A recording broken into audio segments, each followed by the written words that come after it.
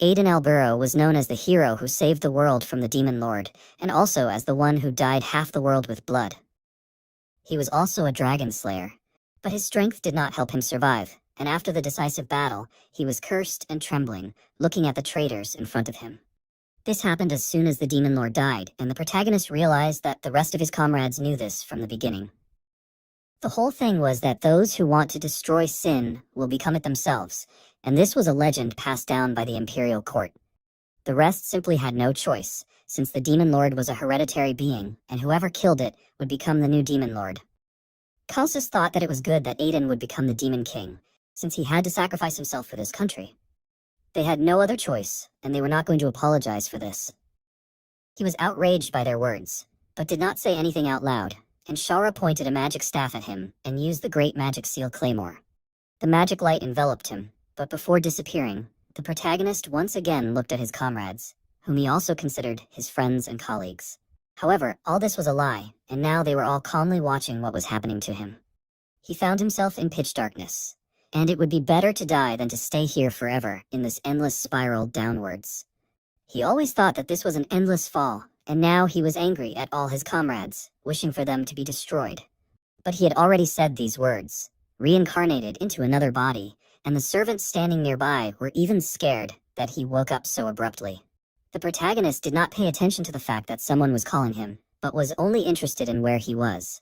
His parents were happy that he woke up, but he still didn't understand what was going on. He also didn't know who these people were. The thing was, he had been asleep for 2 days, and that could be the reason for his confusion. The Duchess, hugging him, explained that she was his mother, and said his name was Aiden Remus. The protagonist was surprised when he heard this last name, and not his last name, as he thought it would be better to die in the void. But suddenly he screamed, frightening his mother, as many memories came flooding back to him. He was wary when he noticed this, but soon realized that these were memories of a man named Aiden Remus. From these same memories, he learned what year it was, and calculated that it was 15 years before his death. In the void, on the edge between worlds, abandoned by his companions, he was sure that he died before he could become a demon lord and was forced to commit suicide. The memory of his friend's betrayal made him angry again, and he was sure that they deserved to die, so he was going to find them all. His furious appearance scared everyone around him, especially the 2 servants, who even trembled. This was because the previous owner of this body was a terrible person, and MC felt uncomfortable since he ended up in such a body. In addition, the reason why Remus was unconscious for such a long time was because he was drunk and wet. If he wasn't the son of a duke, he would have been beaten to death by now, and he was well aware of it. A little while later, he managed to get up from his bed and looked at himself. This situation was terrible, and he even began to doubt that he was himself, since he could only dream of this all his life. However, he could check his strength, and so he opened the system window, where his characteristics were listed. The system was the power that a person would gain by eating a berserker's heart, along with the title of Dragon Slayer. Since the system was still there, it meant that this was not a dream. However, it bothered him that his name was broken. But in the end, he decided that it didn't matter, since it was a gift from the gods, and now he just needed to find the traitors and tear them apart. As he was saying this, Philip just came into the room, horrified, assuming that this was addressed to him. Aiden didn't understand his state, and he tried to act normal and handed him a cup of drink. The protagonist took it and thanked him, and this only horrified him more, and he began to imagine many possible scenarios, each of which was terrible.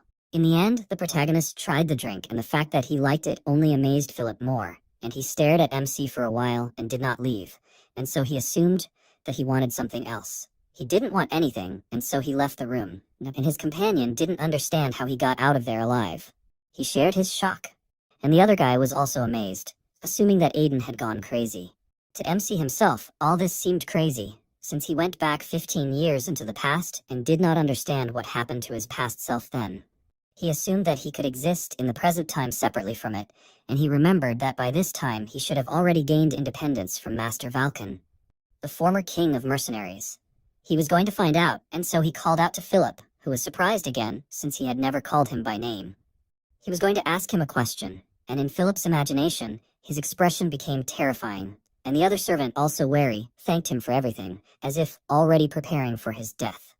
Philip did not understand what was wrong with Aiden today, but still went with him to the room and was surprised when he heard about the king of mercenaries. The protagonist was curious about him, as he was quite famous as the mercenary king's apprentice.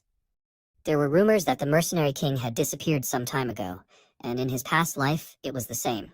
However, Philip had never heard of the mercenary king having apprentices, and MC did not understand what the past him was doing in that case.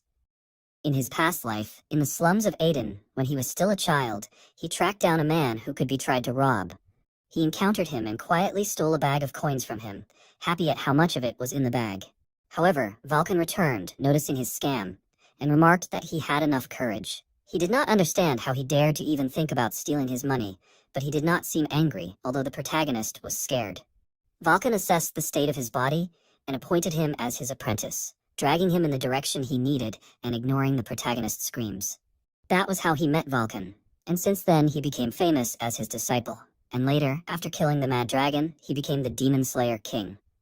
However, now there was no information about the mercenary king's disciple, and this information shocked the protagonist very much. Sometime later, the servants were chatting among themselves, as Aiden had changed recently. Last time, Philip spilled wine, and he did not even react to it, and also became more polite and began to thank the syllable and call them by name in a friendly manner. They understood that people change after a serious illness, but they began to worry about Aiden's condition, as recently he looked lethargic and his eyes appeared to be very empty. He was sitting alone on the street, but his condition was not caused by the fact that he was still sick, but because he had nothing to do.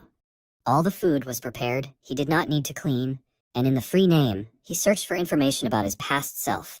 But it turned out that such a person simply did not exist.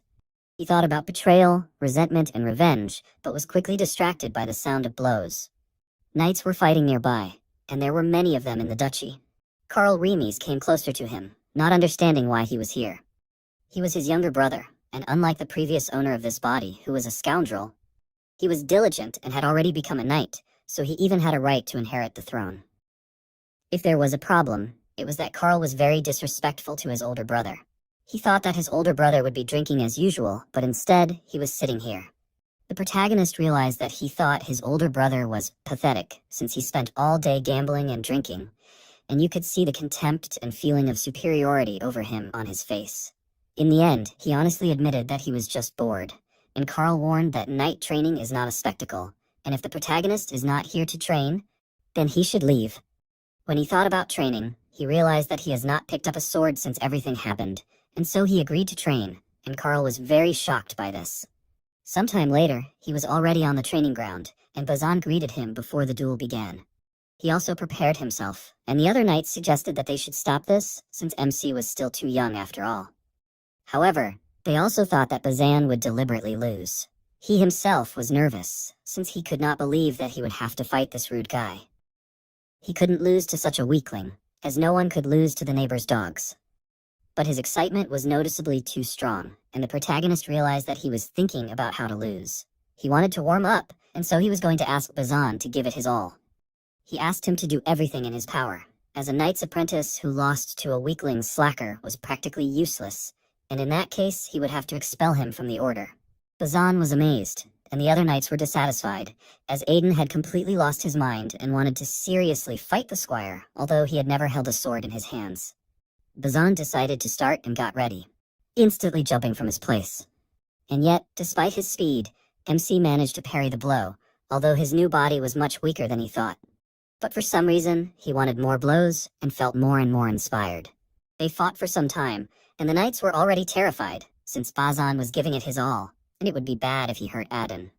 But it was not only Bazan's strength that caught their attention, but also how the protagonist was holding up against his blows. Even Karl did not understand how he did it. Bazan was also amazed that MC did not fall, since he was sure that he did not have a single chance, but he could not reach him. Each blow Aiden parried, and this refreshed him, and his blood began to boil. He had not felt such delight for a long time, and when he began to strike his own blows one after another, he gradually began to push Bazan back. The knights thought they were imagining things, and even Karl was surprised that the protagonist was gaining the upper hand over the squire. Bazan, meanwhile, noticed that the protagonist's swordsmanship had changed, as if he had been holding back all this time. He didn't understand how he could even wield a sword, and tried to stay more focused. Aiden had already forgotten that the previous owner of this body lived a lazy life, so he was weak and without muscles. However, he was still the king of dragon slayers, so he was not going to give up. He landed a few more powerful blows, winning, and remarked that Bazan should give up. The other knights were shocked by this outcome, and Aiden meanwhile approached Karl and thanked him, since sparring was refreshing for him. He pretended to be happy to hear this, but in reality, he was not. Soon the protagonist left, but he was going to come to the training more often. Karl doubted that this was really the same person he knew, and this question was asked not only by him, but also by the other knights. When night came, MC was sitting on the bed, his whole body shaking from fatigue. He couldn't believe this outcome, but he still smiled, since he was able to vent his frustrations, and it was also a new opportunity for him. The heavens had given him another chance in life to take revenge, but his former comrades were so talented that they could be called a one-man army, and given their high status, it wouldn't be easy. Among them were the Night King and heir of the Sias Grand Duchy, Silbeda Sias, the iron-blooded saint chosen by the Slaughter Cult, Lista, the Great Mage, Shaura, and the second commander-in-chief of the Immortal Empire and the Great Alchemist, Calcius. He didn't stand a chance against them now, especially if he had to fight them alone. In order to take revenge, he had to destroy them before they joined forces, since once that happened, the country would be in trouble. He had 5 years left before he could form the coalition to subdue the Dark Mages, and in order to prepare, he needed to start by trying to level up this body, since in this state he wouldn't be able to defeat even one goblin, let alone his former comrades. And so he chose a method that would help him accomplish this task. He soon handed Philip the grocery list, and he was surprised by it. The fact that the protagonist had been quiet until now made him wary, and he wanted to know what he was going to do. The protagonist didn't understand what was wrong with it, and he explained that these were expensive ingredients, even if he bought a top-quality holy potion. In addition, the other ingredients were poisonous plants, and this only terrified him more. But even if Aiden explained this, the others would still doubt it, so there was nothing else to do. He knew that the owner of this body had probably done something like this before, so he leaned towards Philip threateningly, warning her that it was dangerous to know the purpose of these ingredients. He offered to tell him and accept the consequences, and he became more and more afraid with each word. In the end, he ran out of the room to buy all the things he needed right away. MC decided to use everything he could in this life, and although he would not have thought of such things in his previous life. But now that he was the son of a duke, it was a different matter. He had already experienced a body that had transcended mortal limits as a swordmaster, so he would be able to reach this level faster than anyone else. This method was far from normal, but it was effective, and after a month and a half, his body had already changed greatly. He trained and asked Philip for a mana potion. After he drank it, he returned to training. He would push his body to the limit with training and then restore it with a mana potion, and he called this method of breaking and then healing. A single potion was very expensive, but the protagonist's current situation made this method possible. In addition, he had a secret weapon. He asked Philip for these things. It was already in his room, and although Philip was curious about what Aiden was going to do with these ingredients, but the memory of his threatening tone made him curb his curiosity. Soon, the protagonist came to his room, examining the poisonous plants he had obtained. He never thought that he would use this method, but he was going to do it anyway. It was a theory created by Calcius and Shaura, and it was that the body uses everything it can while the poison wreaks havoc, and this allowed the body to survive, revealing its hidden potential. The protagonist could easily die from this. However, he bought a high-quality holy potion to ensure safety. He had already defeated death once, so he ate one of the poisonous flowers, emptying the potion bottle and experiencing the effects of the poison in his body. It was very painful, but he would have to do it many more times. His mana flow definitely became smoother after that, and he knew that this was to be expected from his former comrade's theory. Suddenly, a voice in his head suggested that this was all in good fun, and the protagonist froze as he recognized it. He began calling out to his interlocutor as he could never forget that voice even if he wanted to. Philip became worried when he heard the noise and ran into the room. The protagonist did not answer him, and he called out to him, and eventually he ordered him to leave. He continued to stay in the room, as there was too much noise, and the protagonist repeated his order, but in a more threatening tone. This time, Philip obeyed, and the MC frowned, as he had definitely heard that voice in his past life. This being knew his real name, but he did not understand why he was here. He ended up falling into the trap of this being, and soon the voice came into his head again, drawing attention to the fact that they had not seen each other for a long time. The appearance of the Demon Lord angered Aiden, and he asked why he was here. Such a question was due to the fact that he clearly saw the death of the Lord. He assumed that the protagonist missed him a lot, and he even felt sorry that he did not have a physical body, so he could not look at him. These words made the protagonist calm down a little, and he wondered how the demon lord spoke to him if he had lost his body. The thing was that, in the end, the protagonist himself died when he became the lord, and he understood that the lord wanted to say that he himself was now the lord of the demons. This was half true, as the demon transferred his soul into MC's body at the time of his death, and he originally planned to take over his flesh and resurrect him. But something went wrong. He assumed that his suicide had failed the plan, and he realized that the demon's soul existed within himself. It could truly be said that way, and the protagonist, without thinking twice, was going to kill that soul. He assumed that he should infuse holy power into his body, and the overlord asked him to listen to him. He continued to ignore him, thinking of ways to kill his soul, and the demon tried to convince him that he was no longer the same as he was in the past. Aiden did not believe it, as he was, after all, a being who loved madness and chaos. In fact, this did not originally belong to the demon, but was caused by the connection between God and the demon. But this connection was severed when the protagonist was trapped in the void. This explained why the monster that appeared now looked calmer than the overlord that MC saw back then. He remembered the appearance of the overlord from his past life, and back then, he was a crazy psycho who couldn't hold a normal conversation. The demon reminded him that he could still hear it, but Aiden wasn't going to apologize for his words, and turned his attention to the demon god, since this was the first time he heard of something like this. The demon god was known as the original sin, and it was a being of pure evil that even the gods feared. In the past, the demon was a being cursed to carry out the will of the demon god. The protagonist understood everything and asked if this situation was also part of the demon's plan. He didn't understand what this situation was, and the protagonist explained that it was a trip back 15 years. Indeed, it could be said that way, since when the demon entered the protagonist's body, it tried to use the dragon mana it possessed to turn back time. Aiden didn't know that such a thing was possible, but the thing was that dragons were created as agents of the gods, and they could interfere with the laws of the world using the power of their dragon mana, so it wasn't that impossible. In that case, the protagonist didn't understand why the demon didn't use it to escape from the void. It was because the monster suddenly felt tired, so it decided to rest for now. It stopped talking to the protagonist, and ignored his request not to leave. Another month passed, and since then, the demon lord occasionally talked to MC. It was disturbing that he was in his body, but he tried not to pay attention to it, because at the same time, he was pleased that someone remembered his past.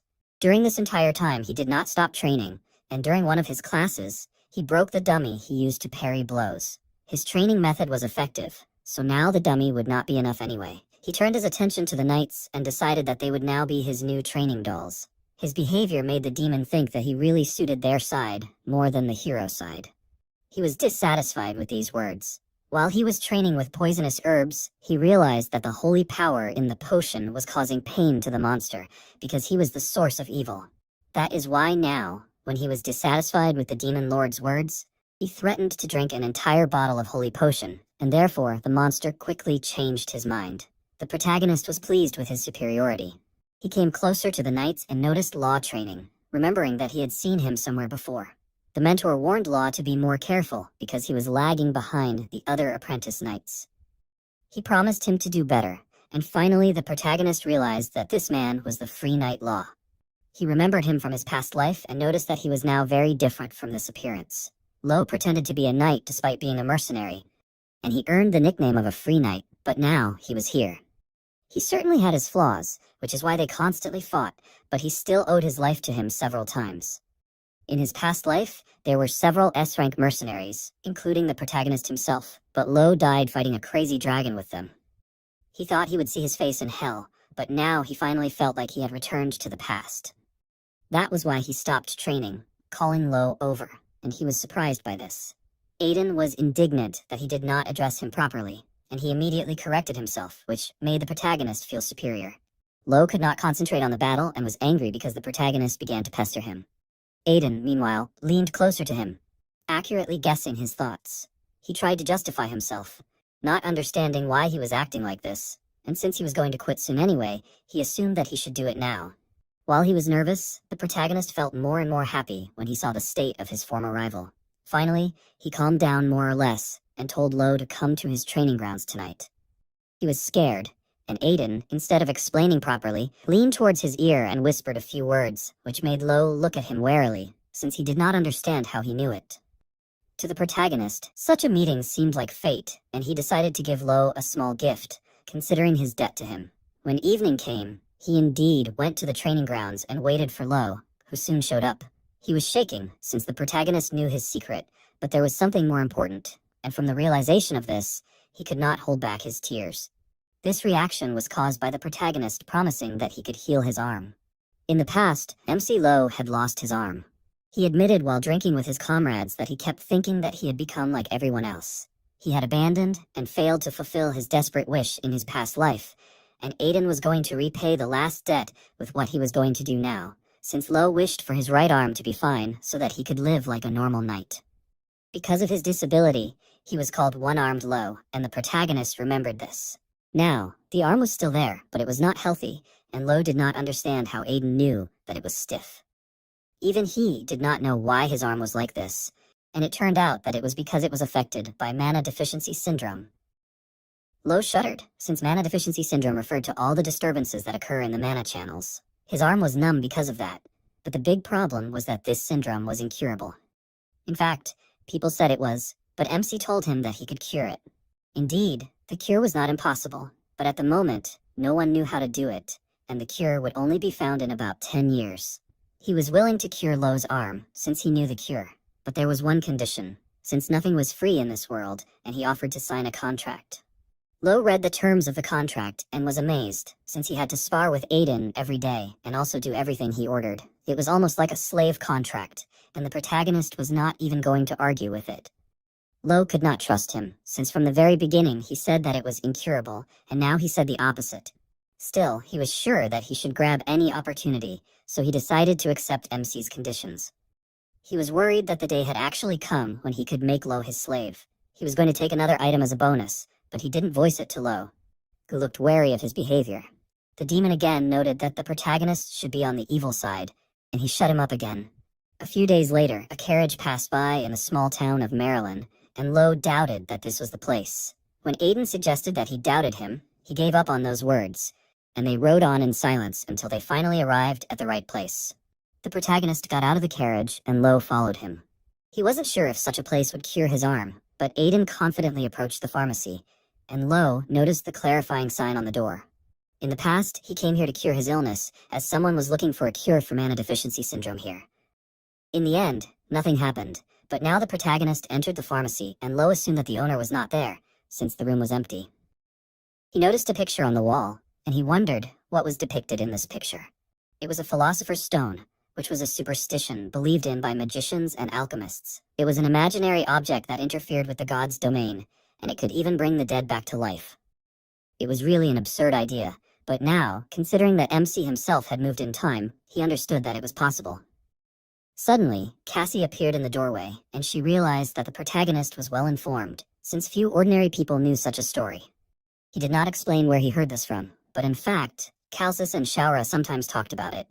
Meanwhile, Cassie noticed that she had not had such an interesting guest for a long time. But she was not in business. Aiden didn't answer her, but only asked Lo to step outside for a minute. He obeyed without question, and after a short pause, the protagonist suggested that Cassie get straight to the point. He knew her name, and she was surprised, but he again didn't explain anything about it, but went on to tell her that Lo was currently suffering from mana deficiency syndrome. He knew that she was interested in this disease, and also hinted that she was an alchemist of the beast race. She was surprised, but did not deny it, and wondered how much he knew. He himself could not answer this question, but he knew that she was sick too. These words only shocked her more. Her symptoms were worse than usual, and without the leaves of the herb she smoked, her condition would only get worse. Law's condition stopped at his arm, but it was different for her, as the disease had affected all of her organs, and she was now gravely ill. She accepted that the protagonist knew so much about her. However, there was one thing he was wrong about, as she had not yet found a cure, so she could not cure Law. The protagonist promised to protect her and support her research in his territory if she cured Law. She reminded him of her earlier words, but he interrupted her words and handed her a piece of paper with writing on it. She was surprised, but still read it, and eventually realized that it was a cure for mana loss syndrome. Calcis had talked about it so much that the protagonist remembered it, but he didn't remember it perfectly, so he sought out Cassie so that she could understand him even with incomplete information. Now it was actually possible to find a cure. and she only asked for half a month to make it. It turned out that the protagonist had really figured her out. Still, with her resources, it would be difficult for her to get the listed medicinal ingredients, and she realized that he wanted something in return. He asked for her ring, and she found it very ugly of him. In fact, he knew the true purpose of this ring, and Cassie assumed that in that case he must also know how important it was to her. The Ring of Speed was the second reason he came here, as it increased physical speed 3 times for 10 seconds 3 times a day. This item was useful for surprise attacks, escapes, and during battle, and thanks to this artifact that Law received as a keepsake from his past life, even with one arm, he was able to obtain rank S. The ring was the only means of defense for Cassie with her physical limitations, but he promised to protect her, and in that case, she would no longer need such a thing. She was not against this deal as long as she could continue her research, but she doubted that the protagonist was confident in this, since rumors would spread that he accepted a female beastman in the Duke's house. Still, he was known as an honorable scoundrel, so he did not care what people would say. Cassie smiled, since she found him to be a very interesting person.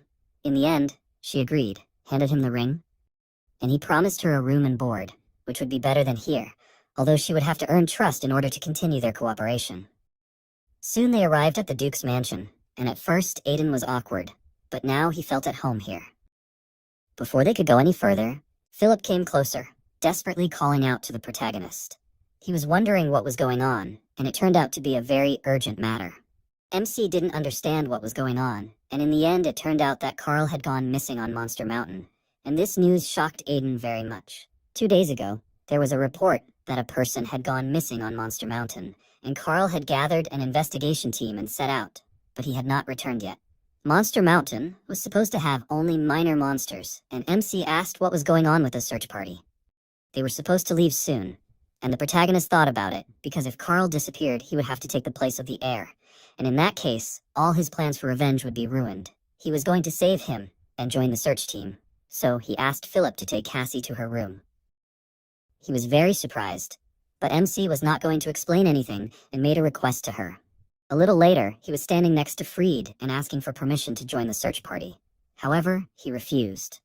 The thing was that Carl and dozens of knights had disappeared at the same time, and it was not a simple missing person case. Freed could not send the protagonist to such a dangerous place. Aiden turned on the actor and began to cry, terrified of what would happen to him if something happened to Carl. His behavior touched Freed, and he did not even suspect that in fact the protagonist was doing all this in order to save his plan. The demon found his behavior a little disgusting, but he simply ordered him to shut up. In the end, Freed hugged him, allowing him to go, but he warned him to be careful. He also turned to Spiel and asked him to take care of Aiden. He agreed to this, but he was not happy, so he was sure that all this would only cause more trouble. Soon they arrived at the Mountain of Monsters and realized that the previous search party had been attacked, and their tracks had disappeared from here. One of the blades lying on the ground was a goblin weapon, and the protagonist was sure that there were too many strange things here, since Carl and the knights had lost to simple goblins, and these low-intellect monsters had begun to erase their tracks. There was only one explanation, and that was that the Goblin King, the Hobgoblin, had appeared here. This monster had intelligence and strength on a different level than normal goblins, and if it really was a hobgoblin, all of this was possible. He voiced his guess out loud and decided to prepare in that case, and then return. However, time was of the essence now, and if they delayed even a little, all of the humans would be eaten. He asked for a search dog, but they had already called for search dogs, but the scent had completely disappeared.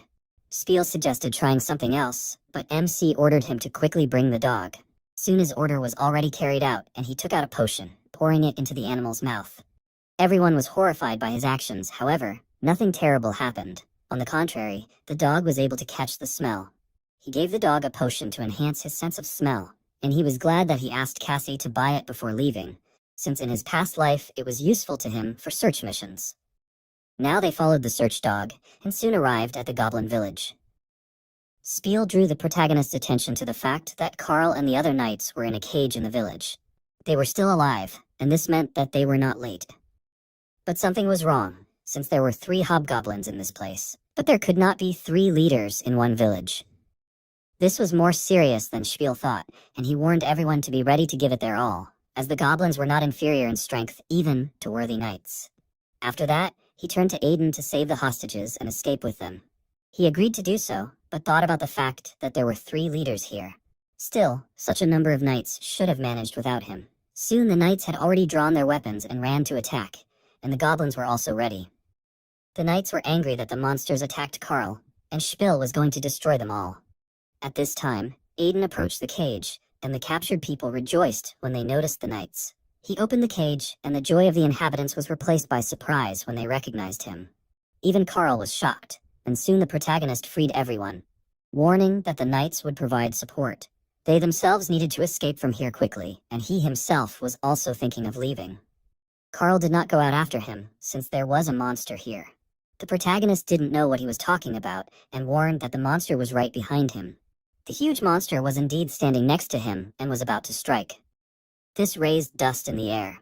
But MC jumped aside in time and realized that he had omitted that the reason there were 3 goblins in the village was because there was a creature of a higher rank than the hobgoblins, and it was the most feared monster among the humanoid demons.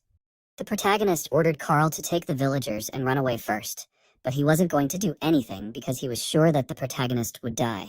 He knew that he wouldn't die because he was the older brother. And Carl didn't like this argument because he still thought that Aiden was just a scoundrel. Even though the protagonist spoke so confidently, he still knew that there was one problem. He ran towards the troll, dodging the blow from this one, and cut the monster's leg. However, the wound healed almost instantly, and because of this regenerative power, the protagonist would not be able to defeat the troll with his usual strength. However, he had something else. And at the moment when the monster was about to attack him, he activated the Ring of Speed. All this happened very quickly, so it was only at this moment that the knights finally noticed that a troll had appeared here. Spiel asked Aiden to let him deal with the monster, since the hobgoblins were no longer such simple monsters, but there was also a troll here. He begged the protagonist to wait a little longer, but he did not have time to do anything. Since the troll attacked the protagonist again, he had taken the ring from Cassie in advance, just in case, and was now happy about it and used the ring to win. In this life, he had not yet reached a certain stage of development, but with this ring, everything was possible for him now. The 10 seconds of the ring's effect were quickly running out, but MC quickly ran around the monster, inflicting many cuts on it. The next stage he had to overcome was equal to such an art. And when only 1 second remained, he charged the blade of the sword with energy and cut off the troll's head with one blow. Finally, some of the monsters that the knights were dealing with were finished, and they were going to help the protagonist, but did not have time to do so, since he had already finished the battle. Spiel noticed Aiden's energy, and he realized that it was the aura of the sword, which even he himself had not mastered. However, despite such a seemingly easy victory, MC did not feel very well and fell, entangled in the branches of a tree. His entire body was aching from the effort, and it was no longer moving, even though he had only used the sword aura for 10 seconds. This meant that he had to be careful when using the Ring of Swiftness, but it was still definitely effective. The protagonist was unable to climb down from the tree himself due to fatigue, so the knights came closer to him. The next day at the mansion, Fried understood everything from the report of the situation that had happened. He thought it was terrible that so many people had suffered, and he was going to give the maximum compensation to the families of the deceased and the injured. Spiel agreed to carry out this order, and Fried turned his attention to another event and asked if it was true that Aiden had defeated that troll. It was indeed so, and Fried even began to doubt that this was really the son he knew. That night, the protagonist sat on his bed, training his mana. Because even if it was only a moment when he used the sword aura, he felt his mana reserve increase. This time, he realized that he was still weak, so he decided to become even stronger in order to win. The Demon Lord really liked this determination, and when he managed to take physical form, the protagonist was surprised, and the demon laughed, confirming that it was really him. However, the monster's appearance was not that threatening, and so the protagonist could not help but laugh, which made the demon very annoyed. However, MC still did not pay attention to him and continued to laugh. In the end, the monster explained that it was because the protagonist was so weak. He was curious about how the demon showed itself, and it turned out that only he could see it, since they were one. When the protagonist became stronger, the demon could also show itself to such an extent. He did not like the fact that he would be able to see the demon from now on, and the monster found this attitude rude towards his savior.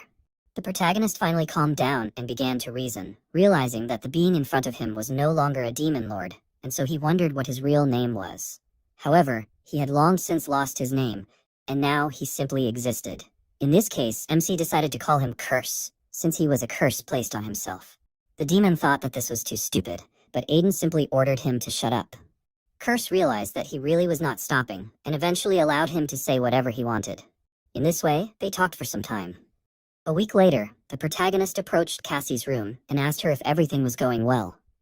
She called him Mr. Troll when she noticed him. This nickname irritated the protagonist since all the people called him that because he killed a troll.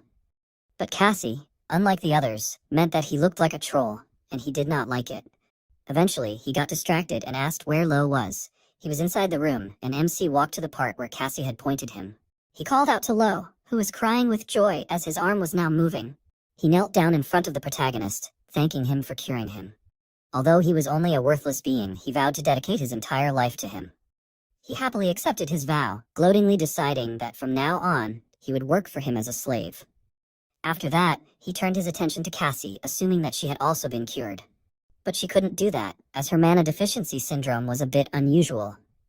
She needed to study it for about a month, and the protagonist understood everything and praised her for her good work.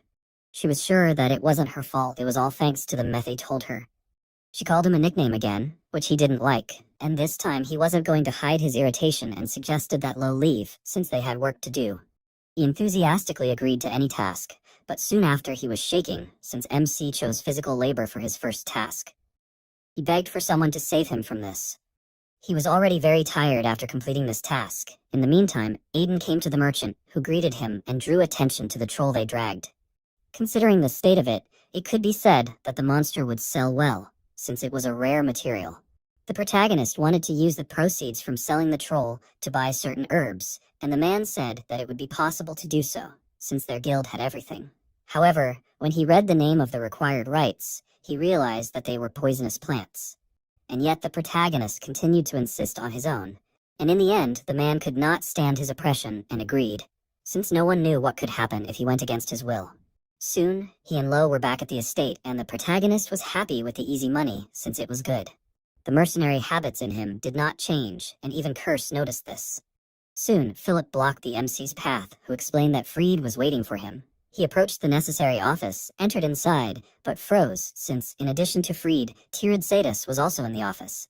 He did not like the fact that he was there, but Tirid interpreted his expression differently, realizing that the rumors that he killed the troll were true. He was pleased to meet him, but the protagonist did not answer, since he remembered how rude Tirid was to him in his past life. He had no pleasant memories of him, and he knew him, albeit only a little, and in his mind he was an old man who looked down on mercenaries. In the end, he replied that it was nice to meet him too, and greeted Tirid.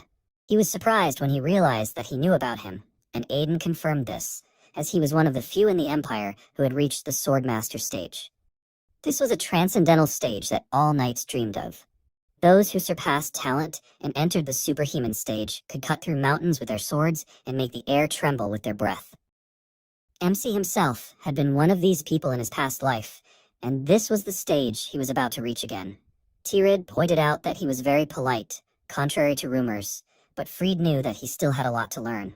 After that, he changed the topic and pointed out that Tirid had left his territory, even though it had recently been attacked by orcs. But it wasn't just their territory, as suspicious movements were detected in the Slaughter Tower in the Death Wasteland, which was run by the Slaughter Cult. The protagonist also had business there, as Spica lived there, and he was going to get to her soon. Tirid, meanwhile, concluded that the unusual movement of monsters was happening in 3 different places at the same time, and he didn't think it was a coincidence.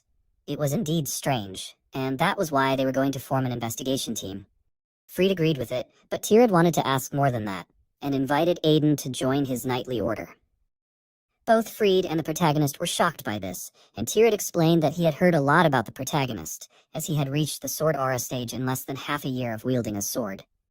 He thought it was nonsense, but when he met him, he realized that it was actually not so. He was going to make him the greatest swordsman in the Western continent, and Freed tried to stop him.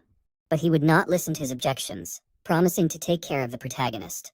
He asked him for his decision, and he said that he would refuse. Tirid reminded him of the status of the Sadis Knights, as it was one of the most famous knightly orders in the Empire. However, the protagonist was confident that he could become a master swordsman on his own. The thing was that he had already passed this stage in the past, so it was only a matter of time before he could achieve it again. He became more serious, as even if he fought Tirad now, he could at least scratch him. He was outraged by such a bold proposal, and it seemed very rude to him. Fried was horrified by Aiden's words, and Tirad meanwhile began to exude a magical aura. Admitting that MC was funny, the fear mastery he used was the ability to make even the air tremble with a murderous aura, and the protagonist expected this from a swordmaster, but he still managed to resist the effects of it. Tirad himself could not believe that he was holding on, and in the end, he asked if he was sure that he could stand by his words. It was, and the protagonist proposed to make a bet, which surprised his interlocutor even more. The thing is that Tirad always had a weakness for bets, and the protagonist was going to join the knightly order if he could not give Tirad a single scratch. However, if he won, he wanted to get Tirad's sword. He asked again, and it seemed like he was annoyed, but he actually laughed since the protagonist wanted his family heirloom. It turned out that he was completely different from Fried. But he did not respond to this statement, since he passed out from the mastery of fear. Tirad eventually decided to accept the bet, and Curse realized that MC had been aiming for this sword from the beginning. He was going to get it when the opportunity presented itself, since it was one of the legendary swords.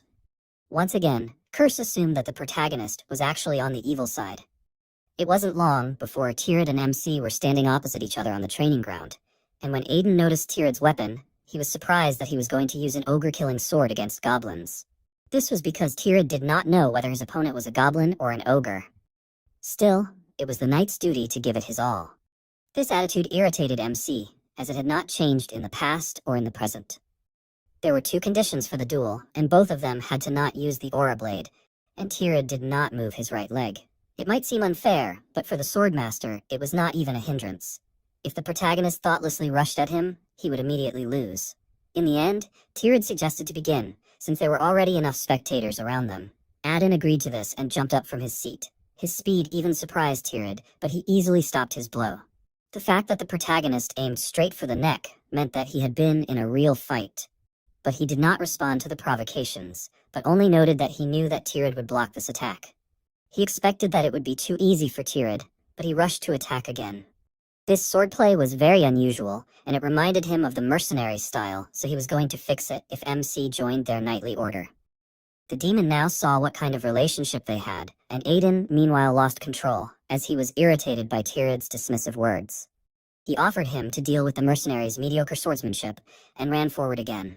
He used his special skill of the mercenary king, called the Knight's Breakthrough, and so, despite how smug Tirad was, the protagonist managed to abruptly change the trajectory of the blow, and his opponent himself was surprised by this technique. Still, he managed to dodge, but his confusion made MC very happy. The rest of the spectators of the duel were shocked, as he now moved forward, and this confirmed the rumors that he defeated the troll.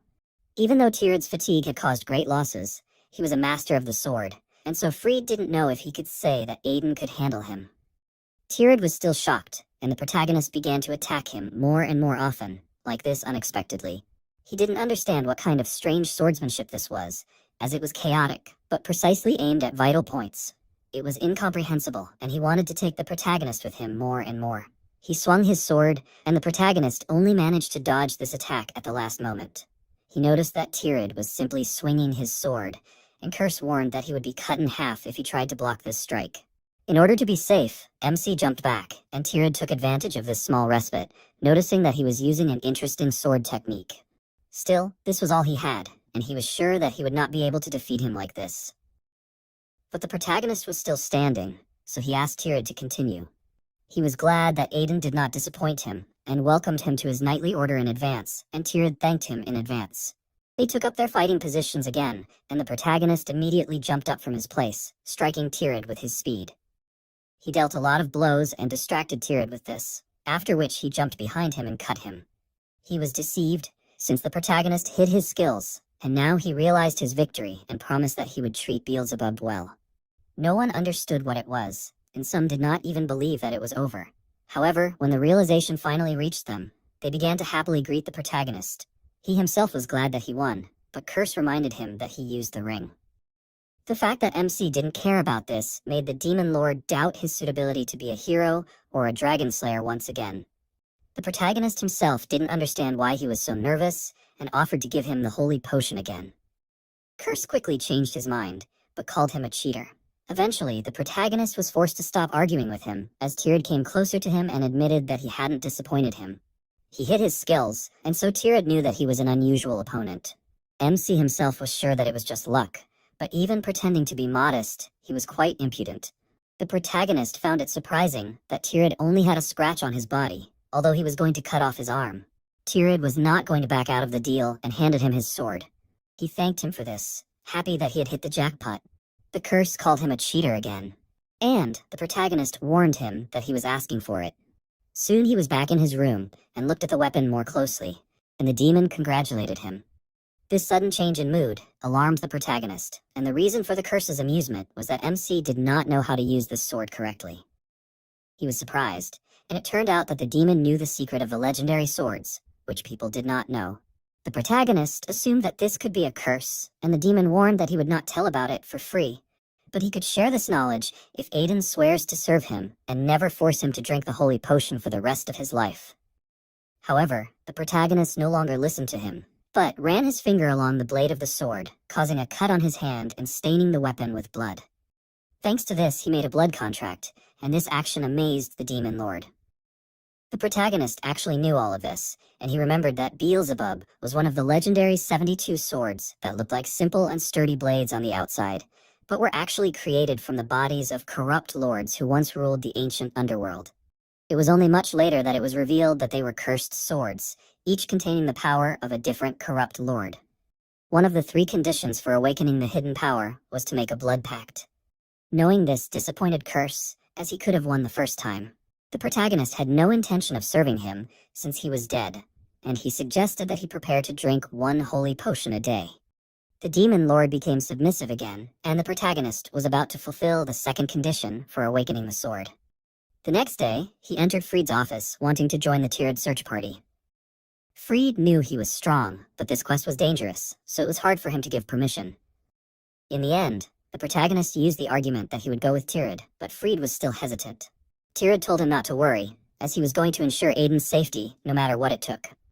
He still hesitated, trying to dissuade MC. He understood everything, but reminded him that this investigation was for the safety of their territory, so he wanted to go too. Tirad sided with him and asked Freed to give permission, as it was very brave for a son to stand up for his father. Freed was still hesitant despite the persuasion, but Aiden was happy with Tirad's words, as they were great words. In his past life, he himself was useless, but this time he was going to prove his worth. Curse realized that this was all for the sake of awakening, since the 2nd condition for awakening the sword was to absorb a huge amount of life force into it. And the protagonist was happy that he would be defeating monsters to achieve this goal. He suggested that the monsters just wait, and the expression on his face seemed terrifying to the demon lord, and so he felt sorry for the monsters. Around this time, in the Pyrenean Mountains, a large number of different monsters were running through the forest, which, however, acted more or less in harmony and shouted to each other to hide from the larger monsters pursuing them. Sometime later, the knights arrived at Attila's fortress, built to protect against the demonic monsters of the Pyrenean Mountains. However, the protagonist doubted that this was really the case, because the room and the soldiers were in complete disarray. At this rate, they would not be able to cope with even 1 horde of goblins, and so he did not understand how they would hold back the attacks of the monsters. Doswald Tiemann welcomed them to the fortress and introduced himself, addressing Tirad and Aiden in turn. When the other knights heard the protagonist's name, they recognized him and began to talk about it, also paying attention to the rumors that he killed a troll.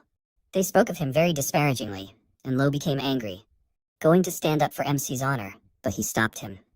This seemed unusual even for a demon, since he remained calm after hearing such words. A fight would not lead to anything good, and the protagonist himself had heard this so many times that it no longer angered him. However, Tirad could not help but notice this, and so he assumed that because the air here was so fresh, there were a lot of bugs here, which made a lot of noise. He looked menacingly at Doswald, and he agreed with this, and the knights hesitated. Such behavior of Tirad pleased the protagonist, since he definitely knew how to annoy other people. Sometime later, they were walking along the defensive walls, and Doswald told them that he had heard news that there had been monster attacks in every territory. The protagonist wondered if something had happened here, but their fortress didn't need to worry. The protagonist doubted it, and Tirad realized that there was no danger if the monsters lived right in front of the fortress. Doswald explained that it was because the orcs had settled in the center of the mountain range, and that was why the monsters didn't come down to the territory. MC assumed that his words about the monsters keeping other monsters at bay were some kind of nonsense. Suddenly, his attention was drawn to Curse, who was sure that something big was coming. Aiden wondered what it was, since he couldn't see anything. But suddenly, he saw the monsters approaching and warned Daswald about it. He wasn't sure about his words and assumed that he was joking. Still, Tirad ordered him to close the gate, and he was amazed that even he sided with Aiden. But the next moment, the ground shook as a wave of monsters approached. The monsters ran out of the forest in a huge crowd, and the knights trembled in fear when they noticed these monsters. They did not understand what to do, and Daswald could not orient himself either. In the end, Tirad took control and ordered the knights to close the gate first.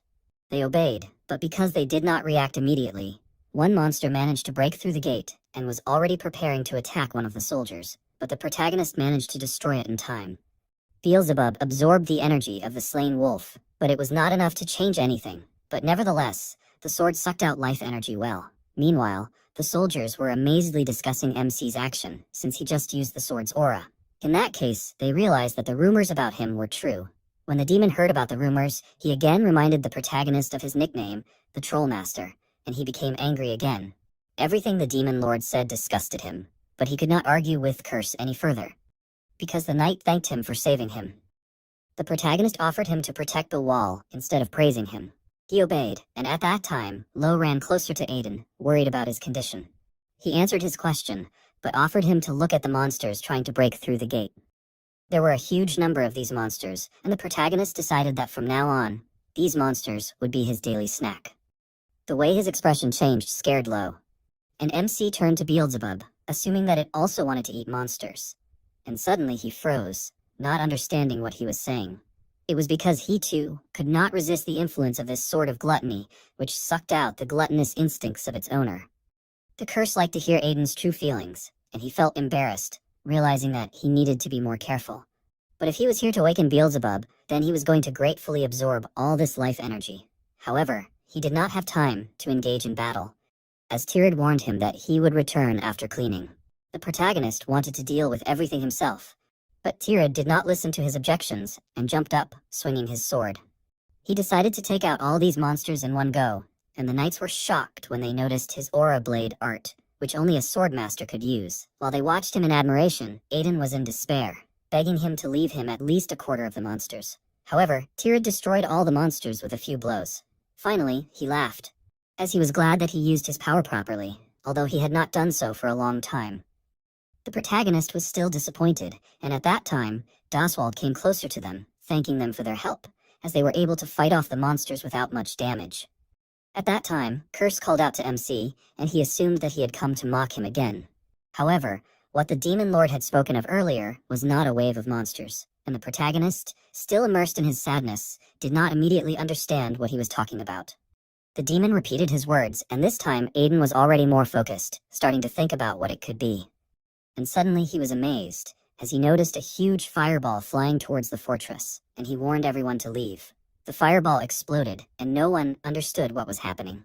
Even Tirad was amazed by a fire spell of such a scale, and assumed that a mage was targeting them. In fact, this assumption was wrong, and even the demon was surprised that the protagonist knew what kind of creature it was. He understood that it was the monster he had met in his past life, and because of this, he almost went to heaven, so he could not forget this monster. Curse was not sure that the protagonist could really go to heaven, but he explained to him that he was just speaking figuratively. The monster gradually approached the fortress, and the knights were horrified by the fact that so many monsters were together. It turned out that orcs and trolls had united into one army, so the knights had to be ready. Although they did not understand how the trolls of the wasteland and the orcs of the Pyrenean mountains could unite, because they were always at war with each other. Tirad himself wanted to step forward to join the battle, but Aiden warned him that it was too difficult for him alone. He repeated his words in confusion, and MC suggested that he look at the very end of the horde. He noticed a monster towering over the other monsters, and was amazed by it. It was a monster with magical power, and might comparable to a swordmaster, namely the Supreme Troll. Tirad, realizing the seriousness of the situation, told Daswald and Aiden to evacuate the people, and he himself was going to buy them some time. He had already concentrated an aura near himself, but the protagonist stopped him, as he believed that there was still a way out. He did not understand how he could fight a creature that even he himself found difficult. The protagonist asked Lo to lead the soldiers and hold back these monsters with all his might, and he readily agreed and immediately ran forward. Tira didn't understand what MC was planning, as the High Troll alone was a match for the Swordmaster, and that meant Aiden couldn't handle it. He knew this, because the moment the High Troll created an army of trolls, the difficulty of subduing it tripled. Even if Tyrad went to fight it alone, he wouldn't last long. But there was one way for them all to survive, and since they didn't have much time, he was going to explain it briefly. He quickly explained everything, and Dosvald, who heard the plan, screamed in horror, as it was ridiculous. If Tyrad left now, this place would turn into ruins within 30 minutes, and he didn't even have time to finish speaking, as another fireball damaged the fortress. Tyrad also didn't immediately agree with the protagonist's plan, as his words were absurd. He himself understood this, but it was the only way out, and since they didn't have time, he wanted Tyrad to believe him at least once. He remembered his behavior before and smiled, still amazed by him. This time he decided to trust him, but warned him that he would have to join his knightly order if he was wrong. This was expected from a person obsessed with gambling, and so the protagonist agreed to this condition. Tyrad jumped up and disappeared, and the Demon Lord meanwhile asked MC why he was sure that this was the same supreme troll he encountered in his past life. The thing was that the orcs and the trolls hated each other very much, and yet the only one who was able to subjugate and rule the orcs was this creature. And this happened through the use of extremely brutal methods. The monsters had already entered into a fight with the knights, and Lo ran forward, cutting off the head of one of the monsters. He became strong enough to kill the trolls, and this meant that the herbs that the protagonist gave him worked. This unusual method really worked, but these trolls could not be killed just like that. And the monsters led by the Supreme Troll were not called an immortal army for nothing. This was because the Supreme Troll could restore the severed body parts of the defeated monster. And although the knights were already happy with their victory, the monster was resurrected, and the Supreme Troll could do this all the time. Usually, to destroy such monsters, you would need a Swordmaster's Aura Blade or an Archmage's spell. But the protagonist had another way that seemed better to him. He assumed that Beelzebub was very hungry because he had missed his meal earlier, and he promised to give it many trolls to eat. This behavior of the protagonist made even the curse wary, and it seemed to him that Beelzebub was having a hard time. At this time, Law was breathing heavily, stubbornly looking at the huge monster. After consuming the medicinal herbs, he thought that he had become strong enough, but he could not even believe that everything would end like this, because he had not even paid for Aiden yet. The monsters were advancing on him, and he could not kill them. And at the moment when the monster was already swinging its hand to deliver the decisive blow, he mentally apologized to the protagonist. But nothing terrible had time to happen, as Aiden, praising Lo for a good job, jumped on the troll's body and pierced its head with a sword. Lo warned him to be careful, as even if he decapitated the monster, it would not die. The protagonist did not pay any attention to these words, but only warned Beelzebub that it was time for lunch. The sword gradually began to suck the life energy from the troll's body, and although the protagonist did not have the necessary strength to kill monsters, he had the power of Beelzebub's gluttony, and it absorbed the existence of its target. And after such absorption, the target was completely destroyed. This happened with the troll, and even the Supreme Troll was amazed at this event. Trolls turned out to be quite tasty, and one of these monsters had a living force equivalent to 10 wolves. The protagonist turned around sharply, paying attention to the other monsters, and wondered if orcs were also tasty, and he offered Beelzebub to try it too. Soon MC had already killed 4 trolls, but it was still not enough. Trolls were really fuller inside, and no matter how much he ate, he still wanted more. The other trolls were horrified when they noticed his behavior, and the Supreme Troll cast a new magic spell. Aiden managed to dodge several attacks, and he noticed that his opponent was very angry. Instead of running around, it would be nice for him to meet the monster face to face, and in his past life he would have done so. But now, running away was his only option, because if he was even touched by this fire magic, he would be fried. He just needed to wait for Tyrad to arrive, and at that time another monster attacked him, and Curse warned him about it in time, so he managed to dodge the blow. The orcs were really annoying to him, and the demon didn't understand why he didn't just absorb the orcs from the start. While these monsters might not be as good as the trolls, the orcs still had a lot of life force. In fact, it was because the protagonist already had a use for these monsters. If Tyrad had arrived in time, it would have been much more profitable not to kill the orcs. For now, he just had to somehow hold out. Because he was just distracted by the orc, the High Troll managed to launch an attack towards him, and MC was annoyed that it was using its magic again. As the fire settled, the High Troll looked up, noticing Aiden in the air, who had managed to dodge the fire. The monster was now trying to burn everything, be it friend or foe, and without the ring of swiftness. However, there was something else, and Curse explained that the whole thing was that MC would not be able to avoid the next attack if he was in the air. He was horrified when he realized that the Demon Lord was right, and at that time the Supreme Troll had already directed a new attack towards him. He was sure that he could not die in such a place, but before the fire reached him, Tirad, who had run closer in time, used the aura of the sword, dispelling the magical attack. He noticed that Aiden held on well, and he was glad that he really put out the fire right away. This was expected from the Swordmaster, who was very fast, because he covered such a distance in such a short time. Looking at Tirad, one could say that everything went smoothly. Neither the Supreme Troll nor the orcs understood where another creature came from, which Tirad had brought with him. The situation had changed, but the protagonist did not have time to rejoice for long, because he began to fall. He was horrified when he realized this, and he understood that if he fell now, using all his strength, it would be very bad. However, the orc leader caught him in midair, helping him to fall, and he thanked him for it. The orcs trembled, looking at their lord, and the knights were surprised that the orc had just saved Aiden. The orc meanwhile apologized for not being able to protect the others, and then it offered to take revenge on the trolls who had humiliated them. The other orcs eagerly rushed into battle, and the knights did not understand why the orcs suddenly attacked the trolls, because they had previously been on the same side. Everything happened exactly as the protagonist said, because the Supreme Troll could control the orcs because they used the orcs' loyalty to their tribe against them, and took the chieftain and children hostage in order to control the orcs. However, if the hostages were released, nothing would work, and that is why the protagonist did not recklessly absorb the orcs. The Troll Lord was unhappy that this plan was ruined. Suddenly, Tirad attacked it, but the troll defended itself with fire. It was truly no match for the Swordmaster, and if Tirad was alone, it would not have been able to win, but there were two Swordmasters, and while the troll was distracted by him, the orc jumped closer and damaged it. The High Troll screamed, and Tirad warned it to stop screaming and just die. The troll could not die so senselessly, since it was not going to forgive the people who killed its parents. Flames began to burst out of its eyes and nose, and even Tirad was surprised at what was happening.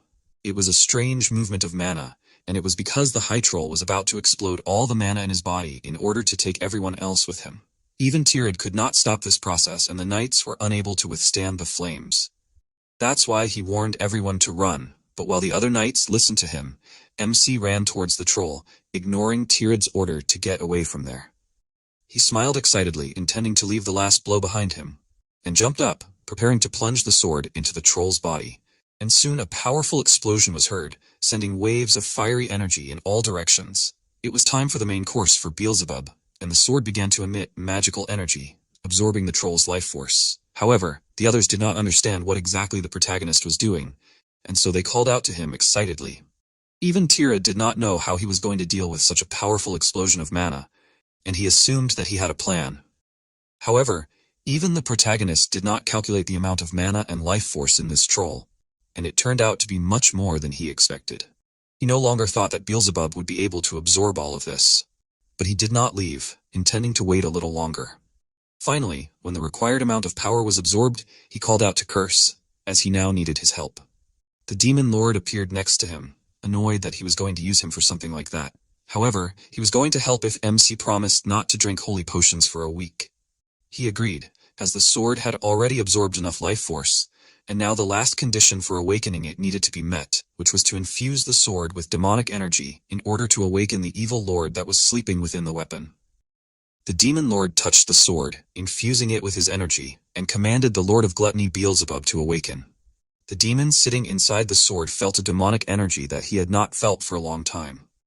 He was the will of the Lord of Gluttony, who sought to devour even the sky, and was outraged that someone dared to awaken him. Beelzebub had an overwhelming presence, but MC knew that was to be expected from the ancient lord of the underworld. If he were a normal human, he would have been subdued and turned into a puppet, but he had something that Beelzebub feared the most.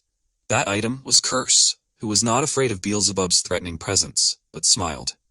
Beelzebub was afraid when he realized that the Demon Lord was here, and Curse displeasedly ordered him to stop talking and hand over his authority. Beelzebub still couldn't believe that he saw the Demon Lord as soon as he woke up, and Curse reminded him of the handover, annoyed that Beelzebub did not answer him. In the end, Beelzebub agreed, and the protagonist remembered that the Overlord had destroyed all the evil lords, after which he became the ruler of the underworld, and so it was no wonder that Beelzebub was afraid of him. This meant that the curse could also be useful, and he was slightly embarrassed by such praise, but he reminded the MC of his promise with displeasure. He agreed, and after that, he ordered Beelzebub to eat the remains of the troll, and the sword obeyed, starting to suck in not only the energy of the monster but also the body of this one. A strong wind arose, making it difficult not only to stand on your feet but also to see anything. The troll resisted, and so the protagonist ordered it to become his own power. Finally, Beelzebub managed to defeat the monster and absorb it, so everything calmed down. Tirid quickly got his bearings, and immediately became interested in the absence of the supreme troll, while Lo leaned against a tree, unable to believe that they were finally safe. The protagonist was exhausted, but was amazed at the true strength of the Lord of Gluttony's power, as he absorbed a huge amount of life force and mana. But suddenly he felt very sick, and he covered his mouth to keep from vomiting. He ate too much, but it was only his fault. It did not matter how strong the power was, if you abuse it, it turns into poison. And as unfortunate as it was, MC would have to let go of some of this power. But he was going to absorb it, no matter what, and tried to suppress the urge to vomit. Suddenly, he noticed a phoenix nearby, and in this case, it was not surprising that the Supreme Troll used fire magic. The phoenix had fallen into a comatose state as it had been consumed by the Great Troll, and since that species was as rare as a dragon, MC didn't understand how the phoenix had ended up here. But suddenly, he realized that he would be able to use fire magic if he ate it, and Curse reminded him that he was about to vomit from overeating. That was indeed true, but being able to use fire magic was a different matter. The Demon Lord, watching him, understood how reckless human greed could be. However, the protagonist felt no remorse and was about to consume the egg, but at that moment, he was slapped on the back by Tirid, who was glad that he had finally managed to do it. This time, Aiden couldn't hold back anymore, and he vomited right on the phoenix's egg. Tirid was worried about his condition, and Curse, on the contrary, was happy, since the protagonist deserved punishment for his greed. Tirid at this moment finally noticed the phoenix, and he did not understand why such a rare creature appeared here. MC, meanwhile, burst into tears, since he lost part of his mana and life force. That is why he decided to eat the phoenix again. But suddenly, the egg cracked and began to emit more light. The phoenix hatched, flying into the air, and it woke up after accepting the mana that MC lost. The soldiers were shocked, since seeing the phoenix alive was a great success. Even Tirid watched the animal with admiration, and only the protagonist was angry, and in particular his irritation was directed at Tirid, because it was because of him that he missed a chance that happens once in a lifetime. And suddenly, the phoenix landed on his head, and Aiden himself did not understand why this was so. The phoenix enveloped his body in flames, and at first everyone was scared, and even the protagonist was wary, but it turned out that the fire was not hot at all. This was the phoenix's blessing, which gave significant resistance to most types of flames, and since the phoenix was resurrected by absorbing the mana that Aiden had spent, it saw him as its savior. The protagonist remembered Shore and realized that in this case, fire resistance would be useful to him. The phoenix, having finished with the blessing, flew away, and a feather fell from it, which the protagonist managed to catch. Tirid was still worried about his condition, since he had just been burned, but in fact everything was fine. Ever since they met, Tirid had experienced incredible things one after another, and Aiden was as confused as he was, since this was his first experience. Suddenly the chieftain of the orc tribe came closer to them, and since it was still there, MC assumed that it wanted to continue fighting. But that was not the case, since the chieftain broke the oath and decided to pay, offering to let Aiden take its head. The protagonist did not understand what oath the orc chieftain was talking about, and it turned out that a long time ago, the head of the Remus family and the orc chieftain fought a duel for this land, and the orc chieftain lost the duel and swore to return to the mountains and never come down again. After that, monsters settled in the mountains and protected this land, and now the protagonist understood the explanation for Dasvald's words about the monsters not attacking the fortress. Orcs were a race that valued an oath more than their own lives, and so the orc chieftain insisted on paying for the oath with his death. However, the protagonist didn't really want his head, and suggested that the orc just go back. It was still certain that he had to pay for breaking his oath, and the fact that the monster was very noisy irritated the MC. The orcs were protecting their territory anyway, so he figured it was better to be patient and not jump to conclusions. Finally, he came up with something and suggested that the orc chieftain pay him with something other than his head, and the monster didn't understand what he was talking about. The next day, the restoration of the ruined fortress began, and even Tirid wasn't sure what he was looking at. In addition to the knights, the orcs also participated in the restoration, and they were much more efficient than regular soldiers. The orcs and humans worked together, and although the restoration usually took months, thanks to this, it could be done in a week. The orcs protected the life of their chieftain, and the humans got free labor, and it was a win-win situation.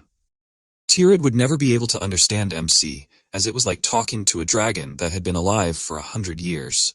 Besides that, he suggested that they should leave the matter of the slaughter tower, as it was no longer in their power. The protagonist understood everything, and it was no longer his problem, as he had already gotten what he wanted. Not only had he awakened Beelzebub, he had even received the blessing of the Phoenix, and so now he was going to calmly return home and train some more. When he returned to the city, the villagers happily thanked him for saving their territory.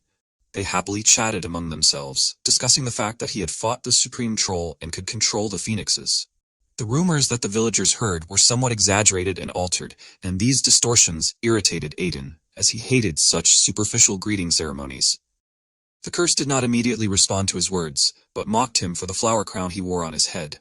However, the demon lord quickly calmed down, as the villagers' words were not superficial, and they sincerely believed that MC was a hero. He did not understand what was wrong with that, since it was not money, and it meant that he was truly more suited to being a mercenary than a knight.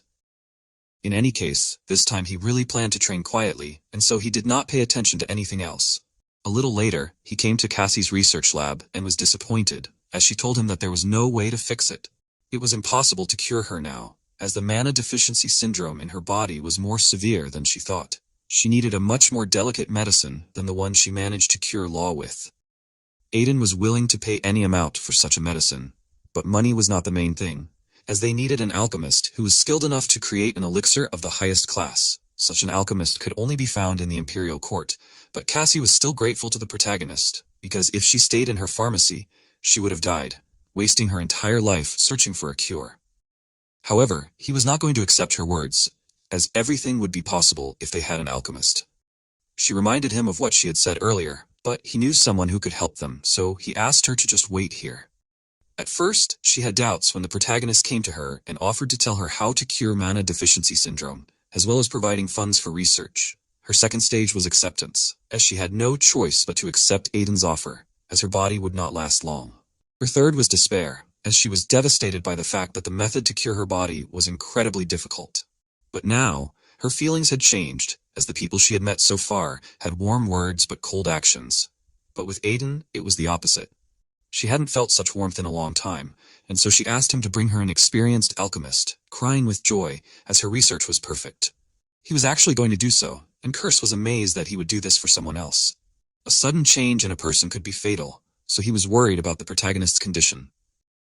But he was just fulfilling a promise, and this was very important for mercenaries. Besides, he was still going to visit this alchemist soon, because he did not have much time left. 3 days later, the protagonist arrived in the city of Markellan, which was a large trading center. It was a very lively city in the past, and since he used the past tense, Curse was interested in the story of it. In this city, everyone worked tirelessly, but the city itself disappeared due to the attack of a mad dragon.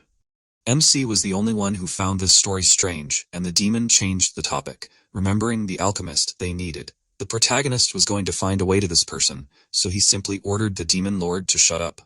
At the same time, in the outskirts of the city of Markellan, in the slum area, several people surrounded Joseph and began to threaten him, as he had to prepare the goods by today. But it would not work, no matter how fast he worked. However, the men were sure that it was not their problem, and they warned him to be careful, as he could get hurt if he did not comply with their conditions.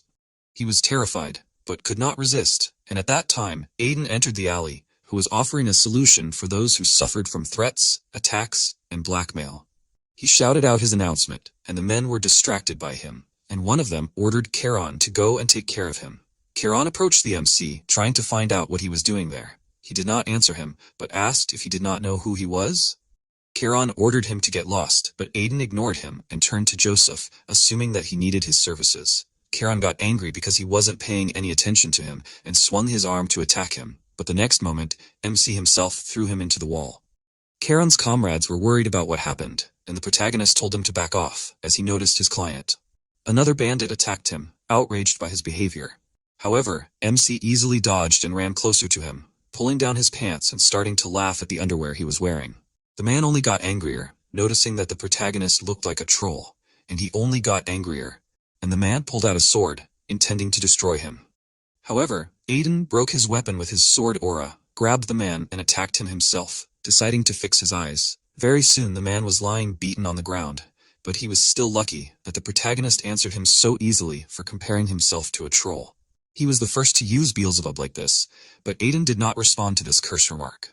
Another man who remained conscious was scared as he watched everything the protagonist did. He meanwhile approached Joseph, offering his services for a reasonable price. And he thought about it, since the awakened one with the sword's aura was offering him help for such a low price. He thought that he might ask for something crazy later, and so he doubted that he could trust him. However, he had no other choice, so he asked him for help. He was a famous alchemist in the underworld of Marcelan, but his daughter was kidnapped by the criminal organization Cerberus Guild, and he could do nothing to stop them. Onkal offered him a deal, since Joseph was an alchemist in an interesting place before. He had to give them pills once a week, and in that case, they were going to protect both him and his daughter Eldest. Considering that this place was very dangerous, the deal was good, and in the past life Joseph brought these pills to the guild for years. But when he found out that Eldest was already dead, he asked the protagonist for revenge, and soon joined his daughter in the afterlife. However, that was in the past life, and this time it was still not too late. Joseph was going to give him whatever he wanted, and asked him to save his daughter. MC agreed, but he decided that Joseph would give him whatever he wanted. Beelzebub noted that the protagonist was the first person who had a stronger gluttony than him, but in the protagonist's opinion, this deal was fair. He eventually turned to the man who was alive, and he stopped in fear. The protagonist spared him for a reason. He had a few questions, but he doubted that his hostage would answer him willingly, and so he decided to start with a few blows, ignoring what the bandit was actually going to answer him right now. A little later in the Cerberus Guild apartment, Onkal was sitting in the guild leader's office, since this time with 2 Joseph pills they should make a profit. He was thinking about taking one of these pills, because it was very good for the body, and suddenly the door to his office opened, and he was indignant that someone dared to enter without knocking. Finally, he recognized his ward and inquired about the pills, but then noticed the man's condition. Soon after, Aiden himself entered inside, and Onkal did not understand who he was, but assumed that the condition of his guild member was related to him. He did not know what he wanted, but he was sure that he was stupid. Since he came to the tiger's den in such a state, he had an artifact for an emergency, and it rang if you pour mana into it. He activated the artifact so his people should arrive soon, and he was sure that Aiden had come to an end. However, nothing happened even after some time, and Onkal assumed that the artifact was broken. The protagonist meanwhile began to approach him closer, and Onkal tried to scream and warn someone about the stranger. MC guessed that he was calling his guild members, but explained that when he came earlier, they were all in a deep sleep. However, he was not going to let Onkal fall asleep just like that, and asked where Eldest was.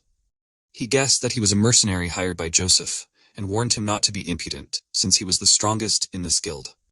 He was going to attack him, but after a short battle, he gave in and opened the dungeon in which Eldest was imprisoned. Aiden was outraged that they locked her in such a place, but Onkal explained that Eldest was unusual. As soon as he opened the door, she, despite the fact she could seem calm, she jumped on him, attacking, and from this blow he flew far to the side. Eldest promised to kill him, and the protagonist noted that she was pretty good, and even if he left Onkal beaten half to death, the blow was good. Eldest had a pretty interesting power, and even Kirsch noticed it. She meanwhile tried to attack Aiden, but he easily blocked each of her blows.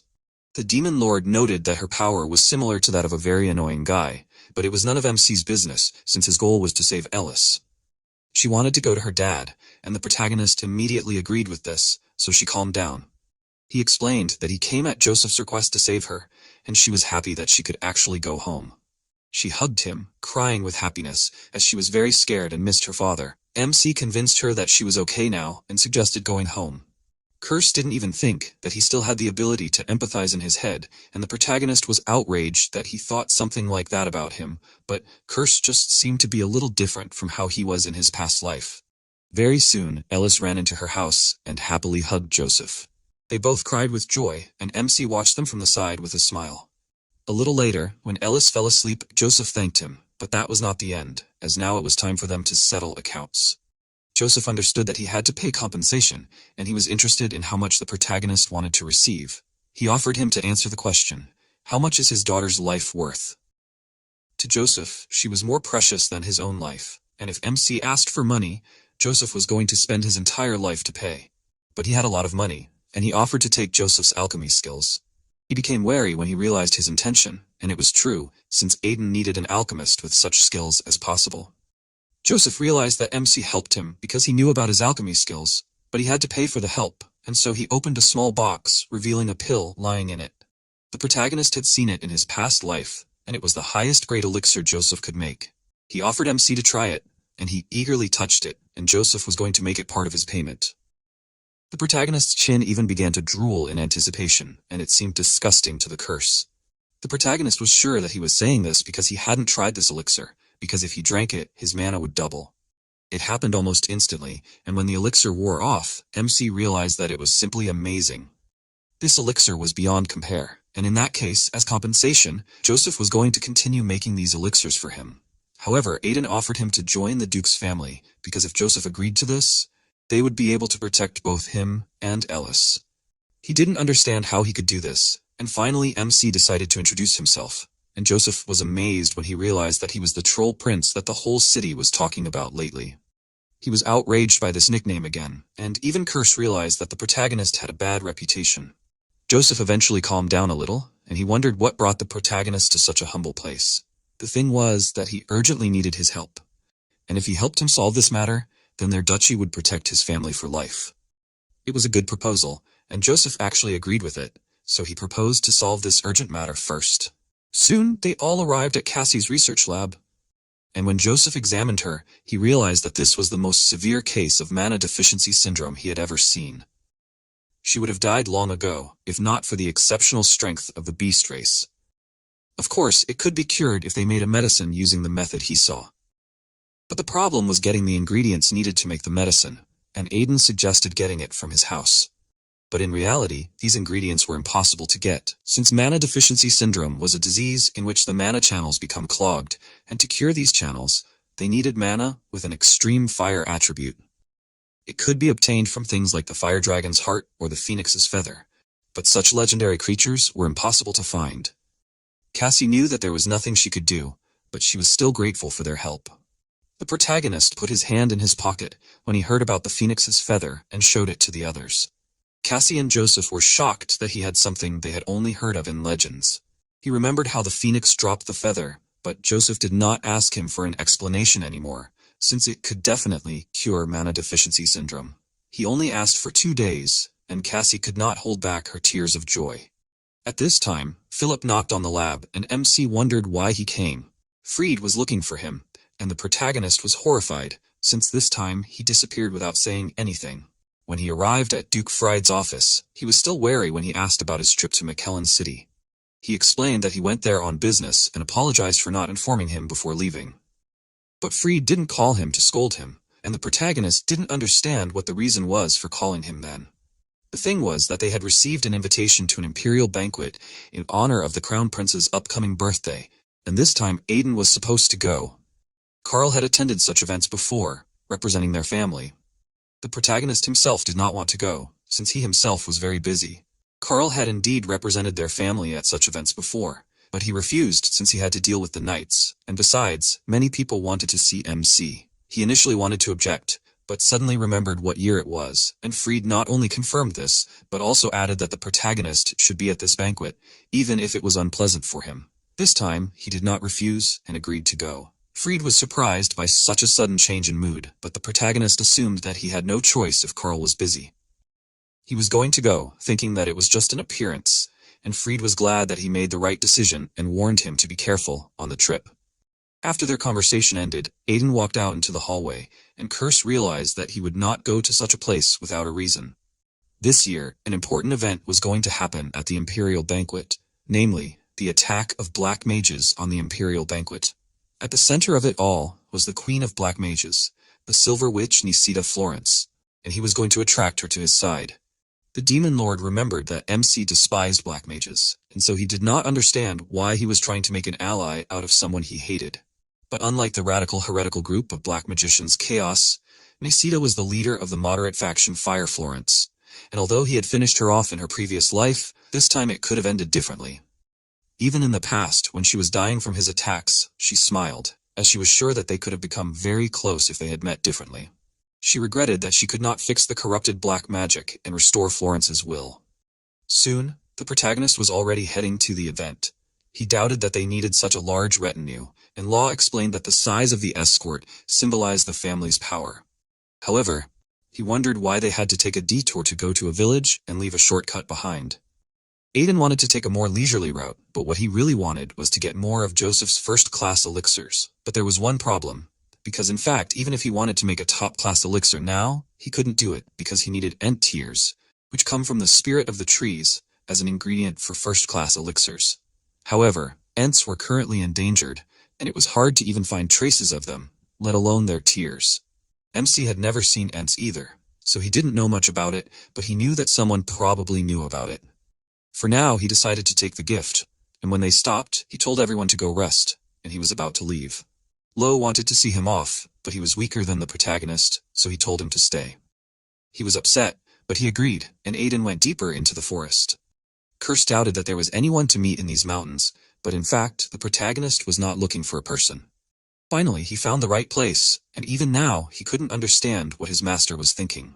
He looked at the huge heart-shaped stone, and it seemed very artificial to the demon. It was a gift, personally prepared for the disciple who would come someday. The protagonist remembered Valken, who always had very peculiar tastes.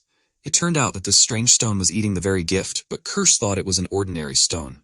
In fact, Valken really liked to wrap things, and MC was going to take the gift this time too. He took out his sword, cutting the stone in half, and the demon lord reminded him that it was a gift from his master. In fact, it was only the outer layer, under which the dungeon was hidden.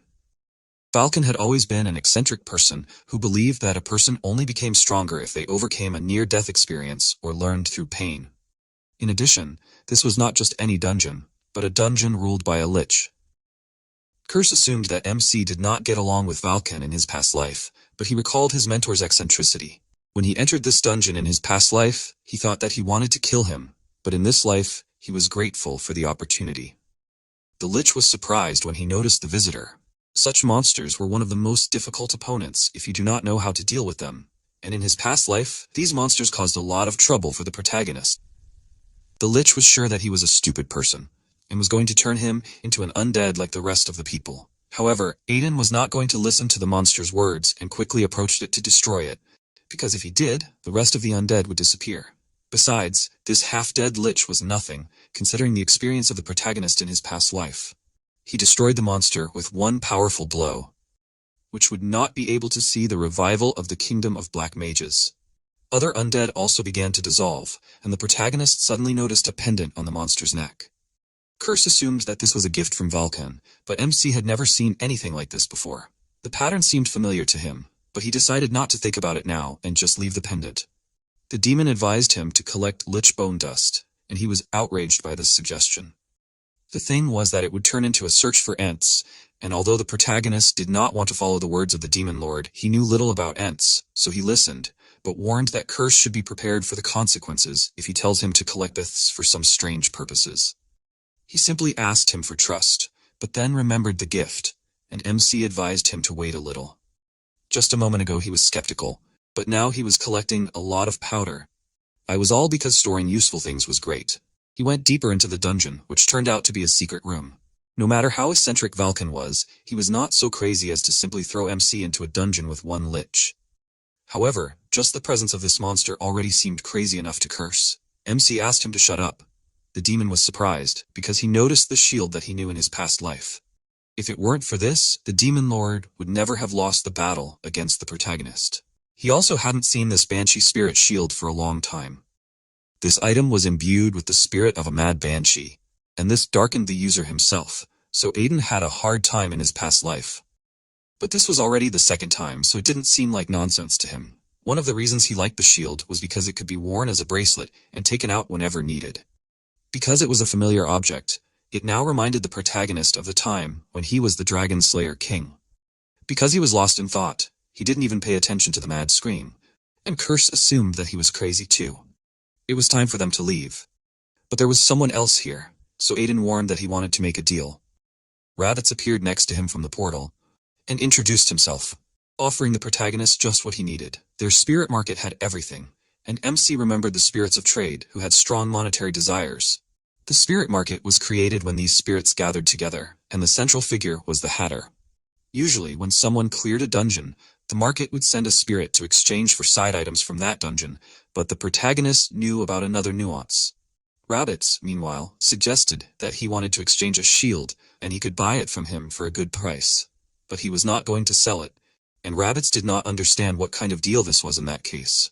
MC wanted to know where the dwellings of the Ents were on this western continent.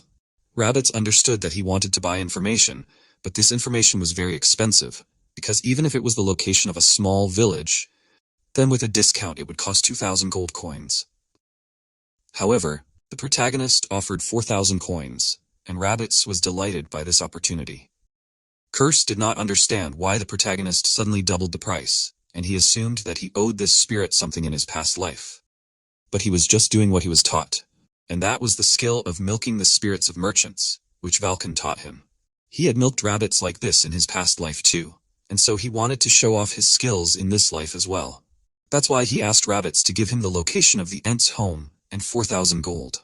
The spirit was outraged, assuming he was crazy, but in fact MC was offering a trade and wanted to sell Rabbits what was behind him. He was amazed that he knew this information, and the protagonist noted that he could always destroy the core behind his back if Rabbits didn't need it. He remembered how Valken wanted to sell the dungeon core in the past. It was his secret money-making scheme that no one knew about, because the real reason the spirits traders came to the dungeon was for this core.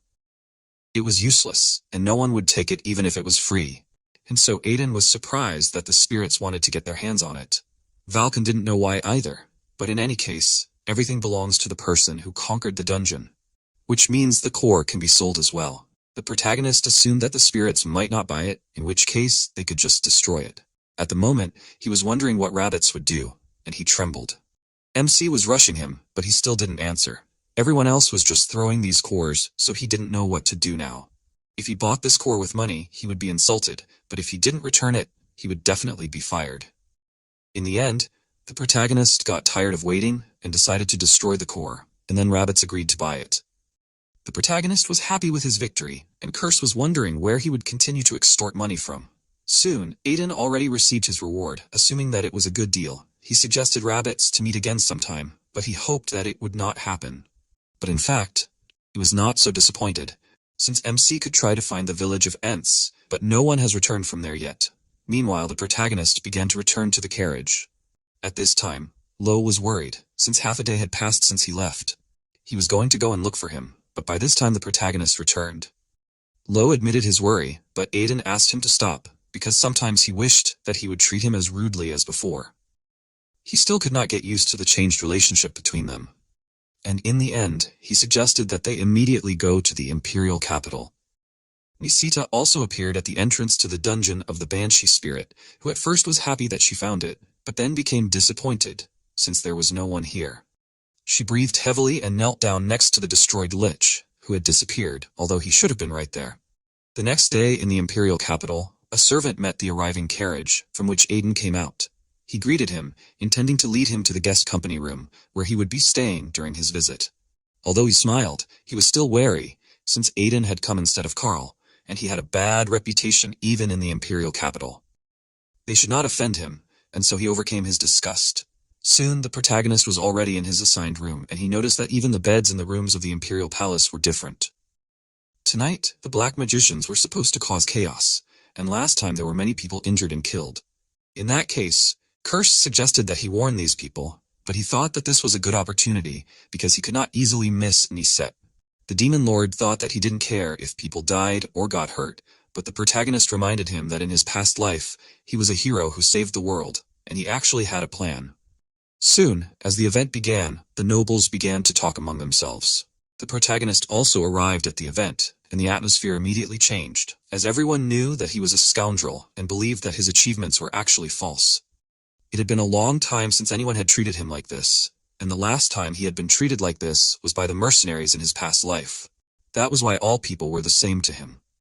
But he didn't care, as there were only 3 people he wanted to meet. He noticed one of them in the back of the room. Gustav Dora tried alcohol, wanting to import it to their magic tower, and at that time Aiden came closer to him, happy to meet him. He was surprised that he knew him, and MC remarked that he was one of the best when it came to Angus. Gustav wasn't going to talk to him if he was trying to gain favor with the Magic Tower country, since he wasn't on good terms with the higher-ups.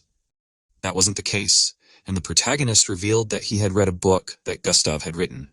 He found it interesting, and Gustav became interested, and the protagonist began to praise the book. This amazed Gustav, and he remarked that MC had great insight, unlike the old men of the Magic Tower country. He continued to praise the book, but in reality he fell asleep every time he tried to read it, and never even turned the first page. Gustav began to talk about his assumptions about magic engineering, and even Curse wanted it to end. Aiden suggested that he just pretend that he didn't have ears. But Curse didn't understand the need for someone who was obsessed with magical engineering, which wasn't even magic. In fact, this magical engineering would later become an indispensable technology for everyone. And in that case, Curse guessed that Gustav was quite an interesting person. This was indeed the case, since he caused an unprecedented and grandiose event in history, which is why he was called the mad terrorist of the Magic Tower. The demon couldn't believe it, and the whole point was that Gustav would soon cause an accident during an experiment. His mana would be sealed, and he would be banished from the Magic Tower country. Then he would attack the Magic Tower with a weapon he created himself, and he would become the person who almost destroyed the Magic Tower country. Of course, he was stopped because the Magic Tower country had Shaura, but in any case, thanks to this event, magical engineering gained recognition. Gustav continued talking about his discoveries for some time like this, and when he finally calmed down, he admitted that it was the first time he had such a deep conversation about magical engineering. He thought that he might have said too much because he was excited, but the protagonist calmed him down, although he really didn't like listening to all of this. He even wished that they could talk more the next time they met, but Gustav didn't have time to answer him, because Tian Sadis, who had come closer, called out to MC, and although his face seemed familiar to him, he couldn't remember it. Tian, meanwhile, called him a thief, and he wasn't going to forgive him for stealing their family religion. But the protagonist still couldn't remember him. Gustav assumed that something had happened between them, but MC couldn't answer, since it was his first time seeing Tian. However, he suddenly noticed the last name Sedis, which Tian mentioned, and after that he realized why he seemed familiar to him. He looked quite similar to Tirid, as he was his eldest son. In order to smooth things over, the protagonist smiled and was happy to meet Tian, noting his resemblance to his father. He angrily ordered him to shut up, calling him a cheater, as he still believed that he had tricked Tirid and stolen their family heirloom. He was outraged at being called a cheater, and at this time, the people, attracted by Tian's shouts, began to talk among themselves, paying attention to the protagonist's sword. They realized that he did not defeat the troll himself, but he tried to calm everyone down, as there was a misunderstanding. He won the sword fairly in a bet, and before he finished speaking, Tian interrupted him, and although he had heard a lot about Aiden acting unusually lately, he would never believe that someone like him could withstand Tirid's sword and win the bet. The protagonist continued to smile, but warned that Tian was overdoing it. Kerr seemed surprised that he knew what patience was, and his words made MC suggest that he should hit Tian then and there. Tian became even more angry at his words, challenging him to prove that it wasn't a scam. He was going to kneel and apologize if he lost, but if he won, the protagonist was to return the sword and apologize on his knees. The protagonist felt that Tian was becoming more and more rude, but he was as stupid as Tirid anyway. He found it outrageous that Tian was proposing a duel at the Crown Prince's birthday banquet. At that moment, Mars Immortalia just walked closer to them, finding it funny to announce this duel at his birthday banquet. Tian and MC turned their attention to him, and at that time, one of the knights announced Mars' arrival. Everyone immediately bowed down except for Tian and Aiden, and Mars walked straight towards them. Tian greeted him. The protagonist was annoyed, as Mars' appearance was very untimely. He heard their conversation, and Tian apologized, intending to accept any punishment for causing trouble. The protagonist was sure that the Crown Prince's appearance saved Tian. He apologized as well, but Mars was sure that they should not do that. He asked them to raise their heads and admitted that he wanted to see their duel. He wondered if they would fight here, and both boys changed their words. The thing was, Tian was known for his exceptional fighting skills, and Aiden had recently caused a lot of noise with his exploits. If the two of them showed him their skills, it would be the best birthday present he could wish for. Mars was indeed famous in the protagonist's past life for being considered the best candidate for the post of emperor. But he had the disadvantage of being a battle maniac. He couldn't refuse Mars's offer, so he didn't know what to do. Meanwhile, Tion happily accepted the offer, as Tirid, who had never acknowledged him, acknowledged the protagonist, and although he didn't know what trick MC was using, he was going to expose him and get their relic back, as well as earn his father's recognition. When he noticed Aiden standing next to him shaking, he called him a coward, confident that he had disgraced the family with his actions, and this would serve as a lesson to him. Curse was also worried about the protagonist's condition, unsure if he was okay. He also agreed to the duel, although he didn't like fighting. He sympathized with Tirid, but he had no choice but to accept this duel. And he was going to use this chance to teach Tion some manners. He really didn't look healthy, as he was fighting a child, and so the Demon Lord doubted that he was even human. Soon the two of them were facing each other. And Mars laid down the rules, prohibiting the use of sword aura and artifacts. He was looking forward to seeing what kind of fight they would both show, and Tion promised a fair duel. He was going to prove that all the rumors about MC were nonsense, but he did not react to the provocation but simply yawned and suggested that they begin already. And his behavior irritated Tion, and he was sure that the problem was in the trap. He immediately jumped up from his place to attack, and he thought it was ridiculous that such an amateur as the protagonist defeated Tirid. He was going to finish it quickly and quietly, but before he himself struck, the protagonist hit him in the forehead with his sword, and Tion himself froze in amazement, not understanding how this happened. Mars was surprised, and Diarceus did not even immediately realize that Tion lost so easily. MC explained that he was surprised and slipped, and Tion was just by chance nearby. He was lucky, and he believed that it was difficult to judge skill by a coincidence created by mistakes on both sides, so he proposed to declare this round null and void. Mars agreed with this proposal, telling them both to focus better. Tion agreed with this, angry that he had let his guard down. Even if it was a rude person like Aiden, a knight was still a knight after all, and he should wield a sword. However, he did not understand what it was, as the protagonist's expression as he struck was disgusting. Tion was going to give it his all, and MC agreed with this, telling him to attack already. Tion was becoming increasingly angry at his behavior, but he was not going to let anyone fool him twice. He rushed forward, delivering powerful blows, but the protagonist easily dodged them, despite admitting that Tion's sword was fair and just like himself. However, compared to Tirid, it was too light, and so the protagonist easily blocked Tion's attack. He was indignant at his remark, and the protagonist explained that Tirid's sword was heavy and precise, but Tion's sword now looked like it was just imitating Tirid's sword. He asked indignantly, and MC decided to show him his fighting style that he used to fight Tirid. He ran forward, and his movements were very fast. However, Tion was still confident that he could block it. He was not going to accept that Tirid was defeated by such a sword, and he tried to block the attack, but the protagonist suddenly changed direction, and Tion froze in shock, and in the next moment, the sword hit him in the face again. He was sure that he had blocked the strike accurately, and so he did not understand how it happened. Curse thought that MC would have an easier time because of his connections with Tirid, but he took it more seriously, as he was sure that a stubborn knight like Tion would not stop until he was knocked out. If he did not make him unconscious, Tion would attack him until he died. However, contrary to the protagonist's expectations, Tion, who did not believe that he could not handle such swordsmanship, kept his balance, and even MC was surprised that he withstood this blow. He shouted that he was the eldest son, destined to lead the family, and raised his sword to attack, but the protagonist used the Royal Mercenary Skill Knight Destroyer and ran past Tion, hitting him and knocking the weapon out of his hands. This time, he did not fall either, as Dyer caught him in time, assuming that he was causing trouble. Aiden replied that it was nothing to worry about, but was surprised that Dyer knew Tion. But at least now he would not have to look for him so hard, since Dyer was one of the 3 people he came to. Dyer was glad to meet him. He was the younger brother of the traitor knight Silbit, and when MC remembered this, Dyer introduced himself. The Sias dukedom was called the sword that guarded the northern continent. It was known as the strongest knight line, and there was no one who inherited this bloodline who did not become a master of the sword. They were famous for choosing their lord solely based on their fighting skills, and if the protagonist were to be reborn into this family, he would already be a swordmaster. A person like Dyer was called a genius, and he was born once every 100 years into such a family. At this point, MC had already stepped aside, watching the nobles, including Dyer, talking to each other. Curse had heard the name Sias several times, but this was the first time he had heard the name Dyer. However, he believed that now would be the best time to approach Dyer if the protagonist was going to meet him.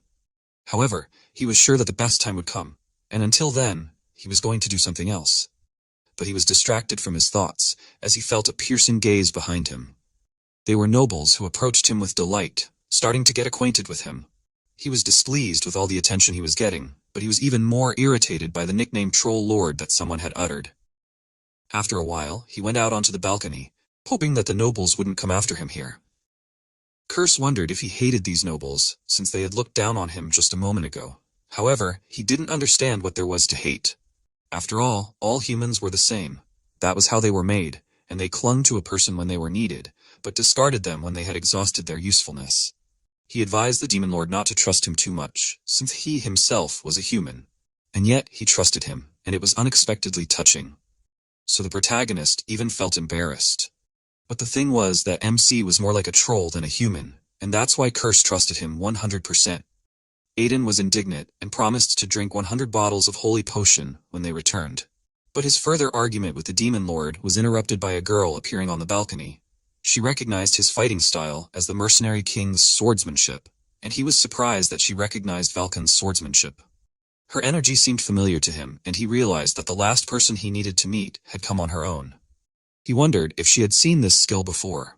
She had not seen it, but she had heard about it, since the Mercenary King's skill could make any defense useless, and if Valken was a knight, he would undoubtedly deserve a great honor. However, MC understood that Valken would have saluted the dogs if it did not bring him money. Still, he agreed out loud that this was most likely the case, but he changed the subject and suggested that this banquet was too boring. He hated these formal events. He didn't care how much his interlocutor changed her appearance, since he couldn't forget her presence after hundreds of fights with her. He turned to her for confirmation of his words and called her by name. Niseda dropped her disguise, not going to deny it, and asked how he awakened this sword. He answered that a friend helped him, and in fact he was sure that she would come if he took Beelzebub. She didn't like the fact that he was trying to dodge, and decided to ask again. She was curious about where the demonic energy flowing from his body came from. She used a killer aura, but MC expected it from her. He tried not to show the effect on himself and assumed that the demonic energy coming from his body was the Demon Lord, and was surprised that Niseda felt it. But he decided to discuss it later, because although they were a match for each other in past lives, this time they needed to try differently. He explained that he was on Nisette's side, and she didn't understand what he meant, as she doubted that he knew anything about her. He told her quite a lot about her, and assumed that it was enough. And she admitted that he knew a lot, but she didn't understand how he knew it. Due to her loss of concentration, her murderous aura weakened, and MC warned her that something was about to happen. So they didn't have much time. She ordered him to stop prevaricating and answer her, but suddenly she noticed a glowing magical seal appear in the courtyard of the estate. It was black magic for summoning undead, and she didn't expect her opponents to escalate the situation so much, but MC knew that they always followed the same pattern. This black magic would not end until the summoner died, and although he believed that Nisette had many questions for him, he offered to deal with this first. He knew that she was there to capture the heretical group of Chaos Black Mages, and she was amazed that he even knew that. She suggested that they continue their conversation later and disappeared from her place, and Aiden decided to leave it to her while he prepared to deal with this side. Monsters began to emerge from the magic circle, and soon they burst inside the banquet hall. The knights took a defensive stand, and Tyan was one of those who entered the battle. He threw the monsters aside, telling the others not to be afraid. By this time, MC had also returned to the hall, and Curse was amazed that even Tyan had reached the stage of developing a sword aura. If he had achieved this at such an age, it meant that he was very strong, but he had simply chosen the wrong opponent. The protagonist assumed that he always felt that he was losing because of his friend. At this time, an undead troll appeared in the hall, and the knights hoped for reinforcements, since such a monster was dangerous. However, while even Tyan knew that he would have to wait for reinforcements, Dyer ran past him and pierced the troll with a single blow. Curse suggested that Dyer was one step away from becoming a sword master, and Aiden agreed with him, as he was only at the half-master stage. Tyan was strong enough, but having Dyer as his closest friend and rival meant that he was extremely unlucky. The Demon Lord wondered why the protagonist was not helping them, instead of just messing around. He was sure that they could handle this on their own, and besides, he needed to confirm something. Curse wondered what he was talking about, and at that moment, a new monster appeared, emitting incredibly dense demonic energy. Tyan warned Dyer about this, and the monster entered the room and called out to Dyer, after which it immediately took off, approaching him. It jumped into the air, swinging its sword, but the moment it struck, Dyer did not take any damage as MC stood in front of it, stopping the undead's strike with his shield. This Death Knight was the strongest of the undead, and it had ruined the banquet in the past. The protagonist thought that something was wrong, and it happened as he expected. Even if it was the strongest undead, Dyer, as a half-master, should be able to handle it. He always wondered why he lost in his past life, but it turned out that this knight was enhanced by dark magic and had strength that surpassed that of a half-master. The protagonist would not have been able to block this monster's attack if it weren't for the Banshee Spirit Shield, and now he understood why Dyer lost. The monster then said Dyer's name again, and the protagonist became wary as he realized that it said something. The Death Knight didn't need others, and this pushed MC away, and he realized what exactly had happened. He was sure that he should have noticed earlier that the undead were not moving to attack, but to separate Dyer from the rest of the soldiers. This whole thing was planned just to kill him. The Death Knight tried to attack Dyer several more times, but Aiden took each of these blows on his shield. The knight was also a half-master, and this one's attacks were oppressing him so much that he had no choice but to block. However, he was not alone, so he told Dyer when to attack. He struck, but the Death Knight easily blocked it, and this one's weapon did not even leave a scratch. Dyer could not even believe that it parried his spear strike so easily, and the protagonist warned that this knight was at least a half-master. However, he did not immediately understand why so many monsters were targeting Dyer specifically. He didn't realize that the person who would benefit the most from Dyer's disappearance was the one who was a pain in the ass with him, and he realized that there was only one such person, and that was Silbetta. If this continued, Dyer would overshadow him, and despite being the eldest son in the family, he would only end up knighted, since the head was chosen by merit. Before, the protagonist thought that Silbetta was just lucky to become the king of knights. But now he understood how he became one. He was angry that he was in secret collusion with dark mages. The more he looked, the more rotten everything seemed. But he was distracted from his thoughts, because Dyer asked how they were supposed to deal with their opponent. He knew how they could deal with it, and Dyer was amazed that he was able to deal with such a monster. With the technique that MC had invented, it was possible to defeat even a much stronger opponent, and Dyer was excited for him to say the name of this technique. His technique was called the provocation tactic, and Dyer doubted that it could actually be a tactic, but he decided to try it anyway. Curse noted that there was no time that MC did not provoke the enemy, and he explained that it was because it always worked. Besides, if you give a tactic a name, then everything becomes legal. The Death Knight was still aiming at Dyer, intending to kill him, and as it ran forward to attack once again, its sword collided with the protagonist's shield again. Once again, Silbett's treacherous nature was revealed, but this time everything would be different. The knight ordered the protagonist to leave and not interfere, but at the moment when it swung, Dyer concentrated his energy to strike again. He actually did it, and his attacks were surprisingly strong, and even MC admitted it. If Dyer had hit correctly, even the Death Knight would have been finished, but it managed to dodge and jumped up to attack Dyer. He meanwhile started looking around as he didn't feel anything from his attack.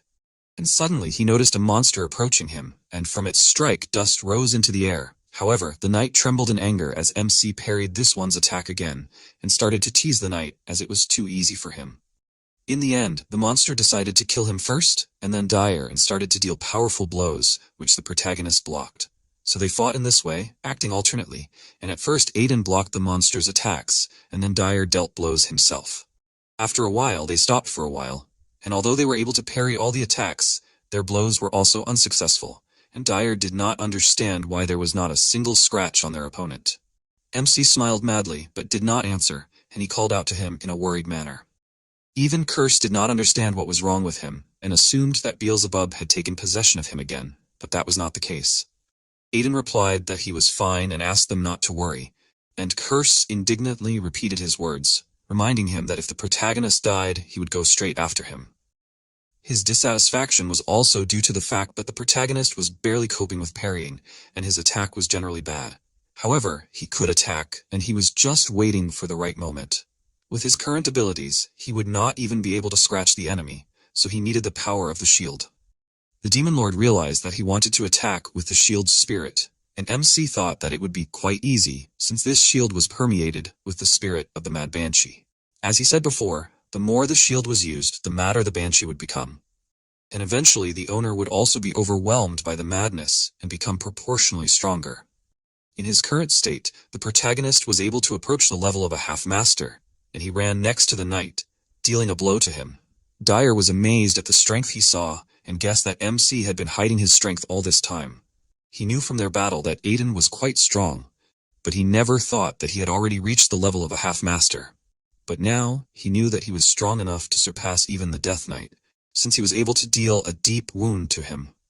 The frenzy had unsettled the protractor a bit, and Curse assumed that none of his artifacts, including Beelzebub, were in good condition.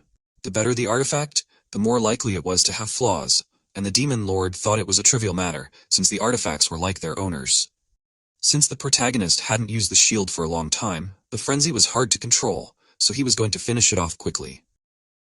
He activated the speed ring, and at that moment, the knight ran up to him to attack. When it hit, a huge amount of dust rose into the air, and the knight advised MC to die, but he managed to dodge the attack and took advantage of the monster freezing while striking himself, and he managed to injure his opponent again. Because of the dust, the knight couldn't see anything, and he wondered where the protagonist was. It announced its location and attacked again, and the fact that it had become even faster meant that Dyer would only get in the way if he decided to help it. The protagonist offered the monster to burn in hell, promising that soon the owner of this would follow it. He dealt a few more quick blows, but the knight could not die, because if it died, the mission would not be completed. That is why it took off, despite its wounds, and ran towards Dyer, and he was amazed at how fast it was. The knight had already swung his sword to attack it and complete its mission. When the protagonist was about to put an end to the monster, but it suddenly turned away from the fight with him and ran towards Dyer. He himself did not understand why this happened. He was horrified when he noticed that the knight was already very close to Dyer and swung his sword to attack him. But the side effect of the speed ring was starting to take effect, and so Aiden would not be able to run to Dyer in time, and thus everything would go exactly according to Silbit's plan.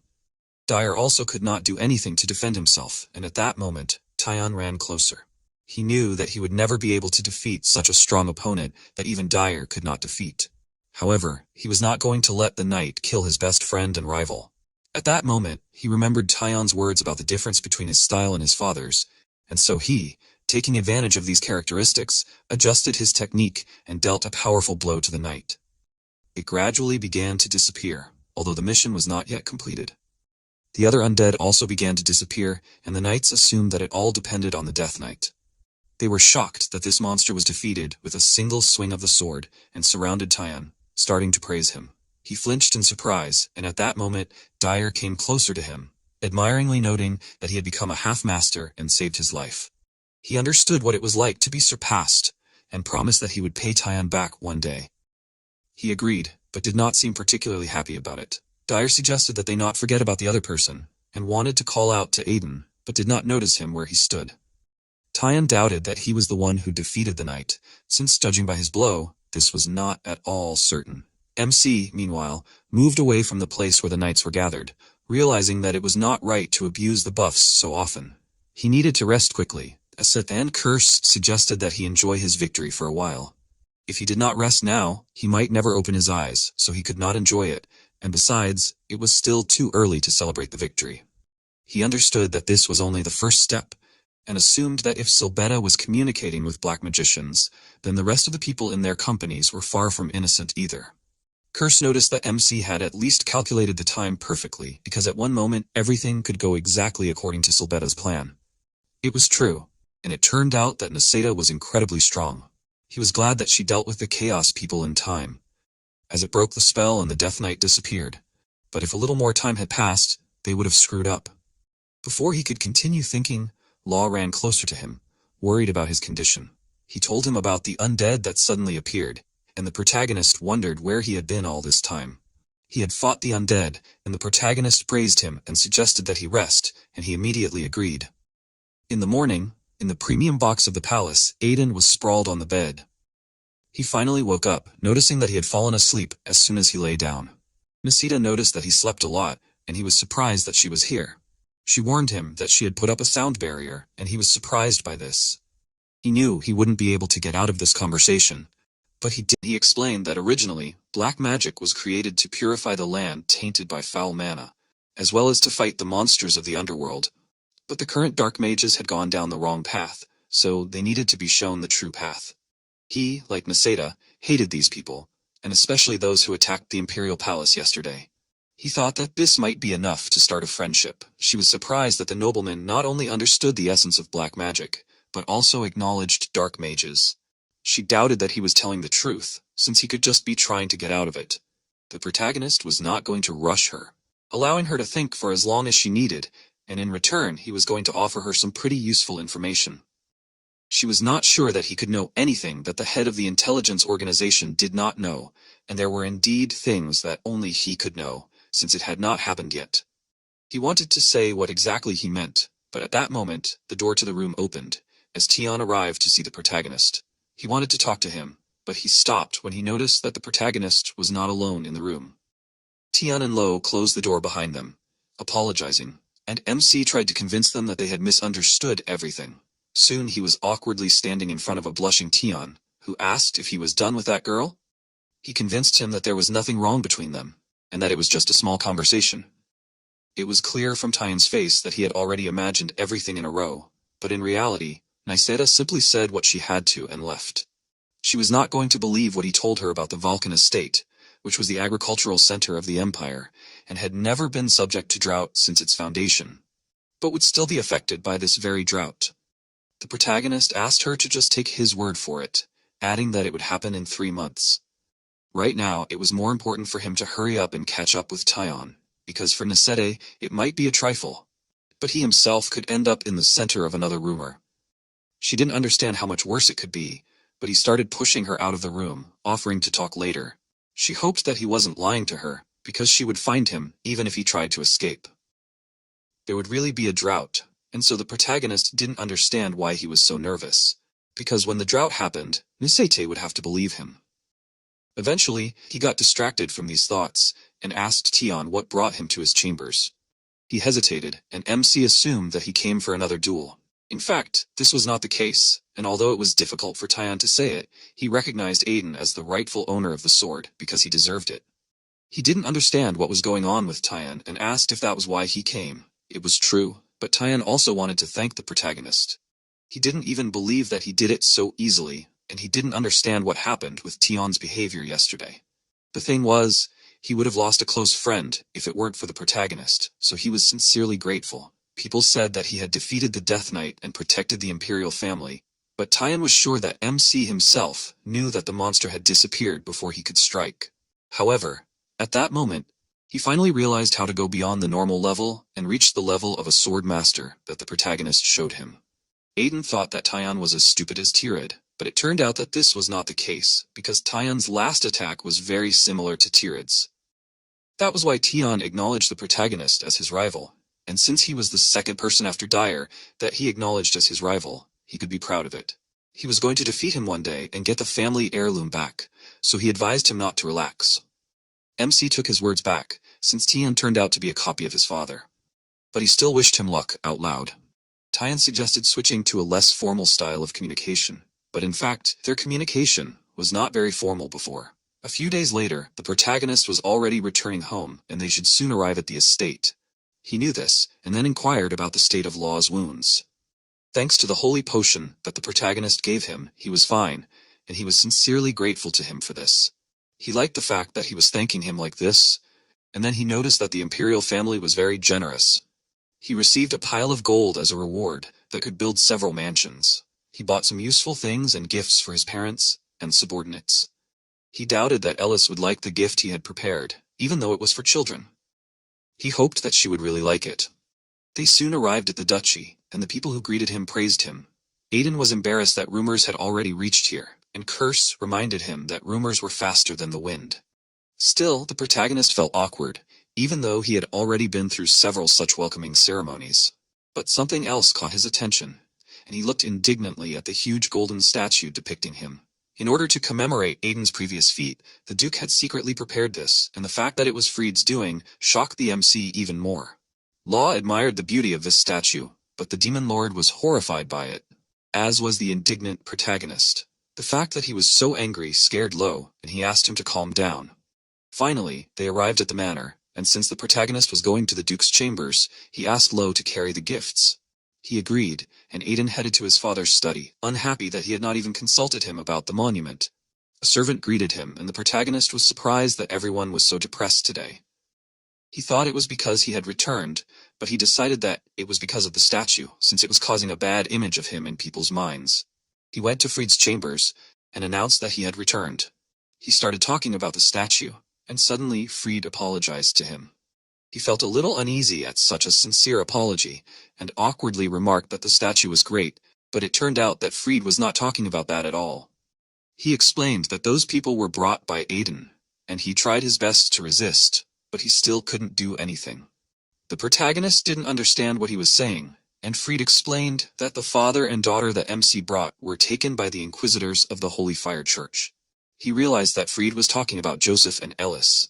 According to the inquisitors, they escaped from the church, but since they were the protagonist's people, he refused to hand them over to the church, but Joseph himself agreed to go with them.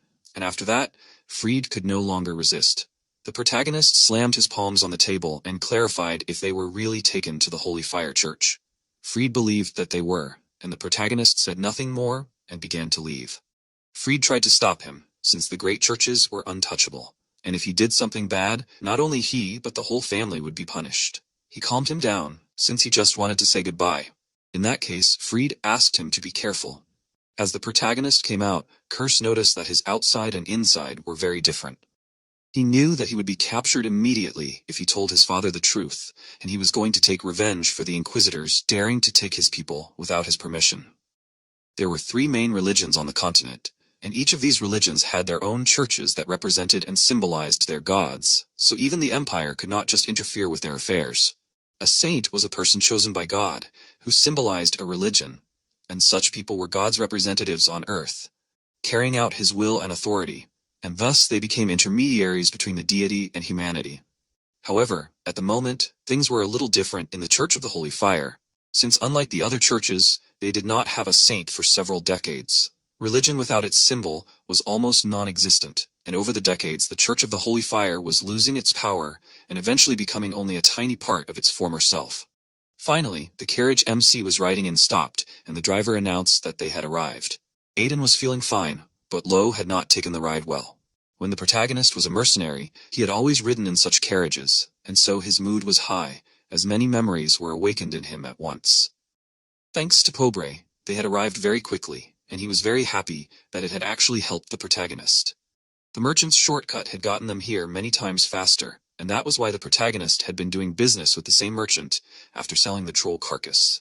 After that, he turned his attention to Lo, who was not getting better, and so the protagonist told him to just stay in this place. Although the church was weakened, it was still one of the 3 main churches, so the territory of it was huge. Besides, Pobre was right, and at the moment the church had closed its gates, so it was impossible to get in.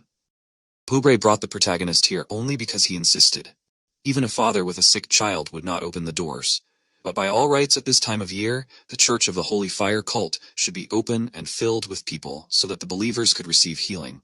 But instead, the battle priests were blocking the entrance. Everything was closed the moment the inquisitors took Joseph and Ellis, and MC was sure that it was definitely related. Pobre was wondering how he would get in, and he had several ideas about it. His expression seemed crazy, and so Pobre was terrified of what he could do. Soon, near the entrance of the Church of the Holy Fire, one of the defenders frowned, as Aiden came closer and introduced himself. He wanted to go through, but since the church was currently closed, he couldn't get through, no matter who he was. The protagonist continued to argue with the guard, claiming that he needed to go through, and eventually the man couldn't take it anymore. Put his hand on his shoulder and reminded him that he wasn't allowed to go through there. Before he could finish speaking, the MC knocked him over, slamming his head into the ground, and the other guard was outraged that he dared to attack them. Even though the protagonist was from a duke's family, he wouldn't get away with it, but he didn't care and hit the second priest. Pobre was worried, but he realized that an old dog couldn't be tamed with a chain. The protagonist meanwhile began to open the gate and warned Kurse to be ready. He didn't understand why he should be worried, but the thing was that this place was teeming with holy energy. Because of this, Kurse found this place disgusting. When Aiden entered the church grounds, the other monks turned their attention to him, but he did not react to their indignant cries and only noted that everything inside seemed even bigger. The demon lord reminded him of Joseph and Ellis, but the protagonist did not know where they were, and so Curse was curious about how he planned to find them. He had several ideas on this matter, but he was forced to digress from his story, since the monks were going to capture him. Curse assumed that MC wanted to kill all these monks, but he was not so crazy as to turn an entire religion against himself. He only needed to ring the crying bell, and in order to do this, he activated the speed ring. He quickly ran between the monks, rushing towards his goal, and told Curse about the crying bell being one of the canon laws of the Holy Fire Church.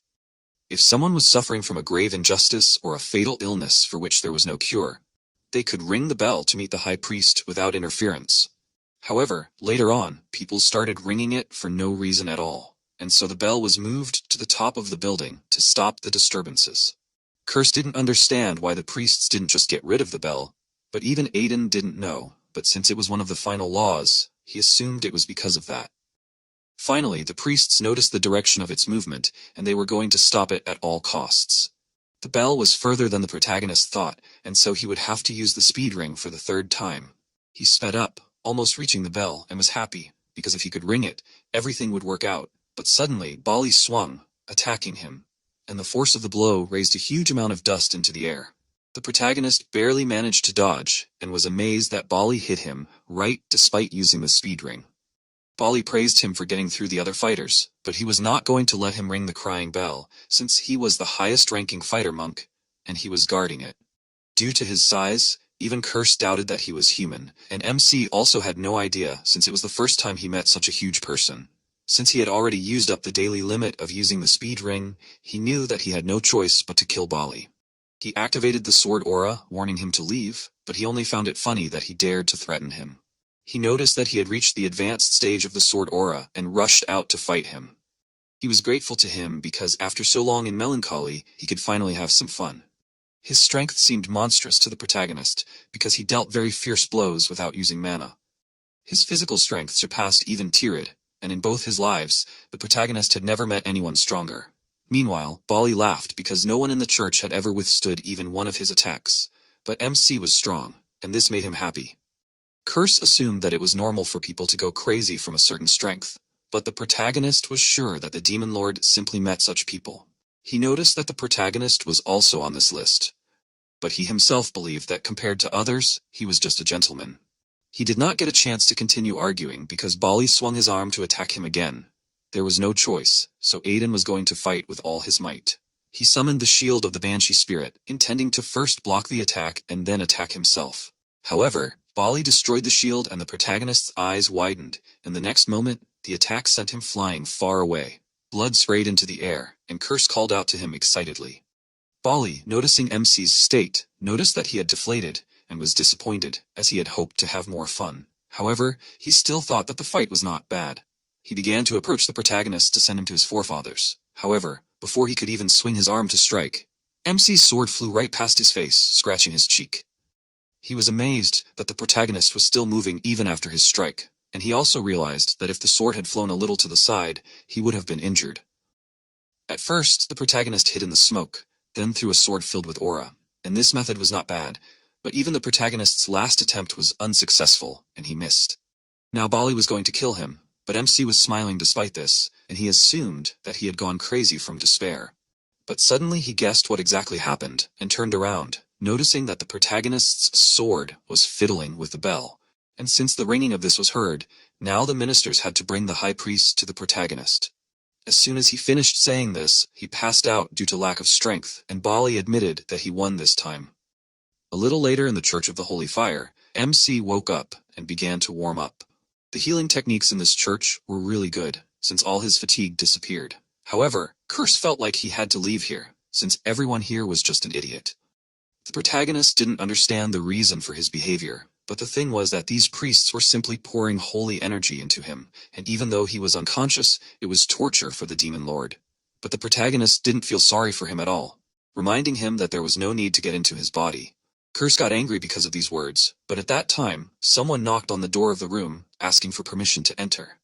Huckle Corton, who came to inquire about his well-being, introduced himself, and MC said his name in response.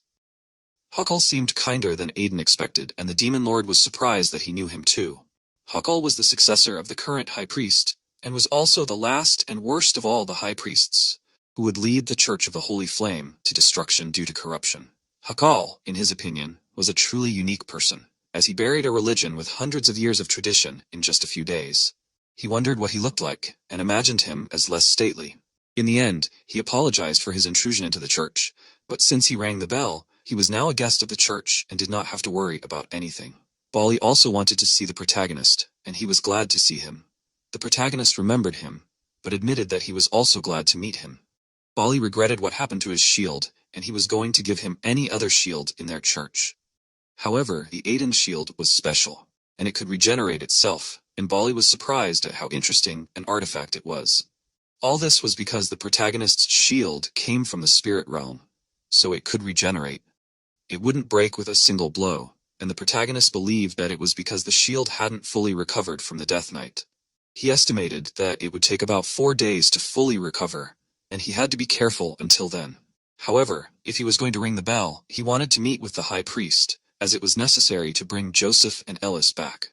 According to canon law, he had every right to meet with the high priest. But that would be problematic now, so instead, the highest-ranking person in the church would meet with him on behalf of the high priest. MC was surprised that this happened, as first there was the sudden closing of the church gates, and now the priests were ignoring the rules of the crying bell. It was very strange, but he still followed Hakal to the right place. He thought that he would be able to talk to the high priest Kertel, and Kurse was surprised that he knew him too. In the past, when the protagonist's life was at stake, he trembled greatly at Kertel, and he could never understand him, since he was not going to demand anything for saving another person's life. If MC were in his place, he would first suck everything to the last drop, and only then help. The more Kurse got to know him, the more he reminded him of a monster from the underworld, but Aiden suggested to watch how he would talk after he drank the holy potion. The demon lord was especially outraged by what he surrounded him with in the holy church. Finally, they arrived at the hall, and Hakal introduced the protagonist to the highest-ranking person in their church, and he concentrated, waiting to meet this person. He was curious about who the high priest's confidant was, who was higher in rank than the deputy. Whoever this person was, he was obliged to return Joseph and Eldest, no matter what it cost him, and at that moment the door to the next room opened, and Hakal warned that they brought the one who rang the crying bell. Eldest was distracted from eating cookies, and MC froze in shock. Joseph was shocked when he saw him, and Eldest, on the contrary, was happy and greeted him. The protagonist did not understand what they were doing here. And at this time, Bali bowed and greeted Saint Elise, and this statement of his amazed the protagonist even more. A little later, he sat opposite Joseph, waiting for an explanation from him. He was unhappy that everything happened this way, and he was really going to explain everything. But first, he asked permission to introduce himself, and said that he was a former member of the Brotherhood of the Seven Stars, serving the Master of the Sacred Fire. This information even made the protagonist jump on the spot, since the Brotherhood of the Seven Stars was a unique union that only the 7 best alchemists in the Church of the Holy Fire could join. In this case, it was not surprising that in his past life, the protagonist had not met a single such alchemist. Kurse doubted that Joseph was so amazing, since he believed that all this only meant that he was just a little better at alchemy than the rest. But the Church of the Holy Fire had a monopoly on alchemy on the entire continent, and those who were good enough to be members of the Brotherhood were second in power only to the High Priest and his deputy. In this case, he did not understand how Joseph and Eldest ended up in the slums. He did not know where to start, but he recalled that every 40 years a saint was born in the church and elevated to the rank of High Priest. They performed their duty for 40 years, and after that time, the status of a saint was returned, and it was immediately passed on to a newborn candidate for sainthood, who received the brand. However, 10 years ago, candidates began to be killed one after another, and no one was spared. Eldest was also a candidate with a brand, and Joseph could not bear to watch his child die. That is why they fled so far that even the church could not find them. However, something as terrible as the murder of candidates recently happened in the church, and the protagonist became wary. Since nothing like this had happened in the Church of the Holy Fire in his past life, and he could not understand what could have happened here.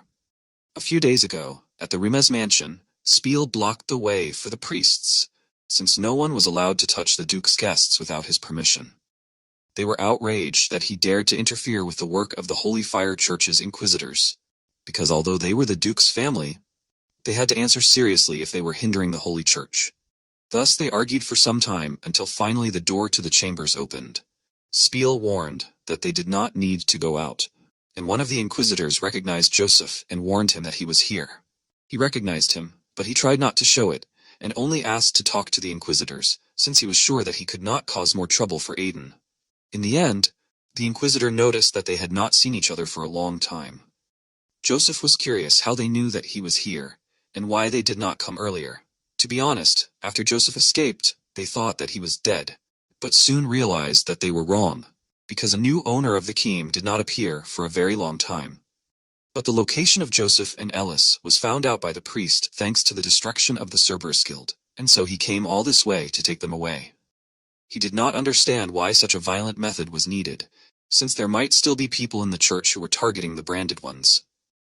He could not allow Ellis to remain in such a dangerous place, but there was no other choice, and so the inquisitors simply had to return them to the church at any cost. The reason for this was that the highest priest had collapsed due to illness, and the protagonist was very surprised when he heard about this. Even the church's sacred rites and the best healing techniques were not able to cure the highest priest, and due to the deterioration of the church's reputation and the highest priest's illness, a cloud of crisis arose over everyone. This situation was capable of extinguishing the flames of the holy fire and ruining the history of their religion. And that was why in 4 days they were going to make Ellis a saint with the awakening rite and heal the highest priest with her amazing holy powers. With the appearance of the holy fire, the sanctuary would heat up and the church would return to its former status. He could only apologize to Aiden for causing him so much trouble without explaining anything. MC did not answer him, so Joseph assumed that he was angry. However, the protagonist's mood was not directed at him. He did not understand what was happening here, since Kertel would only get sick after 3 years. He did not understand why this happened earlier, and assumed that all this was happening because the future began to change because of him. A little later, he walked along the corridor of the church with Bali. In any case, now that he had Joseph's permission to stay here, he needed to find out at what point the future began to change. Curse was terrified that they would stay here, but MC was sure that there must be a reason and he needed to find out. If they could quickly sort this out, they would be able to leave, so it was in the Demon Lord's best interest to help him. Bali finally led him to the place where the high priest lived, but he reminded him that the visiting time was limited to 5 minutes. The protagonist went inside, noticing the foul smell. Kertel was lying on the bed, not moving, and he looked terrible. In the protagonist's past life, Kertel died before he could pay off his debt, and so he was going to pay him back in this life. But for some reason, everything went wrong. But suddenly, he felt something unusual and noticed the streams of dark energy that were around Kertel. It was the first time he had seen something like this, but this ominous energy seemed familiar to him. The Demon Lord believed that he should have seen it in his past life, since it was a curse, and MC was very surprised when he heard his words.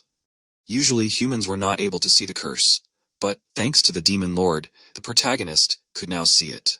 This curse was created cleverly and carefully, and it accumulated over a long period of time, causing the body to deteriorate from the inside out. Curses were only available to dark mages, and if it was slowly accumulated over a long period of time, it meant that the high priest had become the target of a dark mage hiding inside the church. This meant that in her past life, it was not an illness that had killed Kertel either. Aiden wondered how this curse could be removed, but it had already practically merged with the body, to the point that it was almost impossible for even the caster to remove it. If there was a way, it would require a dark mage who knew the structure of the curse perfectly, or a huge amount of holy energy poured in at once. This meant that Ellis was a direct threat to whoever cast the curse, and if the high priest was healed, all the efforts of the person with the curse would be wasted. This meant that there was a high chance that the dark mage would target Ellis, and so the protagonist decided to discuss with Joseph about strengthening Ellis's security. And suddenly, he heard a scream, and recognized Ellis's voice.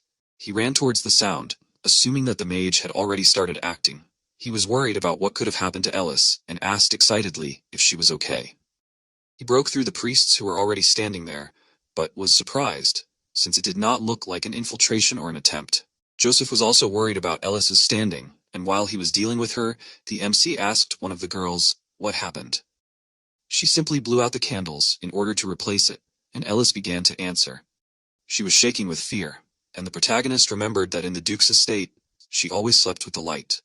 He assumed that she had not yet recovered from being kept underground, and so he asked Joseph to take everyone out for a minute. He agreed, and soon only the protagonist and Ellis were left in the room. She did remember the moments when she was dark and scared and she begged for help. The protagonist distracted her from her memories, assuring her that no one would harm her now. She looked at him in surprise, and he handed her his work and warned her that no one would dare touch his people, so she shouldn't worry. She looked at him with emotion and hugged him, giving in to her hysteria, and he watched her calmly. A little later, she calmed down, she felt better, but she still felt a little awkward. She started to say something, but fell silent, and when MC pushed her to talk, she asked if she really suited the role of a saint. The thing was that all the saints she saw in fairy tales were strong, brave, and beautiful, but she considered herself very cowardly and did not understand how she could be a saint. She was not beautiful or special, and she just wanted to go back to Aiden's house and play. He flicked her, and she yelped, looking at him with an offended expression. In the protagonist's opinion, she was overthinking it, as she was not seeing the whole picture, only small pieces of it. This meant that she knew nothing about being a saint. She was surprised when she assumed that he knew what it was like, and he did, as he had known a saint in the past. He did not finish, stopping as he remembered Spika apologizing to him. Since he did not finish, Ellis assumed that he and the saint were a couple. In the end, he ignored her question and told her that the saint did not have to be kind or brave, because they were all people, and if she wanted to be angry or cry, then she should do it. Besides, she could always go home, and she was happy because of that. However, she soon returned to the topic of the saint and assumed that MC was married to her. He explained that they were friends, and Ellis wondered why they weren't friends anymore. A little while later, he came out of her room, very tired, and it exhausted him even more than training. Although Curse was just listening, but he also felt like he was being infused with a holy potion. Joseph came closer, worried, and MC told him that Ellis was fine. He decided in that case to go and sit with her, thanking the protagonist for helping him. He did not answer him, but drew attention to the fact that Hakal was there. He heard that there was a small problem that Aiden handled well, and he was going to personally thank him for saving the saint and the future of their religion. He simply did what he had to do, and shook Hakal's hand. When their hands touched, Curse froze in shock and turned to Aiden. Since he addressed him by name, he became wary, and the demon lord told him that Hakal was a dark mage. MC was amazed when he realized this. Soon, in the dungeon of the Church of the Holy Fire, in the hideout of the dark mages, Hakal slammed his hands on the table. The protagonist had thwarted his plan, and he realized that he should have pinned down and killed the branded fugitives as soon as he found out about them. One of his henchmen tried to calm him down, but this only made him angrier.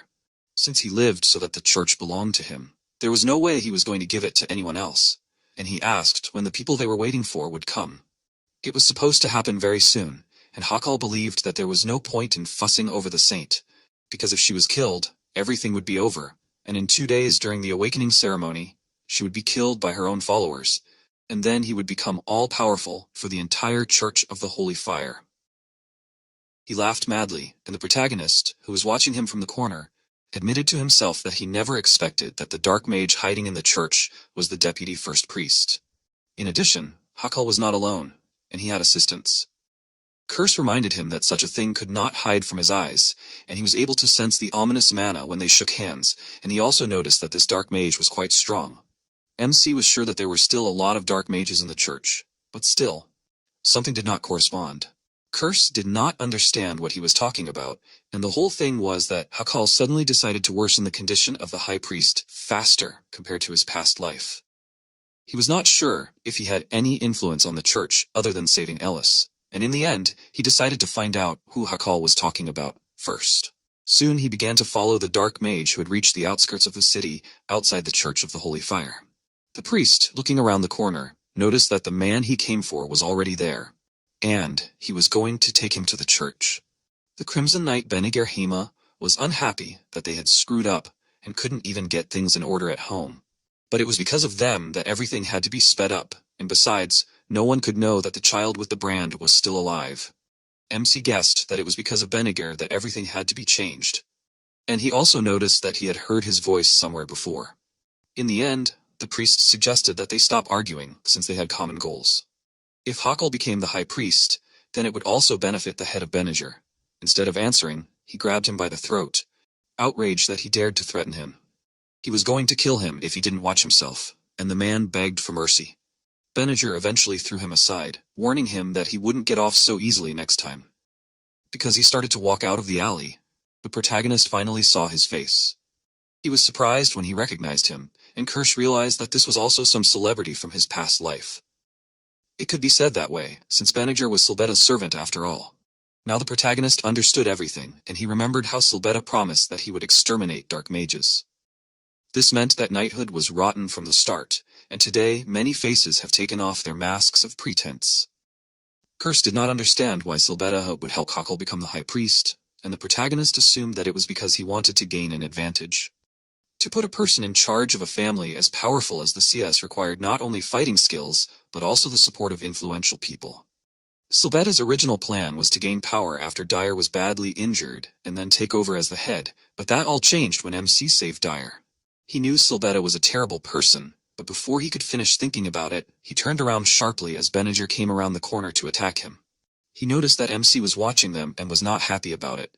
He threw a few punches, but the protagonist managed to dodge them. It was the same aggressive fighting style he already knew, and he wondered if Benninger had noticed him from the start. The priest warned him that he wouldn't be able to do anything if Benninger made noise in the middle of the night, but he ordered him to be quiet if he didn't even feel a tail following him the whole way. He looked at him menacingly, and the boy was dissatisfied, but still began to run away. If it weren't for Silbett's order, Benninger would have killed him long ago, but now he turned his attention to Aiden, acknowledging his skills, because he was able to dodge his blow. He wondered what he was doing here, but he was not going to answer him. Benninger found this funny. The protagonist understood that it would be difficult for him to deal with him now, so he needed to run. But he did not have time to do so, since Benninger appeared in front of him, blocking his retreat. He was bored with an opponent who gave everything away at once, and he was going to break the protagonist. He began to advance on him, attacking and laughing, and he tried to reflect his blows. Kirsch did not even think that among the people there would be an even more exact copy of the Talus than the protagonist. Among all those Aiden met, Benninger was one of the most insane, and this was bad, since he was at least at the level of the aura of the Supreme Sword. In addition, the Banshee's shield was still regenerating, so it couldn't be used. But there was always a way out, and the protagonist knew that Benninger should have noticed something by now. He thought that this sword technique was familiar to him, and at that moment, the protagonist paused for a moment, shouting Benninger's name. He didn't understand how he knew his name, and finally realized that the person in front of him was Dyer's henchman. MC was happy that he fell for his trick, but he didn't show his emotions out loud, and asked if he really thought he could get away with involving dark mages in their affairs. Benninger tried to hit him to shut him up, and the fact that he thought his opponent was Dyer's henchman made him even angrier. The protagonist didn't understand why everyone in this family was ready to kill each other, but he assumed that Benninger had a lot of problems from his personality. The more excited the man became, the less rational he became, and because of this, it took longer to assess the situation. The man also became completely unclear about what was happening around him, and MC took advantage of this by parrying each of the blows. Benninger mocked him, since he did not attack, and he would never have been able to deal with him like that. But suddenly his nose started bleeding, and he himself was surprised by this. The next moment he flinched, and Aiden took advantage of his hesitation and struck him. Benninger's balance was upset, but he did not understand what the protagonist did to him. Because of his rage, he did not notice the protagonist's personal skill resonance for too long. With each clash of swords, a mana wave was created that disrupted the enemy's internal mana flow, and this wave was so weak and imperceptible that at first it seemed like just an illusion. But due to the accumulation effect, it turned into a potent poison, which now made Benninger barely move. If he were an ordinary knight, he would have fallen long ago, but he was still standing. He was sure that he would not lose because of such tricks, and suggested that MC attack, but he did not want to do it. He only became more angry, but the protagonist calmly told him to shut up, since dogs should be quiet at night. Because he mentioned Silbett's name in his speech, Benninger only became more angry, and promised that he would kill him. The protagonist continued to mock him and realized that he had no choice at all. He threw a small bottle towards Benninger, who stopped it with his sword, outraged by the unfair tricks the protagonist was using. When the bottle broke, a cloud of smoke burst out, covering most of the street. Benninger offered the protagonist to stop this and fight him, but when he received no answer, he began to look around and realized that Aiden had simply run away. Meanwhile, he was gradually moving away from this place, and Kirsch did not understand why he ran away. With his current level, he would not be able to cope with Benninger, so the best solution was to cut off her ability to pursue him with resonance. He was glad that he asked Cassie to make a smoke grenade for him, although she looked at him very strangely then. Now he was going to stop the Dark Mage, who was running away at this time, to report to Hakal that someone found out about them. But Aiden had already caught up with him, outraged by the fact that Chaos Mages always cause problems. The man was terrified when he noticed the attack flying towards him. The next morning, in the dungeon of the Church of the Holy Fire, Hakal was horrified by what was happening. The messenger had not returned yet, although he was supposed to bring a knight with him. He assumed what could have happened, but still, today's awakening ceremony had to be stopped. He did not have time left, but still, he remembered that he had the perfect trump card, and he was going to use it. Finally, the day of the Saints' awakening ceremony arrived, and some of the ministers gathered near the entrance to the altar of the Church of the Holy Fire. Joseph hugged Ellis, crying with joy, but she asked him to stop, as she was very embarrassed by all this. The protagonist reminded her of what he said, and she was going to repay him in full for all the troubles she had to endure by God's will. Joseph was outraged that he taught her such things, but he thought that in this case she would be able to live without concessions and losses. Eventually, he changed the subject, suggesting that they move on, and one of the priests showed Ellis where to enter. Joseph tried to follow her, but Ellis was supposed to be there alone. She would be safe, so everyone tried to calm Joseph down. He acted like he would never see her again, but the protagonist was unable to continue thinking about it as Hakal came closer to him, wanting him to give him a moment. He was surprised but followed him, curious about what he had so important. He just wanted to give him a small gift as a token of appreciation for what he had done. He showed the MC a high-grade pill that was left in their church, and since it was a very rare and valuable item, he decided to give it to him personally so that the other church members would not go crazy. The protagonist accepted the elixir with delight, swallowing it. However, as soon as he ate it, the veins on his face became more visible. Hakal was glad that he fell for it, as the pill had a curse of submission and brainwashing. With it, he ordered the protagonist to go out the back and kill the child undergoing the Saints' awakening ceremony. Ellis was walking towards the shining flames at the time, amazed by the beauty of it. The priest had told her that she had to pass through these flames in order to see God, and according to him, these flames were not hot at all, but she was afraid, as it might not be true. However, she remembered Aiden's words that it was God who should be afraid of her, as he would demand everything for what she had gone through. That was why she decided that she should not be afraid, and began to rise, offering to pay God. At this time, the protagonist had already walked towards the hall where the ceremony was taking place. Near the entrance to the altar of the Church of the Holy Flame, a little later, Joseph was still crying, waiting for Ellis. Hakal was glad, for the intruder had to recklessly break into the church and kill the saint. This story was beautiful, and thanks to it, he could become the high priest. But suddenly the warrior monks came closer, and everyone was surprised. Bali ordered everyone to remain in their places, and the fact that they were in battle garb made everyone wary. Hakal reminded them that now the awakening ceremony was taking place, and therefore they must not appear in armor. Bali knew all this, but he came because there was a more important matter.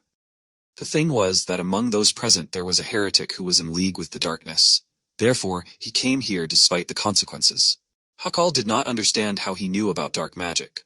The other priests also began to talk among themselves, and Hakal assumed that all this was blasphemy, since Bali claimed that one of their brothers or sisters turned to the darkness. It was slander, but before he could continue his indignant speech, Kertel came closer and called Bali.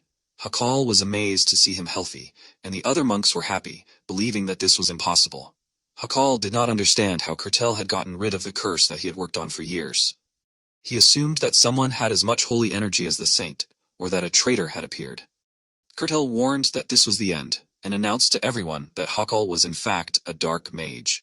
This shocked everyone, and he trembled with indignation, since he had been waiting for this moment for decades. However, not all was lost, and he assumed that Kertel had not fully recovered. He reminded that he had been carefully watching over him, and assumed that there had been some misunderstanding, since the real dark mage was Aiden. He himself had heard him plotting to kill the saint, and therefore it was necessary to find him and stop him. At this time, the protagonist just began to approach them, and Hakal indignantly asked what he had done with the saint. He replied that she was undergoing her awakening, and Hakal was surprised when he noticed that MC was not actually under the curse. He did not understand how he did it. The night before the battle with the Crimson Knight, the protagonist told Nisidas that he knew she was watching him. He wanted to talk to her, and the owl she had transformed into flew closer to him. She was curious about his plan, but he assumed that she knew that Chaos was trying to cause trouble here. Since it was their common enemy, he was going to deal with the dark mages, and he asked Eldest to do him a favor and lend him a special artifact. She did not understand why he needed the artifact to remove the curse, and assumed that he was going to fight chaos. However, he needed it in order to help the cartel. His entire body was paralyzed, but his consciousness was not affected, and he was sure that cartel had already figured out whose side Hakal was on. So if he woke up, it would be easy to deal with the traitors. This sounded reasonable, and in this case, Naseda suggested doing it a little differently. She summoned a magic ring that she had created herself and explained that the curse would be lifted if it was given to the high priest. However, chaos had already brainwashed a large part of the church, and they could do the same to the protagonist. She did not have to worry about it since he already had one curse hanging on him, and the others would not do anything to him. The demon lord realized that he was talking about him and noted that he was not going to help, but quickly agreed, since MC threatened him with a holy potion. At this point, Aiden assumed that Hakal was caught. Many found it hard to believe that he was truly a dark mage, and Kurtil offered him to surrender, but he did not agree to this, as he was angry that the church did not choose him. He lived his whole life hoping to become a saint, but he lost the meaning of his life. Kurtil asked him to stop, but he was not going to stop, and promised that if he did, they would all turn into corpses and bow before him. He called on dark magic. They could not allow him to do this, and Bali offered to deal with him right now. However, they would not be able to stop him, and he called on his dark blood comrades. Some priests also began to call on dark magical energy, but the fighters tried not to panic in order to put an end to all dark mages. But under the influence of dark energy, they submitted to the will of Hakal. They began to fight each other, and those priests who were not subject to the magic of submission did not understand what was happening. Bali was outraged that they were all heretics and was about to destroy them, but Kurtil stopped him. He realized that Hakal had already fallen quite low, and he noticed that he was very smart. He really wanted to see all the priests kill each other, and he cast a curse of submission on each of them. If anyone dared to raise a hand against him, he would take their lives, and Kurtil was angry, but he could not do anything. The protagonist thought that there were about 15 dark magicians here, since he saw a particularly distinctive and energy in them. He used acceleration and destroyed 2 dark magicians, announcing this. Hakal reminded that he would kill the rest, but MC did not care about this, and he repeated that everyone here would die. However, Aiden was not even a member of the church, so this was not his problem. He did not need anything else, since he just wanted to beat up the members of Chaos. Hakal was horrified by what he knew about Chaos, and realized that the protagonist had come for him from the beginning. He had sent other fighters to kill him, and the curse could not verify that MC was really going to kill everyone. He did not intend to do this. All of the Chaos members were weak individually and only supported the curse of submission. This meant that he would break the curse by reducing the number of dark magicians. He jumped up, throwing smoke grenades towards the priests, and Hakal did not understand what he was trying to do here. MC, meanwhile, used the smoke as cover to inflict wounds on the dark magicians. Hakal felt that the number of dark magicians was decreasing, and since he had worked hard for 10 years for this moment, he was very angry. Now he had no choice, and so he activated the dark magic energy. Another dark mage tried to escape, but the protagonist caught up with him and destroyed him. He felt the dark magic from these people, so it was useless for them to hide in the smoke. Now there were only 6 dark mages left, but suddenly he noticed that their number was decreasing. He assumed that Bali had joined the fight, but in fact, these dark magics did not disappear. All the dark mana was simply gathering in one place, and one of the remaining mages asked Hakal to spare him, but he sucked the mana out of him, offering the Baron of the Underworld half of his life, and all the lives he had taken. The protagonist wished for this not to happen, and all the priests also looked up at the sky, and Kurtil assumed that the end had come, as a magical portal appeared in the air. Due to the fact that the dark magic was redirected to another, the priests who were under the subjugation spell woke up. They themselves did not understand what had happened, but the other priests realized that the curse had lifted and prepared themselves, as the real battle was yet to come. The portal gradually grew, and Bali, who felt the energy from it, froze, as he had never experienced anything like this before. A bright beam of light burst out from the center of the portal, and the priests were horrified when they noticed it. They screamed when the beam pierced the ground, destroying part of it and injuring people with huge fragments. However, Bali and Kurtil were unharmed, as MC stood in front of them in time, stopping the fragments with the aura of his sword. He asked Bali to take the others to a safe place as far away as possible. In the gradually dispersing dust, the silhouette of a monster appeared. Mephisto inhaled the fresh air, and he did not even remember how many centuries had passed since the last time he felt this. This world seemed charming and fabulous to him, as such fragile and small creatures were able to support life here. Aiden was angry, as he did not enjoy the many problems that had happened. Curse did not expect to see Mephisto, and in the meantime he asked which of them summoned him. Hakal believed that he was Mephisto's master, so he ordered him to kill the rest of the monks, but before he could finish speaking, blood spurted out from his body. Mephisto expected the soul of the person who summoned him to be incredibly delicious, but this was really bad. He did not even expect this, although many years had passed since he devoured human souls. This was the monster that caused the destruction of the world in the protagonist's past life. Judging by Mephisto's intelligence, he was a high-ranking Talos, so even a worthy swordmaster would have a hard time in such a fight. Previously, he would have finished off Mephisto with one blow, but now he could not do it. And suddenly, he felt some kind of energy and turned around, noticing that all the priests were unconscious.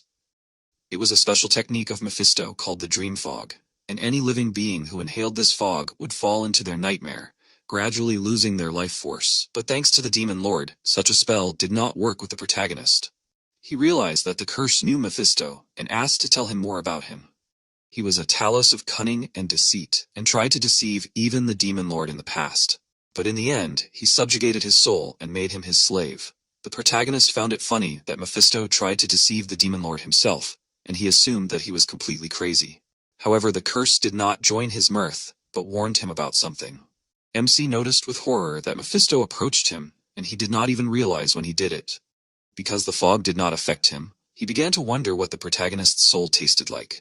Even standing in front of him was scary, but Curse asked MC not to scare him like that, since Mephisto hadn't even reached his final form. Hakal's summoning was already pretty bad, so Mephisto currently had only half of his power. In that case, Aiden thought it wasn't that bad. Mephisto was going to make him the first one he would destroy, but he wasn't scared, and instead began to provoke him. Unhappy with him for talking so much, he also called out his name, which shocked Mephisto greatly. The protagonist explained that his name was known on the surface, since the Demon Lord dragged him around like a pet. He offered to help them trick the Demon Lord, and Mephisto was furious at his words.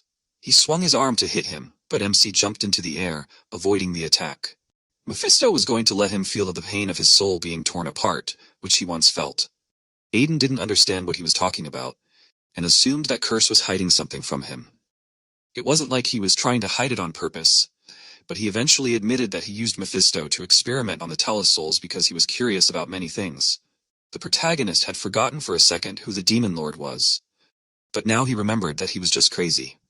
However, Curse was sure that he was much crazier than him. Eventually, they stopped bickering.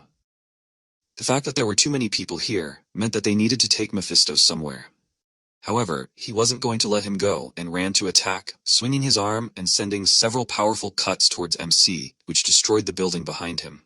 He was shocked when he remembered that this was only less than half of Mephisto's powers, but he was quickly distracted as he attacked again. At the last moment, he managed to stop his blow with the blade of his sword, but it still sent him flying back.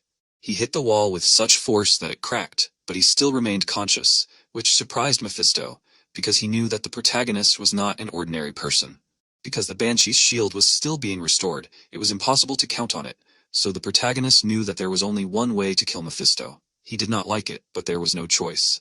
Thanks to the high-class pill that Hakal gave him, all of Aiden's abilities improved by 1 level, and he supposed that he should thank him later. Magical energy began to converge on Beelzebub, and Mephisto did not understand what kind of aura it was. The thing was that Beelzebub's gluttony power had also increased, so now the protagonist could summon the souls he had absorbed as ghosts, and now, using the spirit subjugation skill, he had summoned one of these creatures. The fact that he was able to do this amazed Mephisto, since only dark magicians were capable of such a spell. Even before he finished speaking, the troll appeared next to him, and was ready to carry out any order the protagonist gave him. Now everything was for real, and in order to anger the enemy even more, MC called him an experiment of the Demon Lord. He really fell for this trick, and was going to send him to the deepest depths of hell. At this time, Eldest had moved to another place thanks to the fire, and she thought that it was very beautiful here. The Lord of the Holy Fire, who was the main deity of the Church of the Holy Fire, appeared in front of her and noticed that he had not met a person for a long time. He wanted to go back to sleep as soon as possible, so he told Eldest to take the power and leave here. She assumed that he was God, and he did not expect such behavior from her. She meanwhile declared that she had suffered a lot because of him, and demanded compensation with interest. In Lord's opinion, she was very impudent, since she demanded payment from God and he did not understand how this could happen. However, he smiled since he was bored anyway, and this way, he would at least be able to have fun. In this case, he decided to repay her for this and a past life, and Ellis asked in bewilderment, and he expressed hope that this time everything would be different, and called Ellis a child whose fate was changed by someone who lost her own fate. He eagerly awaited the results of what happened in this place. At this time, the troll concentrated a fire attack in order to direct it at Mephisto. He dodged the fireballs several times and trembled, since he was afraid of fire magic. But it was still nothing compared to what he had experienced before. Since he was distracted, MC managed to get behind him and swung his arm to strike. He kept provoking Mephisto, and he was angry at himself for forgetting about him. With one blow, the protagonist cut off his wing and arm, and Mephisto screamed in pain and fell to the ground. The protagonist landed nearby, noting that he should not be ignored if Mephisto was fighting a higher troll. He was shaking in pain and would never forgive the protagonist for cutting off parts of his body. He suggested that he ask the Overlord for new wings, and noted that he could give him some nice angel wings. However, it still seemed unimportant to him, since Mephisto was finished anyway. The thing is, the troll had already gotten behind him and was directing fire towards him. The powerful flames engulfed Mephisto, and MC warned Curse that he would have to find a new guinea pig. However, the Demon Lord suggested that he worry about himself, as Mephisto would not die just like that. As the fire gradually began to dissolve, the protagonist saw Mephisto, who, moreover, had already managed to recover. This shocked him, even though Mephisto was a high-ranking Talus. The thing is, he is different from the others, and the main reason he became a high-ranking one was because he was the most resilient of all, and the fire did not affect him. The protagonist did not understand what this scene with fear was about, but in fact, Mephisto was afraid of fire, since the Demon Lord somehow increased his resistance to fire, and placed him in the hottest hellfire, and kept him there for quite a long time. Mephisto got injured because of him. Mephisto at this time finished recovering, noticing that MC's trick did not work. He believed that now he understood the difference between them, and Curse became curious if Aiden had any other ideas. He was not sure that he could win now, but he could not betray the people, and so he ran to attack. In turn, Mephisto pounced on him, and a powerful explosion occurred from their collision with each other. A little later, when the fire and smoke gradually began to dissipate, Mephisto came closer to the barely alive protagonist, surprised that this was all. Of course, Aiden was stronger than ordinary people, but he still did not reach Mephisto's level. MC, like last time, could not concentrate, and he wanted to sleep. He did not want to believe that his second life would end like this. Because he really wanted to pay back the traitors in the same coin, and he still had to protect many people. He could have become stronger than he was in his past life, but it was all over, because Mephisto had already swung to deliver the final blow. MC resigned himself to the fact that this was indeed the end, but he did not like the fact that the last thing he would see was the face of a demon. Curse was unhappy with the fact that Aiden was too arrogant and ignorant, but he offered him to use his own power, and thanks to this permission, the power of the Overlord was awakened. Magical energy began to emerge from his body, and Mephisto recognized this and froze in shock. The protagonist, who had been lying with his eyes closed, woke up and stood up, and Mephisto trembled in horror, because this aura was too familiar to him. MC ordered him to kneel, and he immediately obeyed. He admitted with a trembling voice that he did not know, and added that it was an honor to meet the Overlord. The Overlord's power was a force that was natural and familiar to the Demon Lord. The one who was chosen to rule was granted absolute power, and all Talos revered the ruler. It was because of this power that the Demon Lord ruled. Now, it was also because of this that Mephisto bowed before the protagonist, and this power was much more powerful than he thought. Curse was pleased that he finally admitted it, and he reminded him that the whole world admired him. However, his joy quickly evaporated, as he now lost his former power. Aiden wanted to remind him that no one asked him to invade his body, but he decided to be magnanimous this time, and began to praise the Demon Lord. These words made him happy again, and Mephisto looked at MC with fear. He finally got his attention, and he realized that he had completely forgotten about him. He was very angry, so he decided to take it out on him, and the expression on his face made Mephisto realize that he would be finished. At this time, Ellis finally finished the initiation ceremony, and as she was about to leave the hall, she heard someone commanding another person. She recognized the voice and ran forward, hoping to meet Aiden sooner. But suddenly she froze in surprise, as Mephisto was trembling from fatigue and lying in front of the protagonist. Ellis was curious about what happened, but MC did not answer her question, but asked about her awakening ceremony. He was also curious about her meeting with God. He seemed strange to her, since he did not give her anything, but simply began to glow, after which she returned with nothing. However, she was distracted from this topic of conversation, and again turned her attention to Mephisto. She thought that he was ill, and the protagonist said that it was his friend's pet. She was surprised by these words, and he explained that they'd just played for too long, and that's why Mephisto was tired. She understood everything, and Curse was horrified that MC was calling this a game. He remembered how the protagonist had mocked Mephisto, but he noted that it was better for Ellis not to know the truth. She meanwhile sank down next to Mephisto, pitying him, and placed her palm on his head, but because of this, his body was engulfed in flames, and he screamed in pain. He apologized for everything and begged for this test to end. Aiden realized that this was holy power, and this meant that Ellis had truly awakened. However, he was distracted, as Curse caught his attention, and he realized what he had to do. He raised Beelzebub, asking Ellis to close her eyes, and she obeyed, and he thrust the sword forward, ordering it to absorb Mephisto. He was horrified that even Beelzebub was here, but the next moment, his body disappeared. MC was happy that it was finally over, and as soon as he said that, he lost consciousness, and Ellis was worried about it. A few days later, the Church of the Holy Fire began to hunt heretics in earnest, and as a result of such a large-scale purge of the church, countless heretics were captured. The priests, who were sleeping under the influence of the dream fog, were briefly explained that Aiden helped Ellis defeat the Dark Mage, and they happily praised her. This situation made the protagonist realize that he was still too weak. Those who betrayed him would easily deal with Mephisto even now, and he was not even close to it. He needed to become stronger, but he was unable to continue thinking about it, as another person attracted his attention. He wondered what brought Curtel, who had finally recovered thanks to Ellis's power here. He was grateful to him for exposing the heretics of the church so that they could quickly carry out the purge.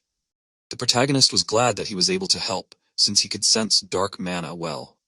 Curse was dissatisfied with his words and suggested that he should have let him die back then. Besides, although Curtel was a little late with it due to all the commotion, he bowed and thanked Aiden on behalf of the entire church, since without him, he would not have survived, and the missing saint would never have been found. The church was most likely facing collapse, and so the protagonist became their savior. He was surprised by such words, but quickly pulled himself together and smiled, since he was indebted to someone from the church, and he was simply repaying the debt. Curtel wondered who he owed, and he, remembering the Curtel from his past life, answered that it was just a stranger who said that helping others does not require a reason. Curtel was glad that one of their church members had such great beliefs. MC was happy that he repaid him for the favor he had done in his previous life, and the fact that he had returned it even with interest meant that they were now even. Curtel had something else he wanted to discuss, since he knew the reason why the protagonist was here. But Ellis was the future of their church, so she had to be here to receive the education she had been deprived of all this time. However, considering the murder 10 years ago and the recent incident, it could be said that their church had failed in its duty to maintain its authority, so Curtel was convinced that it was pointless for them to focus on just the future of the church and keep Ellis here. That was why they had decided to open a church in the Remis territory. That way, Ellis would be able to train while still being under the care of the Remis family. Furthermore, such a branch would be a great advantage for the Remis family, since churches are usually built in powerful and influential cities. And it would symbolize the strength of the family. All of Aiden's attempts to save his people had led to a beautiful coincidence, and he was glad. Around the same time, deep in the forest, the knight froze in disappointment. He knew that Benninger would screw up, since he was too emotional and clumsy, but they couldn't afford to fail, so he ordered everyone to be on guard, since they had to make sure that Silbetta would become the next Archduke. Pobre peacefully drove the carriage with Aiden and Lo inside. Lo looked ahead exhaustedly, and Aiden asked him irritably why he felt like he had it harder than him. Lo began to explain that it was not so at all. MC recalled the aged Lo thinking about how he told that once on the entire continent. Putting his hand in the bag, Aiden said that in addition to this, there were many good things inside, like magic silk, but while he was getting ready, he discovered something strange in the church. Demonstrating a massive egg glowing with dark magical energy, Aiden asked him what kind of egg he thought it was. Lo, with a surprised expression on his face, looking at the egg, said that it looked more like an ostrich's. But given the amount of mana, the ostrich was clearly not involved in this. MC, puzzled, looking at the egg, also said that he could not understand, and that it was in some strange room along with an old book, and he took it for himself. Lo assumed that there was a hint in this book, but Aiden explained to him that this book was in a language unknown to him. Suddenly Lo became stern, and began to reason about what he said, that he found this egg in a strange room with a book, after which he fearfully assumed he did not just find it, but stole it? With a confused expression on his face, Aiden, remembering his sarcastic theft, began to explain that he simply saw a room that apparently had not been in decades, and also this room emitted a strange aura. Before he could finish speaking, Lo began to angrily shout that you can't just steal things from the church, because they will not just leave it, even though they consider him their savior, so it is necessary to return it as quickly as possible. Aiden greedily began to deny this, asking, what if a duck hatches from this egg that will lay golden eggs? Sometime after these events, in a snowy region, Aiden and Lo were shaking from the cold. They were approaching the main city of the Sadist Margrave called Hummert. Looking around, Lo asked in surprise, weren't they going home? Aiden noticed that he had not said such a thing, and Lo reminded him that he had said that when they returned he would have to train a lot, after which Aiden assumed that he was thirsty for unbearable training. Lo sadly denied this, and then asked what they were doing here, and whether he had come here to meet the Margrave in Tirad. Aiden noticed that this was true, however. This was not his main goal because he had business in the Forest of Death, which was located in the lands of the Sadists. Then, Aiden explained that he had been told that Ents lived in this forest and he needed them for the highest quality elixir. Suddenly, Aiden's road was threatened by two serious guards who ordered him to stop, and explained that the Lord was currently absent, so entry was prohibited to outsiders, and if he did not have an appointment, he needed to leave this area. Lo began to angrily insult the guards, telling them that they were now talking with Aiden Remus, that is the eldest son of the Duke of Remus. Lo shouted that he was here to meet the Margrave of Tirad, so we must let them through. The guard got furious and asked again, Aiden Remus? Surprisingly watching the guard's reaction, Aiden asked himself why they suddenly became even more angry. After which, Curse asked him if he really didn't understand this, because for them he was a thief who stole the family religion of Sadists, and also he was a worthless person who beat the son of their lord, right at the royal banquet. MC thought that he had completely forgotten about this, after which, squeezing the hilt of the sword, he thought that he would certainly be able to get inside. Curse asked him in fear, what was he up to? Demonstrating Beelzebub. Aiden assumed that they would let him in if he showed this sword, because it seemed to him that this sword belonged to someone from the locals. Even more furiously, the guards shouted that it was Beelzebub, after which the guards angrily admitted that it was him, but said that their lord was not there now, and he needed to come another time. Putting his sword back in its sheath, Aiden came to the conclusion that there was only one option left. After that, Aiden asked if Tyan was here now. The guard irritably replied that he was busy now, and if they had not agreed on a meeting, he had to leave. Otherwise they would use force. Lo asked in rage how they dared to talk to the young master like that, but Aiden accepted their position and walked in the opposite direction. With a sly grin on his face, the guard looked at Aiden's back, saying that he should have left from the very beginning. Stepping back a few meters, Aiden assumed that this would be enough. Lo began to question him, and Aiden with a sly grin on his face said that if he needed to agree on a meeting, he would do it right now. Aiden inhaled a lot of air into his lungs, causing confusion among the guards who thought that he decided to throw a tantrum because they let him go. Incredibly loudly, Aiden asked Tyan how his head felt after he beat him up. This loud voice was heard throughout the mansion, after which a curse was heard from the depths of the mansion.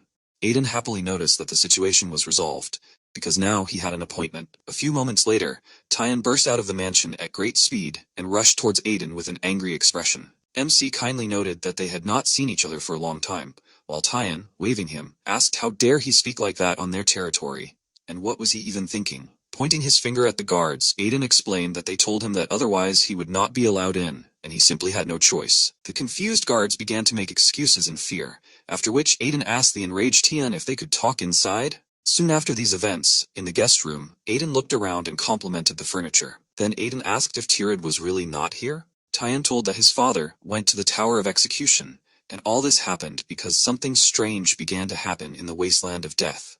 And this is their land.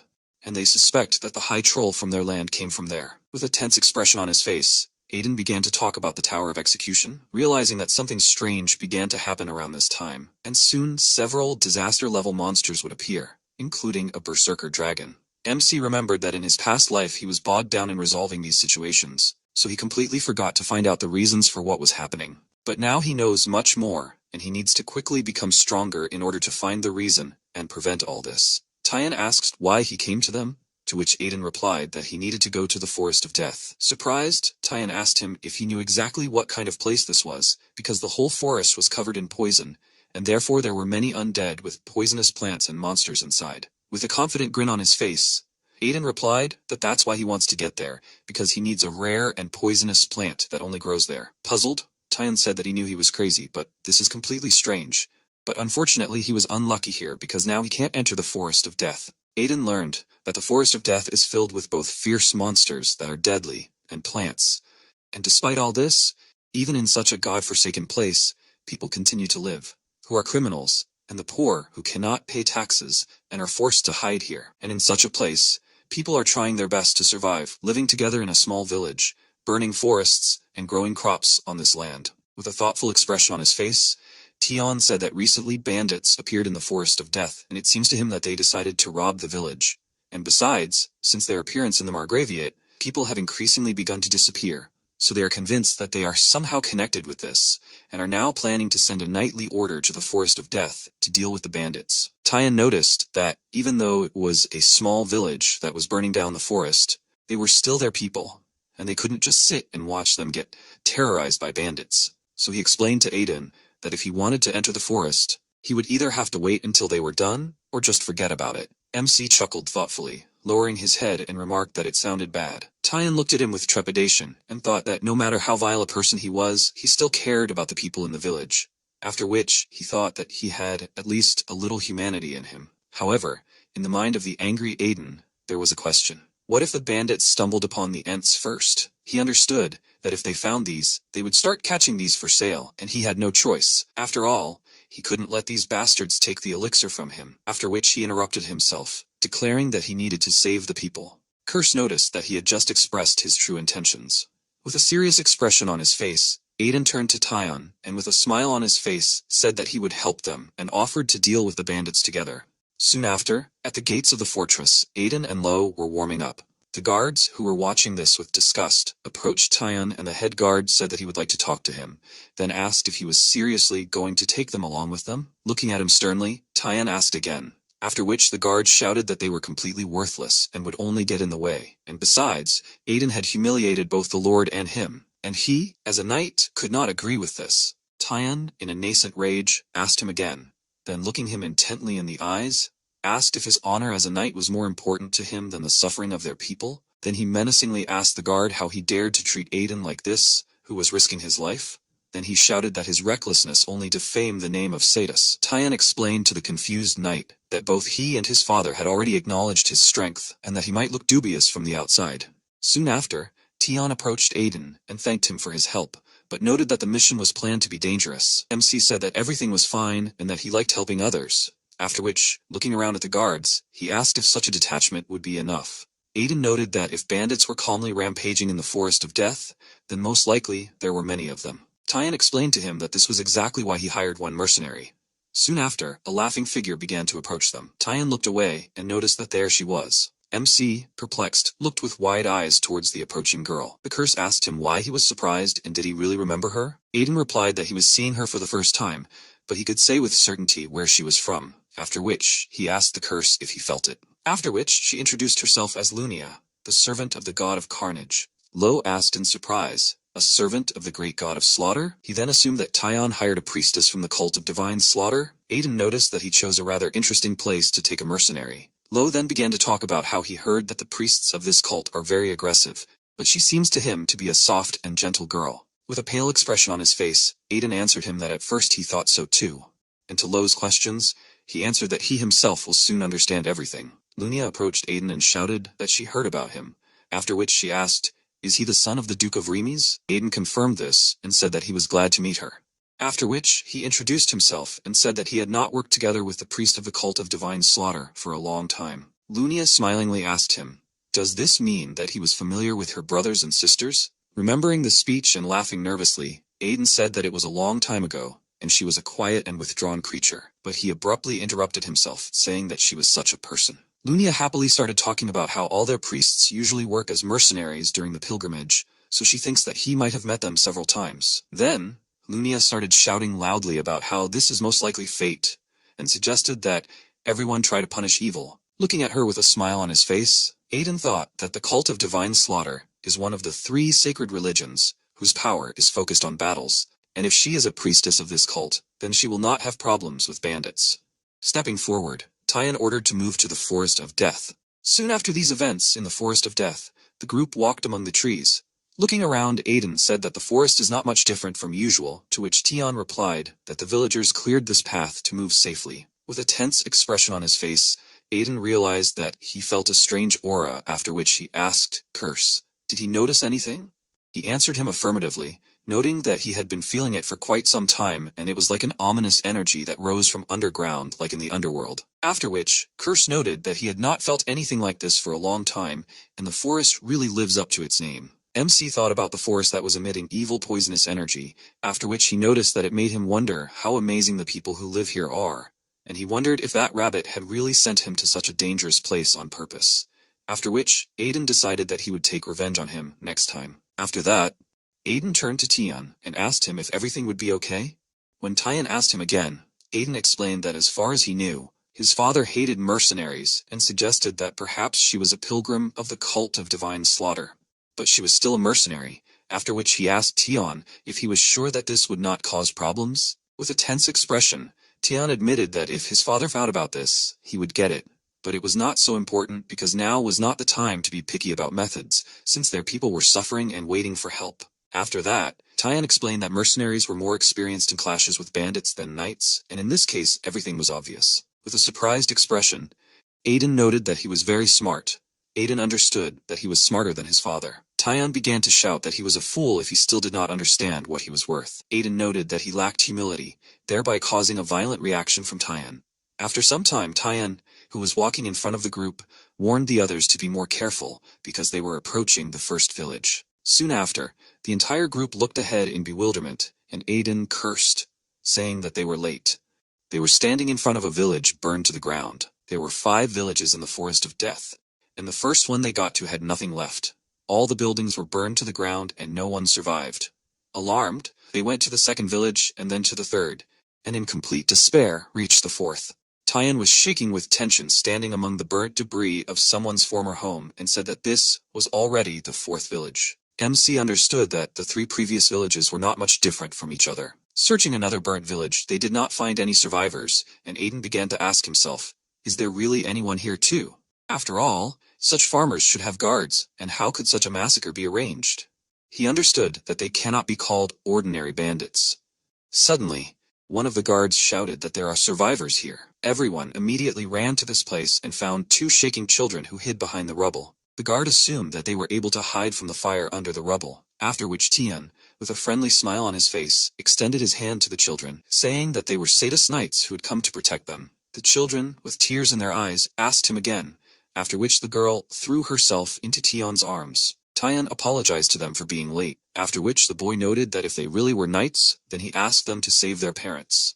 Tyan apologized to him, noting that his parents had probably already died, but the boy began to scream that this was not so, and that the bandits had dragged their parents and other residents somewhere, and that they were definitely alive. Tyan asked him again in rage, did they dare to take his people? Soon after these events, a formidable group of knights walked through the forest. MC asked himself, why take them with him? He reasoned that they only had a scrap of information and assumed that the last village would at least explain something.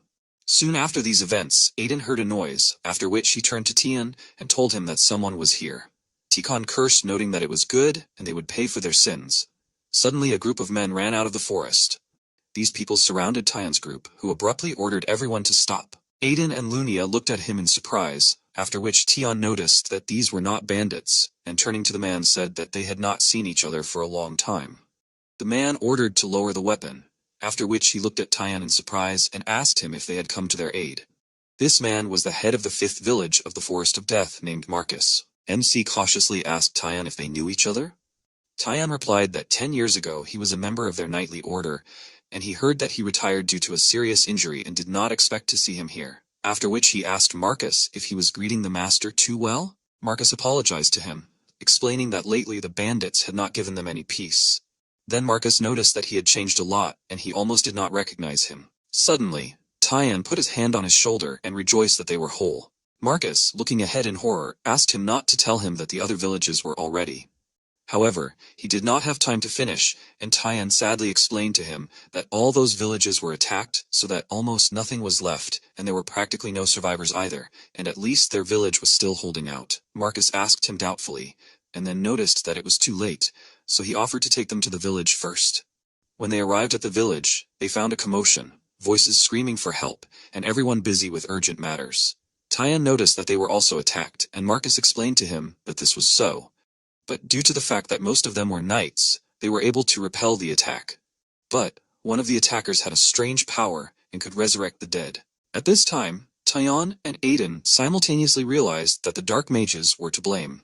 MC was furiously thinking about how it was now clear how they managed to cut out the villages, and why they took people with them and killed them because they needed the inhabitants in order to sacrifice them to someone. MC began to scold the dark mages, asking himself how massive a sacrifice this was, and why he didn't know about it. Suddenly, Aiden heard something and saw a man turning to the wounded man and asking why the potion wasn't working and how he could cure it. The wound on the patient's body glowed with dark magical energy. MC approached the wounded man, took out a potion and explained that such a wound could not be healed with an ordinary potion, and he suggested using a holy one. The man, perplexed, holding the potion in his hands, asked, "Is he giving such a valuable potion?" Aiden, addressing everyone present, shouted that everyone whose wound emitted a dark glow was attacked with demonic energy, and ordinary potions would not help them. So he asked them to come to him for the holy ones. After that, he handed out the potion and thought about how good it was that there was a lot of this potion in his subspace. Curse said that he thought that money was more important to him than human life, after which he admitted that he had struck him. MC irritably asked who he took him for. He began to declare that this was not just like that, and Tyan would pay for everything with interest, and he would not allow the insignificant chaos to stand in his way. After these words, Curse noticed that he now recognized him. A man approached Aiden and asked him if it would work on the child. Aiden confirmed this, starting to talk about the holy potion. Suddenly, Aiden looked ahead in surprise, and looking at the child's body, he thought that he was all in clothes. So it might seem that this is a person, but if you look closely, it becomes clear otherwise. He saw that the man was holding a wounded ant. Near the village of Marcus, a group of bandits were walking through the forest. One of them was talking about how these losers were expelled from the city, but they still fiercely resisted. Another angry bandit shouted that the one-armed man should not be touched, because he would get him. The bandit approached the man, and addressing him as a magician, noted that he had not used his power before, after which he suggested that this time he use his abilities. And then, looking closely at him, the bandit asked, "Do they have mutual assistance?" He explained that they take all the food as well as clothes and money, and he only needs the people themselves. The magician called the bandits ignoramuses, because they only have brute force and talkativeness, after which he ordered to simply take all the people to the place he told them about. Walking away, the bandit cursed at the dark magician. The dark magician, looking emotionlessly in front of him, understood that as soon as they finished, he would use these bandits too, and then there would definitely be enough people for research. In the room, the wounded ant, opening his eyes, asked where he was. Aiden asked if he was awake. The frightened ant asked not to kill him, after which, shaking with fear, he shouted that he was tasteless and again asked not to eat him. Aiden said that he was not going to eat him, after which he asked not to worry. The curse turned to Aiden and asked him how he was supposed to believe him if he now had such an expression on his face as if he was going to roast him right now. In a mad excitement, Aiden said that he would not eat him, after which he began to seductively call the ant an elixir. Ant shouted that it was poisonous, so if he ate it, he would get poisoned. Aiden handed Ent the powder and asked him to eat it. Ent shouted with appetite, reacting to the smell, then asked if he could really eat it. Aiden confirmed this, explaining that he didn't need bone powder anyway. When Ent tried it, he shouted with admiration that it was incredibly tasty. MC, who was watching what was happening, thought that he really liked the remains of that lich. Curse confirmed, noticing that he was glad that he listened to him. MC thanked Curse, then turning to Ent, asked how he appeared here wounded and unconscious. Ent shouted in surprise, then asked where the people who ran with him were. Aiden thoughtfully said that those who brought him said that he was lying alone in the forest unconscious, and they didn't see anyone else there. Ent looked ahead in bewilderment, asking how this was possible. Aiden asked him if he knew what was happening in this forest. Then Aiden said that if he told the truth, he could help. Ent thoughtfully looked ahead, realizing that his parents had asked him not to trust people. Suddenly, a bell rang in the village, and the villagers screamed that the bandits were back. Aiden cursed, and noticed that it was them again. After which, he turned to Ent and explained to him that if he remained silent, he would not be able to do anything, but for now, he asked him to hide here. Ent worriedly realized that he could only hope that he was not like the others. After which, with tears in his eyes, Ent asked, "Is it true that he could save their forest, and is he really different from other people?" The bandits were raiding the village, listening to the commander who ordered to kill everyone, and not let a single one escape. The knight ordered to defend the village and not to be afraid of the bandit. After which, the commander of the knights ordered to line up in rows. The dark mage noticed that they were not there before, after which, concentrating magical energy, he asked, "Are these really the troops of these lands?" He noticed that there would be even more victims, and that was not bad, after which he ordered the dead to rise. With tense expressions on their faces, the knights looked at the dead crawling out of the ground and understood that they had never fought with such people before. Lunia stepped forward and, smiling, noticed what sinners were behind this horror. The knights warned her that this was a danger and that they would deal with the bandits, so they asked her to deal with the dead, but Tyan ordered them to leave her. He explained to his knights that there was no warrior more suitable for such a situation than she. That is, a mad priestess with the appearance of an angel. A warrior of slaughter who brings death in the name of God, and such are the priests of the cult of divine slaughter. Jumping high into the air, Lunia was preparing to strike with her huge mace. She laughed madly, threatening her enemies, after which she quickly fell to the ground, pointing the mace in front of her, provoking a powerful surge of energy. The dark mage, looking ahead in fear, asked what this was and where did a monster like her come from. Lunia looked ahead with authority and turning to the great god of death and carnage asked for permission to release this force in his name, after which she began to inflict many sharp blows on the enemies surrounding her. The dark mage shouted that she was destroying bandits and the dead, after which he cursed loudly and directing thick dark magical energy in front of him, asked the curse of death to absorb it. The magical energy directed towards her could not reach her body because it suddenly disappeared. Looking at this in surprise, the dark mage did not notice how she instantly appeared above his head, with a crazy smile on her face. At the last moment, he managed to turn around and saw only a mace rushing towards his head, after which splashes of scarlet blood painted the ground. After the battle, the soldiers were resting, and the knight approached Tyan and shouted that they surrounded the remaining bandits. Tyan accepted this information and then asked if they said what they did with the captured residents. The knight noticed that it seemed to him that the bandits themselves did not know this until the end, after which he reported that the bandits said that they took only valuable things and they left people where the archmage ordered, but the dark mage was dead. Tyan swore loudly, and then asked if this meant that they had no way to save the residents. Tyan turned to Aiden and said that there was an option. Tyan asked him where he had been all this time, after which he asked what other option. With a serious expression on his face, Aiden explained that there was an option, but they had little time and needed to hurry. Shortly before these events, Aiden asked Ent in bewilderment, "Did the dark mages capture all the Ents?" Ent sadly confirmed this by telling that he was also captured, but he was able to escape. But they had not only Ents there, and he saw many people who were prisoners. MC thoughtfully thought out loud about how they were gathering people and Ents in one place, after which he began to think that they were preparing for a major summoning ritual, or wanted to turn them into the dead. But he understood that no matter what, he would not allow this to happen. Aiden, looking in front of him in rage, asked himself how they dared to encroach on his elixir, and now an irritated Tian asked what they were up to. Aiden said that he did not know, after which Tian asked how they could find them. Aiden said that one of the escapees told where the shelter was and he was going to go there and follow it, but Tian asked to leave it to them because it happened on their territory. So they also bear responsibility. With a confident expression on his face, Aiden put his hand on his shoulder and shouted that he could not just leave, leaving them the most dangerous part, and he would go. With tears in his eyes, Tian said that he could not believe how wonderful a person he was. After which, Tian admitted that he was wrong. MC looked at him in confusion and asked himself if he was really crying.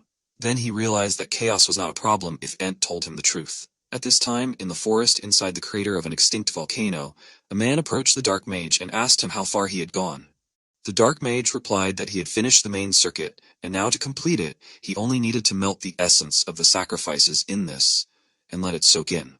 After which the mage asked if the squad from the 5th village had returned. The warrior answered him negatively, suggesting that they would appear soon. With a sly smile on his face, the mage said that this was simply excellent, and as soon as they returned, he would be able to complete his creation, because with the completion of this ruby, his master would be one step closer to his goal. The warrior confirmed this, and then asked, why else would they do this? In his mind, the warrior addressed Lord Sylvet and asked him to wait a little, because he, that is, Dares Kleiman, would definitely pave the way for him to the Archduke of the Grand Duchy of Sius. While in the forest, Aiden asked himself, had the dark magicians really captured the Ent village hidden inside the extinct volcano? Curse noticed that this was amazing, because no one would have thought that that Night King was behind this.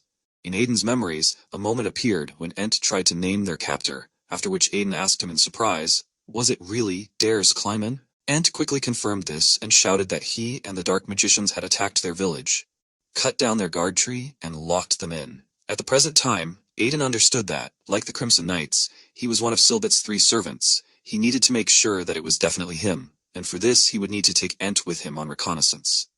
Looking at Tion with irritation, Aiden thought that the stubborn man insisted on going with them because this is his territory.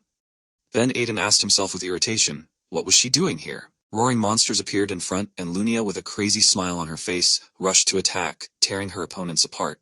Watching the carnage, Aiden assumed that she was probably just bored, after which he asked Tion if he said that she single-handedly destroyed all the bandits and the magician. Tion, watching the battle in surprise, confirmed this, noting that she was incredible. Looking ahead warily, Aiden thought that this was too strange, after which he asked Curse, doesn't he think so? Curse answered in horror that you don't need to think in order to understand that this is strange, after which he asked, who would even consider such a crazy person normal? Aiden replied that she was too obedient, causing confusion in Curse, who, looking at this happy act of dismemberment, asked Aiden in what way was she obedient. Aiden explained to him that the priests of the Divine Slaughter cult are fools who are only capable of committing acts of senseless violence, and she is too strong for an ordinary priestess, because she single-handedly dealt with bandits and a mage who destroyed 4 villages, and also deals with monsters that are strengthened by demonic energy with ease. MC continued to tell Curse that this means that she is either a high-level priestess. Suddenly he thought, realizing that something is wrong here, because an iron-blooded saint should have appeared by now. Watching the happy Lunia, Aiden decided that he needed to watch her closely. At this time, in the crater inside the extinct volcano, there was a village of Ents. Looking at this, Aiden asked Ent if this was his village. With a tense expression on his face, Ent confirmed this by telling that there should be a fairy tree in the center. However, MC understood that as Ent said, this tree is the source of the spirit's power and they cut it down to weaken the Ents. MC thought that for dark mages, fairies are much more valuable than people, after which he asked why Chaos needs so many people, and Entoa? He opened his eyes wide in surprise at the huge sword. He looked at Dares, and thought that he was glad to meet him again. Tion angrily said that this is their commander and he will kill him, but Aiden stopped him. Tion irritably began to ask him, because he attacked his territory and took his people prisoner for sacrifice, and he wants to leave it like that? Tion noted that he does not seem strong to him, and with the help of Lunia and him, they will be able to defeat him. But Aiden asked him to calm down and look around better, after which he explained that he is not alone, and there are 7 more dark mages with them, and the 3 of them definitely cannot cope here. Then, Aiden explained that this knight is an unusual opponent. MC knew that he was at the level of Silbet's strength, and at the moment he was about a half-master, which was still very strong, and if you judge only by his abilities, he was much stronger than everyone he had met in this life. And even if they attacked him, all 3 of them, victory would not be guaranteed, and if the residents were involved, they would definitely suffer losses. MC thought about another way, and then asked Curse what he was doing there. Curse looked thoughtfully ahead, and said that, ever since they entered the forest, he had felt an alarming presence, after which, he noticed what it was. MC complained that he could not see anything, to which the irritated Curse shouted that he was trying to help him, after which he said that an ordinary person would never feel this, but he recognized it with ease. With feigned interest, Aiden asked what he had learned. Curse asked him not to be too surprised, after which he told him that there was something under that tree that would have caused Aiden incredible surprise. With a tense expression, he thought that there were an incredible number of strange circumstances, but now everything came together. Suddenly, he stopped, suggesting that he could use this. He told his comrades what he had come up with, then asked Ent if he had said that he knew everything in this forest. After Ent confirmed, Aiden asked Tion if he wanted to help his people. Tion confirmed this by saying that he was ready to fight to the death for their sake, after which the passionate Aiden asked him again, noting that he could not take these words back. Tion looked at him in confusion, after which Aiden turned to Lunia and asked her to help too, promising that it would be exciting. Soon after, a roar occurred on the left side of the crater. Tion, with a tense expression, loudly screamed as he ran away from the horde of spiders and cursed Aiden, who wanted to kill him. On the right side of the crater, many monsters ran forward. Lunia, who was following the monsters, shouted that this was a very fun game, after which she asked the ogres to catch up with her, and also that they should not let themselves be caught, because otherwise they would die. Ent and Aiden watched what was happening after, which Ent asked Aiden if he wanted to send a wave of monsters at them to scare the dark mages.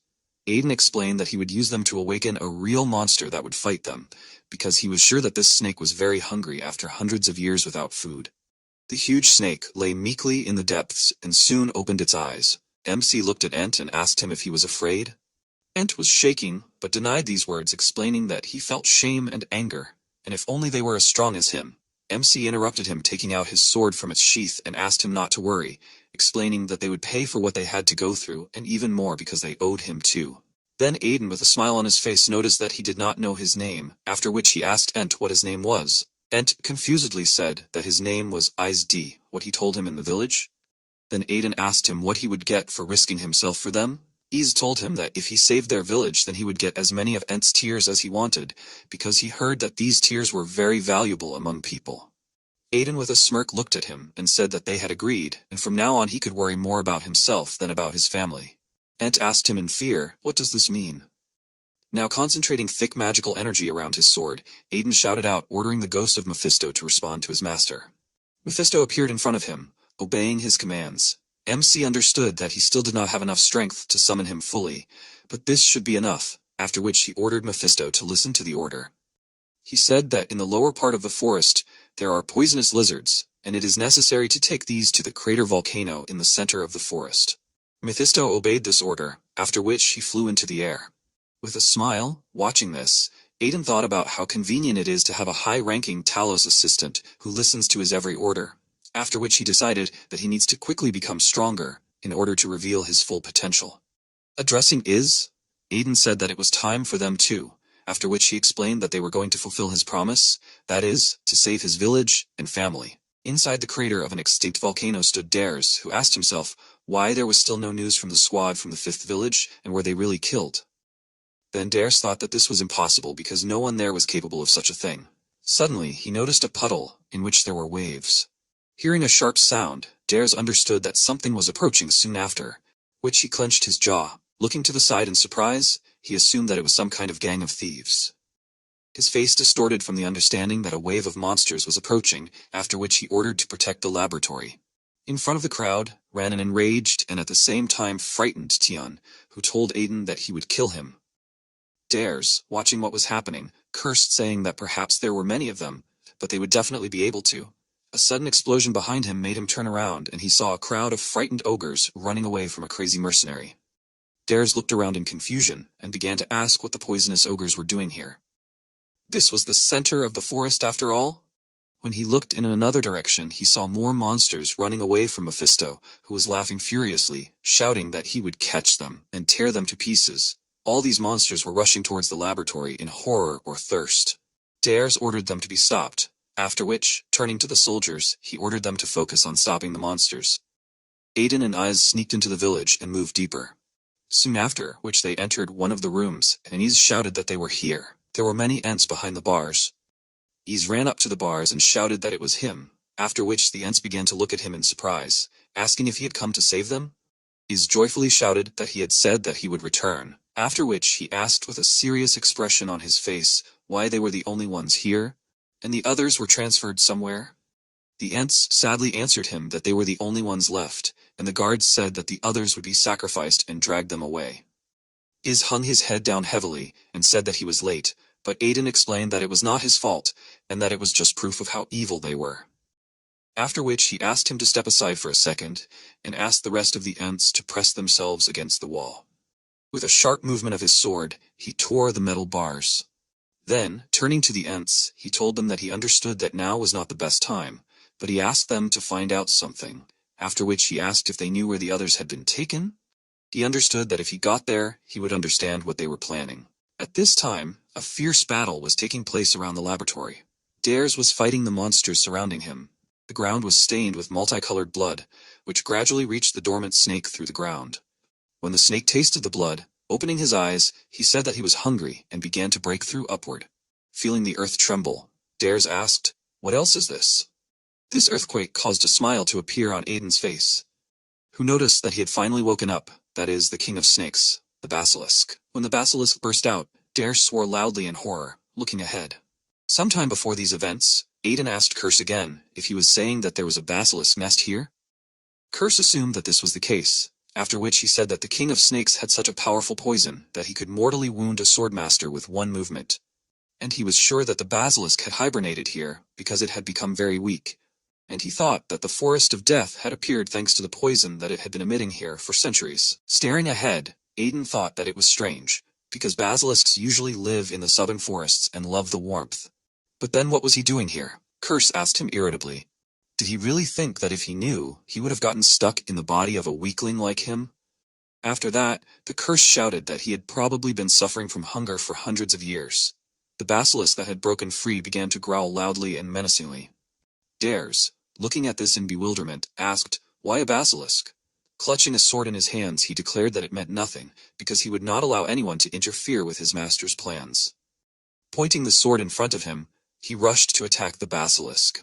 At this time, the magician in the laboratory was thinking that the wave of monsters was even good for them, because using the monsters and people who would die during the wave, he would finish the ruby even faster than he had planned, and then he would finally recognize it. Suddenly, someone turned to the magician and asked him what was going on here. It was Aiden, who grabbed the dark magician by the head and noticed that this stone did not look like a simple one. The magician looked at Aiden in bewilderment, but the next moment his face was already imprinted on the table.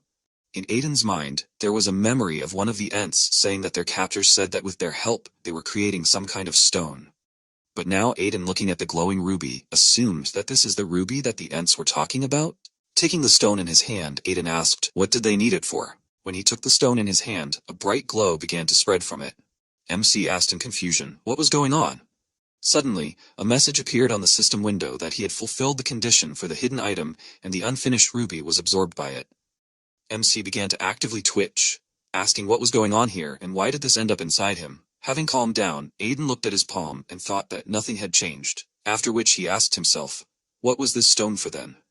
Aiden thought about the fact that the system told him that the stone was unfinished, and he had no idea what it was or how to get it. However, Aiden subsequently decided to consider this another piece of luggage. The irritated Curse asked him if he really called it luggage now. Aiden did not agree with this, after which he assumed that he needed to end this situation. At this time, the basilisk sprayed poison from its mouth, throwing the dark magicians in different directions. Shaking with tension, Dares cursed, saying that because of the poisonous fog, he could not move, and his master could deal with it with one blow. Standing in front of the hungry basilisk, Dares thought that if only he could become his master, at least for a moment. Tightly squeezing the sword in his hands, he screamed warlike and then delivered a sharp blow. After making this blow, breathing heavily, he shouted that he succeeded, after which he asked if he had really become one step closer to the mastery of his master. Suddenly, a voice turned to him from behind and congratulated him on the restoration of the master of the sword, and then said goodbye to him. Dares thought tensely that he had never heard this voice. He tried to turn around, but a blade pierced him. It was Aiden, who recommended that he rest in hell, because soon he would send his master for him. He called him a dog, and the tense Dares angrily turned back and asked him who he was. Aiden menacingly looked at his opponent and told him that he was the one his master called comrade, after which he turned to his sword and ordered it to swallow him. Dares began to scream in pain, soaking into the sword. He said that he needed to report to the master because he had just become useful to him. But a moment later, only a sword stuck in the ground remained of him. Put the sword in its sheath, Aiden asked. Does he even on the threshold of death think about it more than about himself? Addressing Silbetta, Aiden said that he was lucky with him. Turning to the killed basilisk, Aiden admitted that he did not think that he could cope with it, and this is not bad for a chained dog, although he planned to kill it himself, but the result is still the same. Curse asked him why he was in the basilisk's mouth. With an excited smile on his face, Aiden asked how he could miss such a chance, because the basilisk has a lot of useful things inside. He started talking about how fangs can be used for weapons and skin for armor, and the most important thing is that poison is so strong that using it like a poisonous herb, you can make your body completely immune to all poisons. And now if he was able to take everything, then it's time to visit the Ents. With a serious expression on his face, Curse turned to Aiden and asked his to look at the sky. He noticed that such a pathetic snake shouldn't have this. MC turned around in surprise and asked why he suddenly called him pathetic. Suddenly he saw a brightly glowing object. Aiden assumed that it was a demonic soul stone. Taking it in his palm and examining the object, Aiden thought that a demonic soul stone is a stone that acts as a vessel for dark energy, and now it is clear to him why all the monsters here are so strong. But he asked himself, how did this end up in the basilisk? Aiden put the found items in a bag, but soon he felt that his subspace pocket began to vibrate. He suddenly found a pendant in front of him, and remembered that it was a gift that his teacher left him in the dungeon. He assumed that the demonic stone reacted to this, soon after which, the demonic stone stuck to the pendant like a magnet, which made Aiden ask himself in surprise, was this really part of this very beginning? A message appeared on the system window, stating that the pendant increased affinity with the characteristics of magic and darkness, and the full power of the pendant had not yet been revealed. Then there was information that this item was connected to the soul, and it could not be taken away while the owner was alive. Bewildered, looking at this, Aiden began to assume that it increased affinity with magic and darkness, after which he realized that this was an artifact of dark magicians who were connected to the soul. Furiously throwing the item aside, Aiden asked why it was sticking to his body without even asking permission. However, the pendant was again on his chest, causing Aiden to curse. He tried to tear the rope with his teeth, but rabbits appeared in front of him, who solemnly congratulated him on clearing the dungeon and introduced himself. MC, in a rage, tearing the rope with his teeth, asked him again, "Rabbits in the dungeon?" Rabbits looked at Aiden in horror and screamed that it was him. Addressing Rabbits, Aiden asked him, "Did he just say that he cleared the dungeon?" Rabbits began to talk confusedly about how he thought he was wrong, after which Aiden furiously asked where the core was, and maybe he should destroy it right now. With tears in his eyes, Rabbits asked him to calm down. The owl, who was watching what was happening, paid attention to the pendant. Rabbits was shaking with tension, thinking that he could not believe that he had run into this insignificant person again. MC asked him if he wanted to say that the entire Forest of Death was a dungeon, to which he received an affirmative answer. MC thought about what he heard, that if the powers of a powerful creature will affect the territory for a long time, it can turn into a dungeon, and apparently this is exactly the case. After which he noticed with a smile on his face that he almost forgot. MC asked Rabbits, did he intentionally tell him about the Ent village, knowing that it is in such a dangerous place? Then he asked him if he really dared to pull such dirty tricks on his precious client. Rabbits asked himself in horror, how did he guess? After that, he began to make confused excuses, saying that there was a misunderstanding and he did not want it. MC said that he should report to the chief merchant that one of the subordinates was behaving badly. Rabbits asked again in horror, the chief merchant? Aiden looked at him bloodthirstily and asked if he wanted to play roulette and find out if they would leave him in his position after this. Rabbits furiously hit his head on the ground, begging for forgiveness, and then declared that he would do everything to make amends. Aiden looked at Rabbits with authority and said that for the first time he was forgiving him on one condition, and then asked him to sign an exclusive contract with him, thereby causing horror in Rabbits. In their life, such people can sign an exclusive contract with only one person, and after the conclusion of this person is obliged to sell all things from the dungeons to his merchant, and in return the merchant is obliged to ensure complete confidentiality of the client and fulfill any wishes. Such a contract is based on unconditional trust, so merchants need to approach this with extreme caution. Rabbits, looking at Aiden in a rage, asked himself, did he really think that he would sign this contract with a deceiver like him? Rabbits understood that he would rather say goodbye to his internal organs, but looking at Aiden, he understood that the situation was still a stalemate. MC happily found the field, his joy noted. Curse, Rabbits was depressed and Aiden was pleased with his revenge, realizing that now he will make sure to squeeze out every last coin from him. Suddenly, Aiden was called by name. When he turned around, he saw a furious Tyon rushing towards him. MC began to say that he had incredible dexterity, and he was surprised. Curse asked him if he really thought that this would work after he literally threw him into a crowd of monsters. Aiden realized the absurdity of what was happening, but when Tyon approached him, he put his hand on his shoulder and thanked Aiden, and said that without his incredibly insidious plan, saving people would be almost impossible, and most likely he would have lost his knights. MC irritably thought about the insidiousness of his plan, but soon Tyon handed him an object and asked him to take it. Tyon explained that this is a sign of loyalty to their family, and it symbolizes complete readiness to come to the rescue at the first call. MC looked at the object in surprise, thinking that this is a sign of loyalty, and that he will be able to use Tyrid and Tyon as he wants, but Tyon gave it to him so calmly. MC asked him if he was sure that he should give it to him, because he thinks Tyrid will not be delighted. Tyon explained that it does not matter because he saved their family. Smirking, Aiden asked Tyon what he plans to do with the Ents. Tyan looked at the upset Ents and said that they are not their people. So he will not do anything with them, and if he has ideas, he is ready to listen. Then Tyan noticed that the child was also an Ent. MC looked at him in bewilderment, and noticed that it turns out he understood it. Tyan explained that they were together all this time, after which he asked him if he really thought that he would not distinguish a person from an Ent. Confused Aiden in this case asked to leave it to him. He approached the Ents and asked them how they were, and why they were standing here. Iz replied that they were protecting all that was left of the fairy tree. After which he explained that the fairy tree was a sacred creature that grew from a branch of the world tree that their ancestors had planted in their homeland, and that the entire history of the Ents was kept in it. Iz said sadly that it was their guardian and protector of the village, and a friend with whom they grew up. He put his palm to the tree and said that this was a friend with whom it was now time to say goodbye.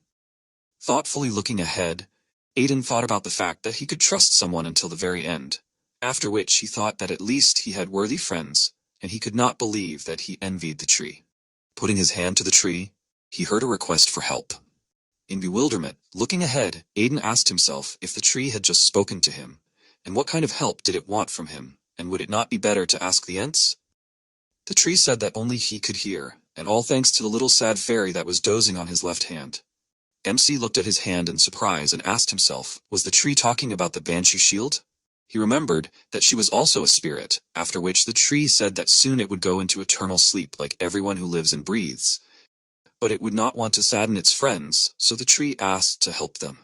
MC understood that he was a mercenary and it was not profitable for him, so he had no need to do this, but he thought that he was hired to go all this way. With a smile on his face, Aiden looked at Iz, realizing that another little fairy asked to save another village before him, so he asked not to worry and rest in peace. The tree thanked him and, starting to disappear, wished that the savior of the fairies would always be blessed. Magical energy began to appear around Aiden. The Ents screamed in surprise that the fairy tree had blessed a man, and that it was incredible. A clot of magical energy was born in Aiden's hands. Iz, who had approached him, explained that this was the seed of the fairy tree, and that now they would be able to grow it again and recover. Aiden watched what was happening in confusion, soon after which he looked at the Ents and asked, what were these admiring glances? Iz explained that the one who receives the tree's blessing becomes the leader of the Ent tribe, after which he shouted, "Leader Aiden." Aiden asked him again in bewilderment, after which all the remaining Ents began to solemnly chant, "Leader Aiden," and shout that they would follow him. Aiden mentally cursed the fairy tree, asking himself, what kind of trick is this? He understood that the contract with Iz did not even half cover such expenses, after which he turned to the spirit of the fairy tree that flew into the sky and ordered him to return and pay the bills. At that moment, Curse turned to Aiden, who suggested that perhaps he was the one who could fulfill the will of his pendant. A few days later, in the Rima's mansion, his father, addressing Aiden, looked ahead in bewilderment and said that he was glad that he had returned home. But looking at the group of Ents, his father made an observation that he had a feeling that with each of his returns, they had more and more subordinates. MC confusedly explained this by saying that he also did not expect this, and that he was simply deceived. He mentally cursed the fairy tree, realizing that it had deceived him, and in the end he turned out to be the leader of their tribe, which is why they came to settle in the Rimi's territory. MC understood that even though he grumbled, he received an endless source of Ents' tears, which was comparable to winning the lottery. Then Aiden looked in confusion in front of him and asked himself, where did this huge dog come from? The giant dog that Eldest was riding was rushing after Iz, who was crying with fear and asking the leader for help. At this time, Eldest, addressing the huge dog as Choco, ordered it to move forward. Fried explained that this was a search dog that was getting bigger every day. MC asked him again, and his father told him that a couple of months ago, they noticed this dog, because it was doing great at following commands and eating everything that was given to it. So they fed this dog up, but it seemed to him that the dog also obeyed Saint Eldest. So they decided to let this dog go for a while, and eventually, it turned into such a huge one. In confusion, watching the ongoing chase, Aiden asked himself, how is this even possible? The curse suggested that the reason was in him, after which the curse reminded him that when he went on a goblin hunt with his brother, he gave one dog his potion to drink, and now he sees the result. The curse suggested that thanks to the potion, the dog was able to find plants that helped with mana activation, so the dog grew up. MC looked in front of him in confusion, recognizing what was happening. Iz continued to unsuccessfully turn to his leader for help. Sometime after that, in his room, Aiden was lying on his bed thinking about how long he had been away from home. He understood that nothing could replace his own bed, but he could not rest because he still had a lot to do. The curse asked about his plans, to which Aiden replied, "Basilisk poison." Excitedly looking at the vessel, he explained that he needed to drink it and become immune to all poisons. Curse made an observation that sometimes it seems to him that he does not want to live, to which Aiden replied that everything will be fine because he has eaten many poisonous plants and this will be just one drop in the ocean. He began to boldly swallow the poison, explaining that such things need to be swallowed quickly and without breathing. Suddenly, his brother entered the room and announced that a guest had arrived. Looking at Aiden's meal, he asked what he was drinking. Carl noticed that it looked ominous, and he had never seen such a potion before. Having finished with the potion, Aiden explained that it was basilisk poison. After a few silent moments, Carl rushed to Aiden, trying to open his mouth and began to scream hysterically about how, no matter how difficult life was, it was not worth ending it like this, and he needed to spit it out right now. In response to this, Aiden explained that he would not die. Suddenly, he felt that the poisonous energy was approaching. Carl began to scream in horror that he had turned green, and he needed to immediately stop this experiment. At that moment, a notification appeared on the system window that the body was getting used to the basilisk poison and was becoming immune to all poisons. With a painful expression on his face, Aiden thought that he was able to do it. Suddenly, a girl entered the room while Carl was trying to induce vomiting in his brother. This girl was Nisita, who noticed what a lovely relationship the brothers had. Soon after, they were sitting opposite each other, and Aiden asked her why such an unexpected visit. Nisita said that she would like to greet him properly. MC asked in surprise, "Did she come all this way for this?" Suddenly, he realized, and asked himself in bewilderment, why did she call him Lord? He thought about how in their past lives they were ready to tear each other apart at any moment, so why all this? He assumed that she wanted to send him on his last journey properly, and in fear, he began to move back, asking her to stop, because he did not know what exactly he did to her. But he was sorry. Niseta bowed obediently, and said that she wanted to formally introduce herself. She said her name and said that she is the head of the dark magic forces called the Fires of Florence and the Information Guild White Moon, and she is also the last of the Florence line.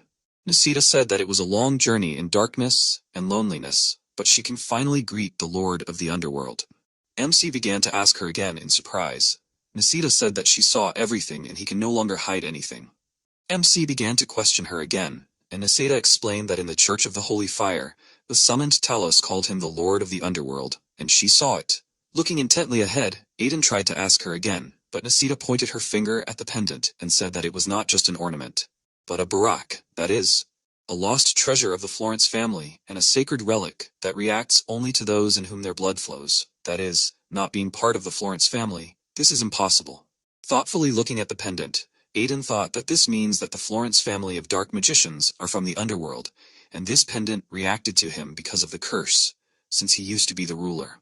MC angrily insulted the curse, after which he asked if he was going to tell him about this at all. The curse noticed that he did not ask him. Remembering her past actions, Niseta thought that she did not believe that she did not recognize such a person and was so impolite. Then she said that she did not know why such a great being decided to lower himself to the Middle Kingdom in such a form. But she noticed that he had his own reasons for this, and asked him to order her around because she would follow his will, no matter what it was. Aiden looked in front of him with anger, and understood that she had definitely misunderstood everything, although there was some truth in it. Suddenly he stopped, realizing that if she was now his subordinate, then the information of the White Moon Guild was now at his complete disposal. A sly smile appeared on his face, as he realized that he could not miss such an opportunity. Instantly emboldened, Aiden began to play the role of the ruler. He noted her observation, and greeted her, explaining that he was the ruler and lord of the underworld.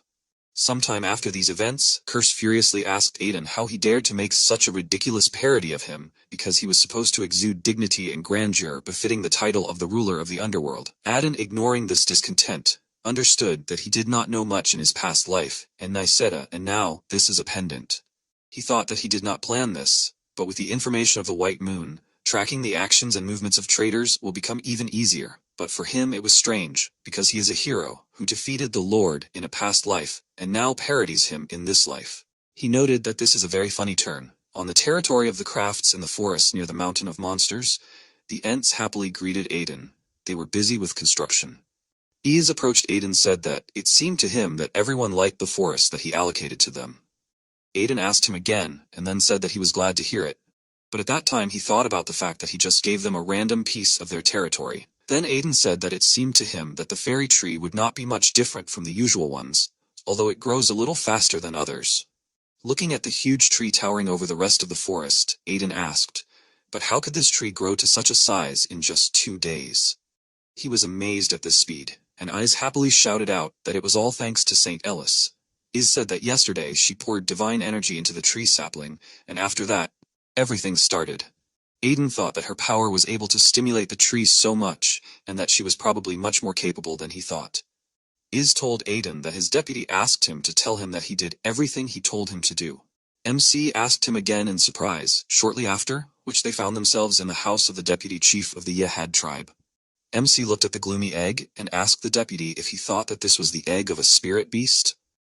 The deputy named Yehad confirmed this, noting that the spirit energy was clearly felt from it. MC thought that he assumed that this egg from the Church of the Holy Fire could belong to the frame of the fairies, so he asked them, but in the end it turned out that it was a spirit beast. MC understood that this was rare, because he was seeing this for the first time in 2 lives. Ikhad said that usually the egg grows by absorbing energy from the environment, but it seemed to him that it was sleeping, so nothing was happening. MC wondered if this meant that the beast would not be able to hatch. Ikhad suggested that if energy such as an aura or divine power were poured into it, the process would start again, but one should not act rashly, because depending on the type of energy that the beast absorbs while in the egg, the spiritual beast can take on various forms and entities. Ikhad explained that in this way, a dragon-like spiritual beast that absorbs water energy becomes a water dragon, and if fire energy, then a fire dragon. And in addition, the spiritual beast considers a person with the same energy to be its home, and therefore, if you constantly pour energy into the beast, it will be easier to tame it. Thoughtfully looking at the egg, Aiden understood that this meant that he could decide for himself what the beast would become. Eckhad told Aiden that he had also translated the text. Aiden thanked him and asked what language it was written in. The deputy said that this language was used by fairies in ancient times, and it tells about mana cultivation techniques for people who can use it. Aiden frowned and said that he was hoping for something rarer, and he was sad. But the deputy noted that he did not understand this very well, so he could not tell him more. Leaving the house, Aiden thanked his deputy and said that next time he would definitely bring him some more lich bone powder, for which Eckhad sincerely thanked him. Sometime after these events, in Aiden's room, he was lying on the bed reading a book. His expression was tense. He was trying to understand the essence of what was written, but came to the conclusion that the author of this book was most likely from another continent, and possibly from the east. Then Aiden began to think about what they say, that the cult of the Holy Fire comes from another continent. So everything is logical here. Curse asked Aiden why he was even reading this, because he has a mana cultivation technique. MC explained that he was just curious because this book was from another continent, although he understood that the curse was right and this book was not particularly useful to him. With an irritated expression on his face, Aiden got up from the bed and said that it was pointless, soon after which he looked in front of him in surprise. The curse asked him in confusion, what was wrong? Aiden asked him to shut up. He looked at the book in surprise, thinking that there were many unfamiliar words written in it, so he did not really understand at first, but now he was starting to figure it out, and this mana cultivation technique was very similar to the technique that his teacher taught him. That is, the King of Mercenaries, and which he uses now. Aiden suddenly realized that the book spoke of an improved version, and he realized that with this he would be able to work through his problems. Actively flipping through the pages, Aiden asked who the author of this book was. However, he soon decided that it was not so important because now he had a way to become much stronger. Soon after these events on the training ground, Aiden thoughtfully looked ahead and then began to form magical energy around himself, remembering the Dantian from the book, which was the core of a chi mana. Combining these elements, Aiden formed a powerful magical flow, which flowed abundantly from his face. His entire body was surrounded by steam. The curse turned to Aiden, asking him if he was alive. Aiden said that this was amazing and he could not even expect such a thing. A notification appeared on the system window that he had acquired a new mana cultivation technique, and his mana loss decreased and the efficiency and speed of mana absorption increased significantly. Looking at his body, Aiden said that he could not believe that mana circulation could be like this, because he felt how it spread and moved. Staring intently ahead, Aiden asked, but why did it seem to him as if he had become bigger? At that moment, he looked at the grown curse and thought that before he looked like a child, and why did he grow so suddenly? With disgust, Aiden noticed that he now looked disgusting, although before he seemed cute.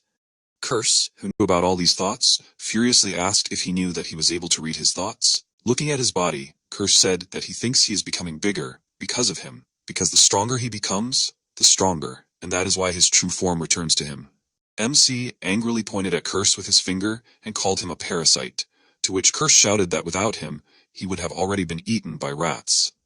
Sometime after this conflict, Aiden was sitting on his bed in his room and reading a book, thinking that he could not believe that he came across an advanced technique of the teacher, because he was very lucky, and it must be fate. He thought that at first the book was useless, but now he understands most of it, and although he cannot master everything, it seems to him that as soon as he understands these words, he will submit to the following. In the slums of the Immortalia Empire, a man in a torn cloak walked the streets and insulted the worthless people from the magic tower. In his mind were memories of how the members of the tower declared that it was absurd to combine magic with technology, and declared that magic is a holy science, and it cannot be combined with anything. Before that, the man was sitting in a scientific lab, thinking that he was almost finished, and then he would definitely be recognized. At the present time, this man loudly cursed, noticing that he was very close, and if he had a little more time, then everyone would know his magic engineering. This annoyed man was Gustav, who in a fit of rage asked how they dared to throw him away like trash. He promised that he would take revenge on them, but noted that he needed money, and needed someone to help him. When he thought about help, a memory of Aiden appeared in his mind, who was interested in his work at the banquet. Gustav joyfully shouted that such a person would definitely support him and he needed to find him. With a sly grin on his face, Gustav asked himself if his name was Aiden Remus. On the training field of the Remus Knights, Lo was training with a dummy. In his mind, there were memories of how Aiden asked if he was going to help him. Then he noticed that it was better for him to stay because he would only get in the way. Actively training, Lo thought about how he swore to protect him from everything and everyone, but he still remains a simple obstacle because he is still too weak. Purposefully looking ahead, Lo understood that it is possible to become as strong as him. It is impossible, but he will definitely not get in his way. Sometime after these events, Aiden and Joseph were sitting opposite each other in his office. Aiden looked ahead in confusion and asked if he wanted to say that it was time to send Eldest on a pilgrimage. Joseph confirmed this with a smile on his face, noting that this is the main law of the Church of the Holy Fire, and those who became saints after the awakening ceremony are obliged to begin a pilgrimage across the continent in the same year. Then Joseph explained that if each of her predecessors did so, then she should do so, but she was frightened by this thought, because Eldest went through the ceremony at a much earlier age than everyone else, and sent her so young on a pilgrimage. MC wondered if it was possible to postpone this until she grew up. Joseph told him that he also asked the church about this, but they told him that the saint should choose herself, and when he asked Eldest, she said that she would go on a pilgrimage. Joseph, with a serious expression on his face, asked her to think about it seriously, because she would have to go around the entire continent and no one knew what could happen to her. Eldest confidently shouted that everything would be fine with her, because the other saints also left and returned. And if she broke the main rule, she would have problems, so she would not run away from difficulties and dangers. While telling this, Joseph noticed that she had firmly decided to go on a pilgrimage, but the high priest had set a condition. When Aiden asked him again, Joseph hesitantly answered by quoting the high priest, who said that the strongest among the Remus family should become the protector of the saint and accompany her throughout her journey. In confusion, Aiden asked again if this meant anything. The curse explained that it was about him. With an irritated expression on his face, Aiden mentally began to insult the high priest, calling him an old manipulator. Joseph continued to say that this was what he was ordered to do, but he did not want to waste his time so recklessly, and if he refused, he was ready to find another way. After thinking for a while, Aiden said with a smile on his face that he was ready for this. The curse turned to him in surprise and asked if he was sure, since he still had so much to do. Aiden explained to Curse that it was beneficial to him because he would finally be able to travel around the continent in peace, and he was going to leave anyway. So it was time for revenge, and first he would deal with the King of Knights, that is, Silbit. With a satisfied smile on his face, Curse suggested that he would finally make his move, after which he asked why him. Aiden explained that he would do this because according to custom, the second prince of the empire becomes the head of the Ouroboros Tower, that is, the Alchemist's Tower, and Calcis must study alchemy. MC talked about how Shora became the youngest archmage, which means that even now she can rightfully be called a monster, and Spica is most likely under the protection of the Divine Slaughter cult, as the next saint like Eldest. Curse asked him if he wanted to say that he chose the King of Knights because he is the easiest target. Aiden irritably asked him to just shut up, and noted that after all, Silbit did not get the title of the King of Knights for nothing, and even though he had become stronger thanks to the new mana cultivation technique, he still needed some training. At this time, Philip entered the room and asked for permission to distract him for a while. MC asked him what happened. Philip, with a confused expression on his face, told him that a beggar was standing on the street and asking to be let in. Philip also told him that he was rowdy, and claimed that he was the head mage of Angus, and that they met at the banquet in honor of the first prince's birthday. MC thought about the head mage of Angus at the first prince's birthday. Soon after these events, Aiden watched Gustav greedily gnawing on buns. Aiden asked him to take his time, and then called him a mage by name. Gustav apologized to him, noting that he probably looked disgusting. Looking at him, Aiden realized that he was dressed quite well at the banquet, but probably during this time he had to go through a lot. Gustav shouted that he assumed that he too was familiar with the sorrows and loneliness of a genius, and he was sure that he could understand him. Aiden, who was shaking, hiding his face, tried to hold back his laughter from the absurd expression on the face of Gustav, who was greedily chewing. However, Aiden understood that he should not laugh. But looking at Gustav again, he fell into hysterical laughter, realizing that it was impossible to hold back here. Gustav, not understanding that he was laughing, took it as sensual sympathy, and was glad of such a reaction. Then Gustav began to say that his research was almost complete, but he needed a little help to continue it. Gustav asked Aiden if he could lend him 1,000 gold pieces, after which he explained that if he agreed, he could strike it rich. MC asked him seriously, after which Gustav noted that even 500 would be enough for him. Clenching his fists tightly from the tension, he was worried that he was asking for too much, and began to ask himself, who would agree to give money to a weirdo who flew out of the magic tower, and would no one know about his magic engineering? Suddenly, he heard Aiden offer him 50,000 gold. In genuine bewilderment, Gustav asked him again. Getting up from the couch, Aiden said that 1,000 would not be enough for all the expenses, and if 50,000 gold was not enough, he would add more. Gustav asked him in bewilderment if he would really support his research. Aiden noticed that he was doing this with one condition.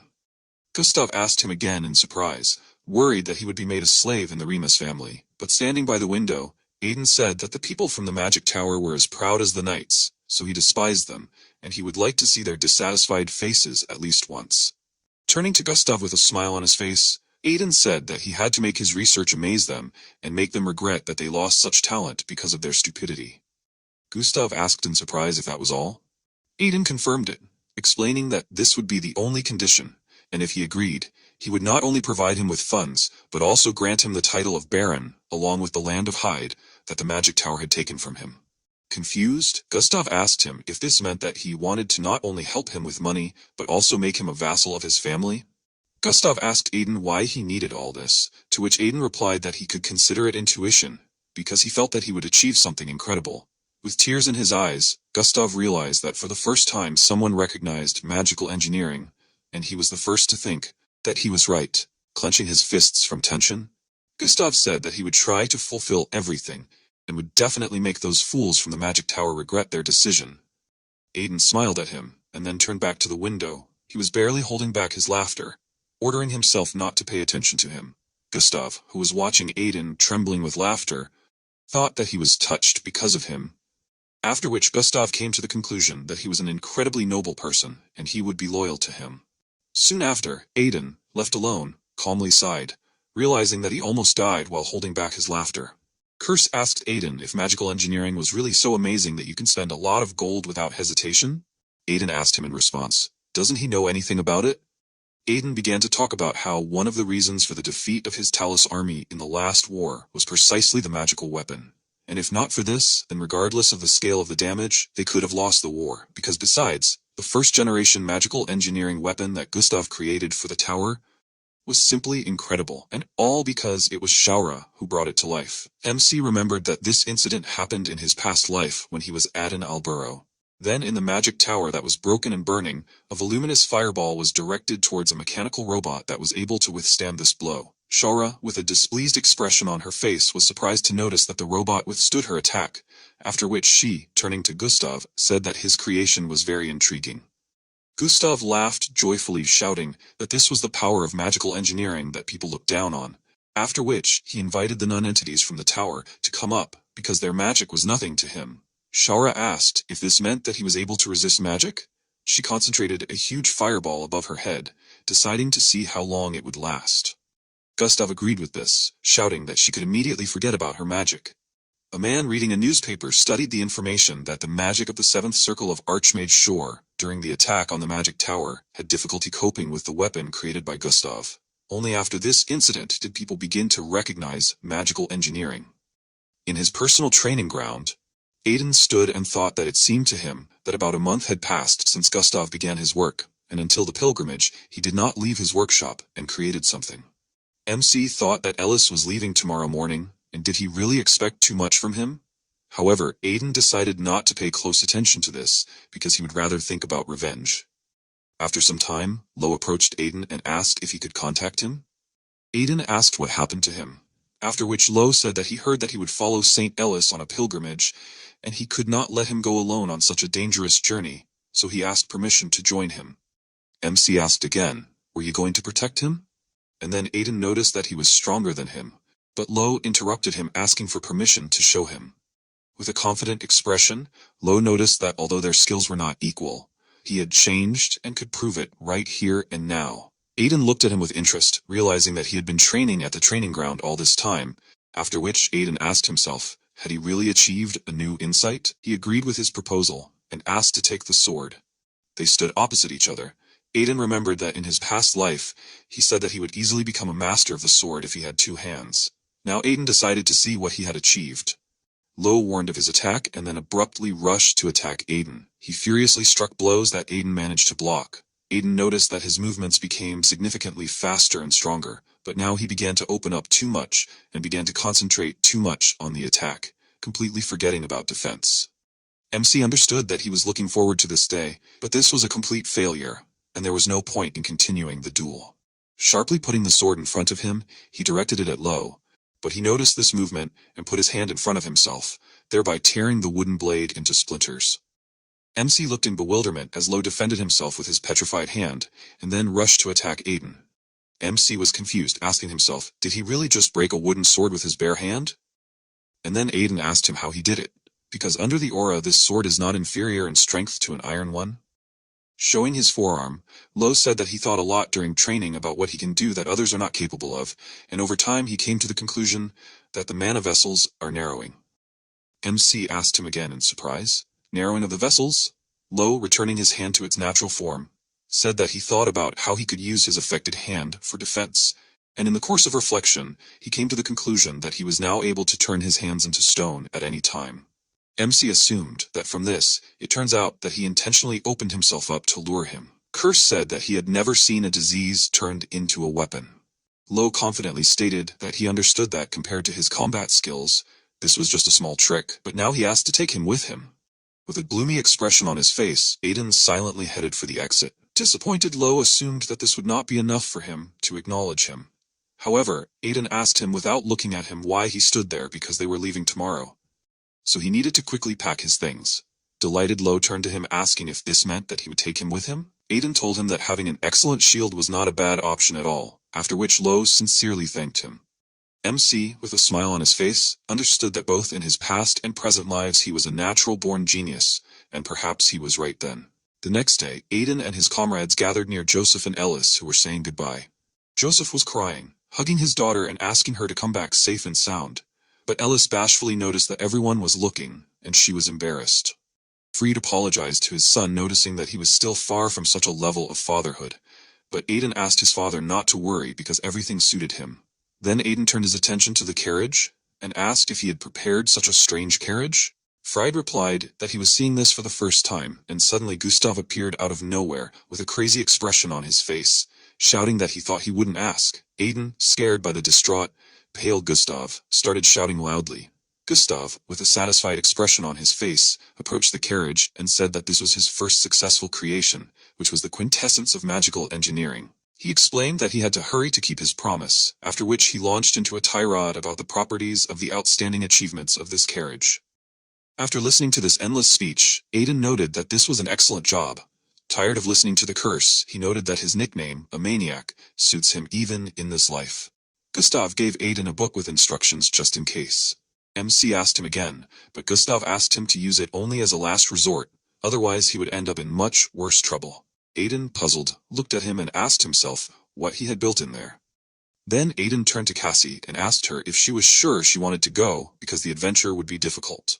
Cassie confirmed this, noting that everything would be fine because an alchemist would always come in handy on the road, after which she asked who else would help with a cold or injury. Then she said that she had been sitting in this mansion for a long time and missed the fresh air too much. MC answered her that in that case he would be glad to have a new addition on board. At that time, he had the feeling that some giant wall had appeared in front of him. He found Bali, standing next to him, who happily shouted out that they had not seen each other for a long time, and this time they had a long journey ahead of them, so he hoped that they would get along. Aiden looked at him worriedly and noticed that he was fully prepared, after which he suggested that he would act as an escort from the cult. Aiden also hoped that they would get along. Aiden thought that if this is a pilgrimage of the cult of the Holy Fire, then it would be logical to send the strongest among them, but this did not help him come to terms with the thought of being next to this gorilla. Looking around, he realized that now everyone was gathered, soon after which he commanded the start of departure, realizing that the time had come to begin his revenge.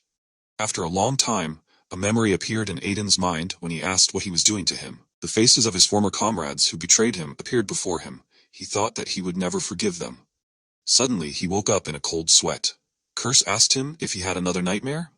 Aiden cursed and Eldest asked him if he was awake. He confirmed this and asked her how she slept. Suddenly he saw a dog and assumed that it was Choco. MC thought that Eldest wanted to take Choco with her, but he forbade her to take a big dog because they can't stand out.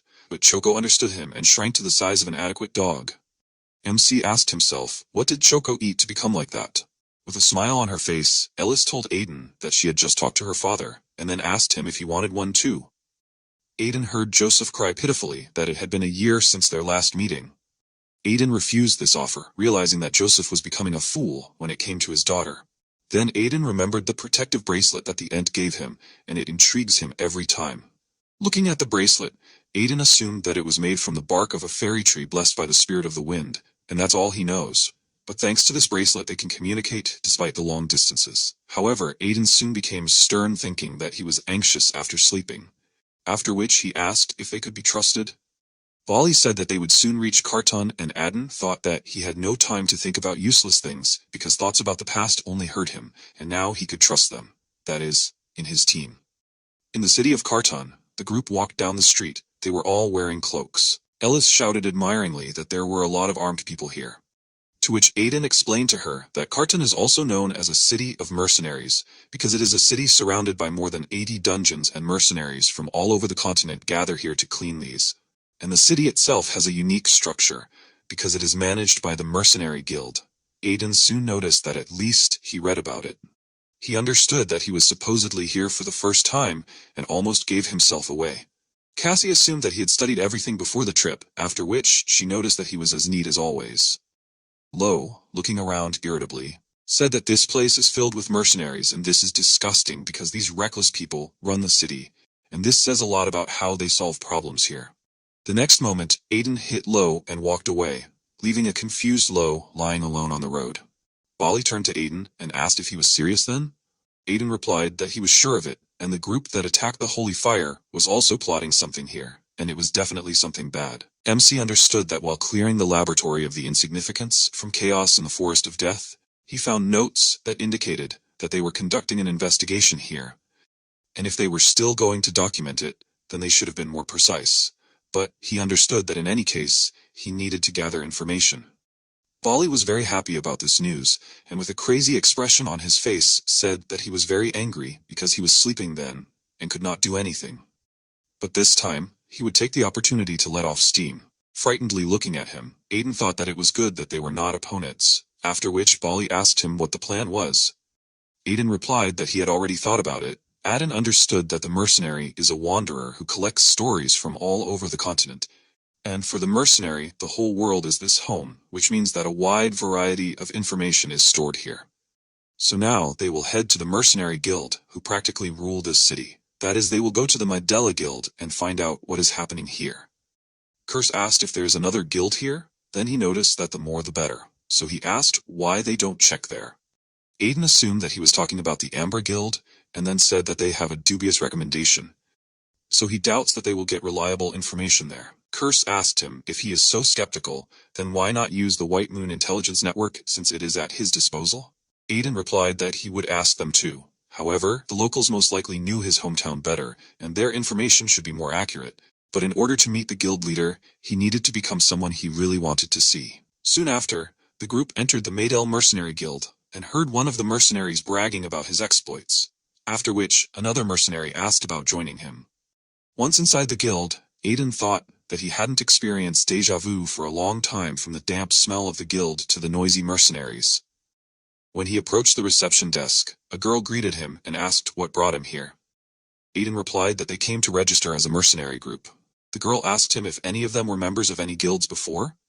After hearing a negative answer from Aiden, the girl asked everyone to fill out a form, and soon after, she informed them that their mercenary registration was complete, and since this was their first registration, they would be starting with E-rank bronze tokens, which she asked them not to lose. Looking at these tokens, Aiden thought that these reminded him of his memories of how he started his path as a mercenary. Curse asked him if he couldn't just go to the guild master, and why start with registration. Aiden explained to him that Marcus Medella is an S-rank mercenary who is also known as the Lightning Blade, and he is very cautious. So in general, it is not so easy to meet him. However, if a newbie starts to quickly rise in ranks, even someone as cautious as Marcus Medella will not be able to resist. The girl congratulated Aiden on joining the guild and wished him wealth and good luck. Sometime after these events, the group found themselves in the dungeon of the Rabbit Lair. Bali looked around and said that it was a little nerve-wracking to go through the dungeon for the first time, but Aiden explained to him that it was a low-rank dungeon, so there was nothing to worry about. But Aiden knew that the rank was low, but it was still a dungeon, and he left Cassie and Choco in the tavern just in case. Curse continued to ask Aiden if this was the only way. Aiden explained that they had no choice, because Eldest needed to gain experience in real combat, and at least she should learn to defend herself, since low-ranking monsters were perfect for this. After that, Aiden remembered his master, who threw him into a hidden dungeon with a lich and simply disappeared. Suddenly, Eldest cried out joyfully upon seeing a rabbit, but she soon turned pale, asking again, "A rabbit?" In the depths of the dungeon, an army of angry, muscular rabbits was visible, who were furiously preparing to attack. MC turned to Bali and asked him to leave only one monster and tie up the rest. Bali obeyed this command, soon after which he approached the opponents and attacked the first rabbit with a powerful blow of his mace, thereby shocking the rest of the rabbits. With a furious smile on his face, Bali asked the rabbits if anyone else wanted to attack. Aiden, who was watching this, assumed that even monsters retreat when they feel that their opponent is much stronger. After which he noted that this is logical, since he almost died from a blow from this mace. Pointing a bloody weapon at the rabbit, Bali ordered him to approach him. When the rabbit approached, he saw the furious looks of Aiden and Law. The rabbit was scared until he saw Ellis and tried to attack her. However, soon after, Ellis was already furiously beating another rabbit, screaming that she is not a carrot. Bali, who was watching what was happening, noticed that this was already the 14th rabbit and she was wrapping holy power around her fist. He said that he had never seen anything like this, after which he asked Aiden if he taught her this. Aiden confirmed this by telling her that he told her to try using mana in battle, but he didn't expect it to be so strong. MC thought that initially priests only use holy spells to strengthen their weapons or their bodies during close combat, and holy spells were just a type of enhancement, but nothing more. But right now, Ellis is directing mana directly into her body and using it to fight. MC understood that normal holy power or mana do not mix, and it is impossible, but he assumed that perhaps because of the high-class elixirs that Joseph fed her since childhood, when she became a saint, the powers naturally flowed into the mana channels that were already open, and therefore, unlike other priests, she can use holy power as well as mana. Remembering the events of the past, Aiden realized that he would never forget that flying kick that she hit him with on the day they met, and then he realized that her abilities were close to her skills, so he taught her the fighting style. Curse asked who he was talking about.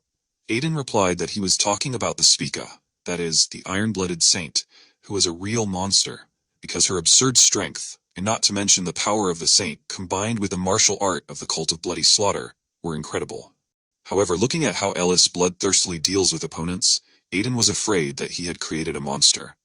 Curse also painfully watched what was happening, and complained that he suddenly had a pain in the place where the iron-blooded saint hit him in his past life. After some time of holy beatings, Ellis discovered a treasure chest.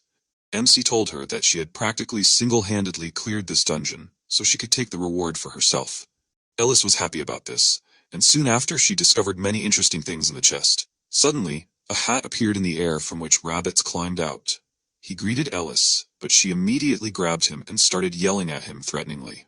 Rabbits rose high into the air and asked her what she was saying and how dare she beat him. Ellis ordered him to come down immediately and called him an evil rabbit, but rabbits replied that he was the kindest and nicest rabbit. But Ellis did not listen to him, ordering him to come down again. Aiden doubted Rabbit's words with which he described himself. A few days later, in the Medela Guild, mercenaries were discussing a new group that was actively clearing dungeons as soon as they appeared, which left other mercenaries with nothing left. They discussed the number of this group, noting that there were too few of them to clear dungeons, but one of the mercenaries saw their leader. So now he understands what was going on.